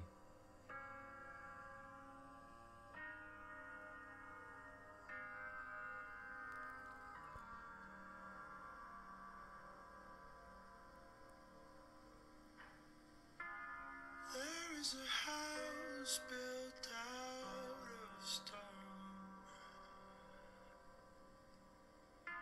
wooden floors, walls, and window sills,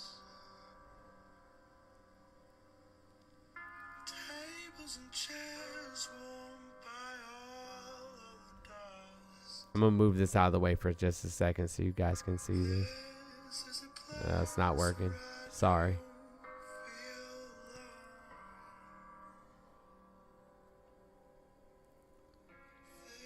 This is a place where I feel at home.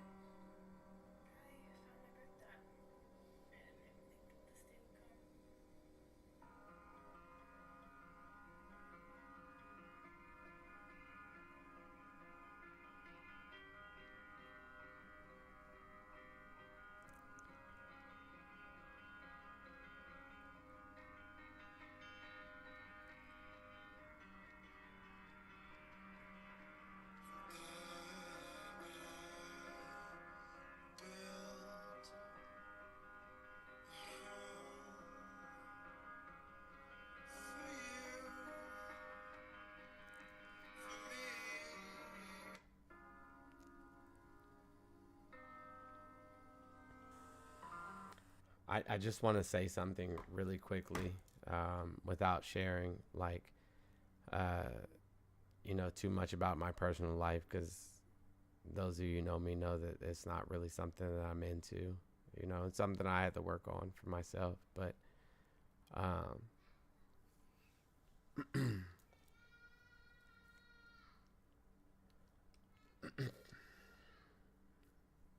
I didn't necessarily know, who my father was growing up. I had a man who raised me, and that will, be my father until the end of time. That will be my dad, literally till the end of time. But that's not my biological father. And finding out that information and finding out who my biological father was earth-shattering to me. And so I can't imagine what that feels like to somebody who's adopted, especially somebody who's adopted transracially, because those physical and emotional, you know what I'm saying, and spiritual bonds don't exist. They're disrupted, and your sense of self is destroyed. I personally don't believe in interracial or transracial adoptions unless you have gone out of your way to educate yourself on the impacts of transracial adoptions. And if you haven't done that, then you have no business raising children from marginalized communities. Zero business. Just Facts, No Lies. I'm gonna allow you to speak one more time. Hopefully you have something, of substance to say. Go ahead. Yeah, I never knew my father either. I don't give a fuck. Cardio Echo. What's up? Well, there's not a lot up right now, I guess. I offered to come up because someone asked me to come up. That And was then we had me. a couple of people out in the audience that or on the chat that didn't want me to come up, that it was a bad idea, so that's why I declined. Okay. Do you No, I have asked you to come up. Yeah. Do you have something of substance that you want to add to this conversation? Yes, I never meant to hurt anybody. I never meant to hurt anybody's feelings or not do it right. I am a little bit like the previous gentleman in that Yeah, enough of all that shit. You was talking shit about how we was talking to the Wahite man that adopted 2 of our babies. If we gonna talk about it, we gonna talk about it.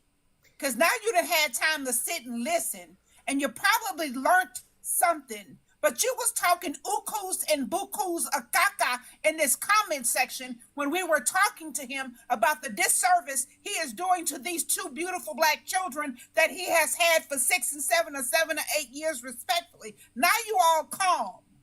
well, I You had a have whole lot 2 of bass when beautiful you came black here the children first time. also. Hold on. Oh, Lord. Hold on, Auntie. Oh, Lord. Auntie, hold on. Auntie, Lord. Hold on. What did You missed it. Yeah, Cardio, what did you say? You can unmute yourself. What did you say? I said, I happen to have 2 beautiful black children also. You adopted them or you had No, them? I could not afford to adopt anybody ever. Okay. But my daughter Uh-huh. found a wonderful man that she was in love with. And I didn't realize it, but at the time, she was preparing in her mind to have 2 black children, or at least one. And I have never been, or I've never thought that I was prejudiced. If I have been, it was not my intention. I've loved black people, and since I was a child myself, my parents were Southern Baptist. I was at church every Sunday of my This life. is okay. Wait. This is the problem. I'm about to. This is the listen. problem. Hey guys, listen. Hold on. Jesus in love. Hold on. It doesn't. Hezzy. Not gonna do nothing. Hezzy. I'm sorry. I just get pissed off about that I bullshit. got you. Hold on one second.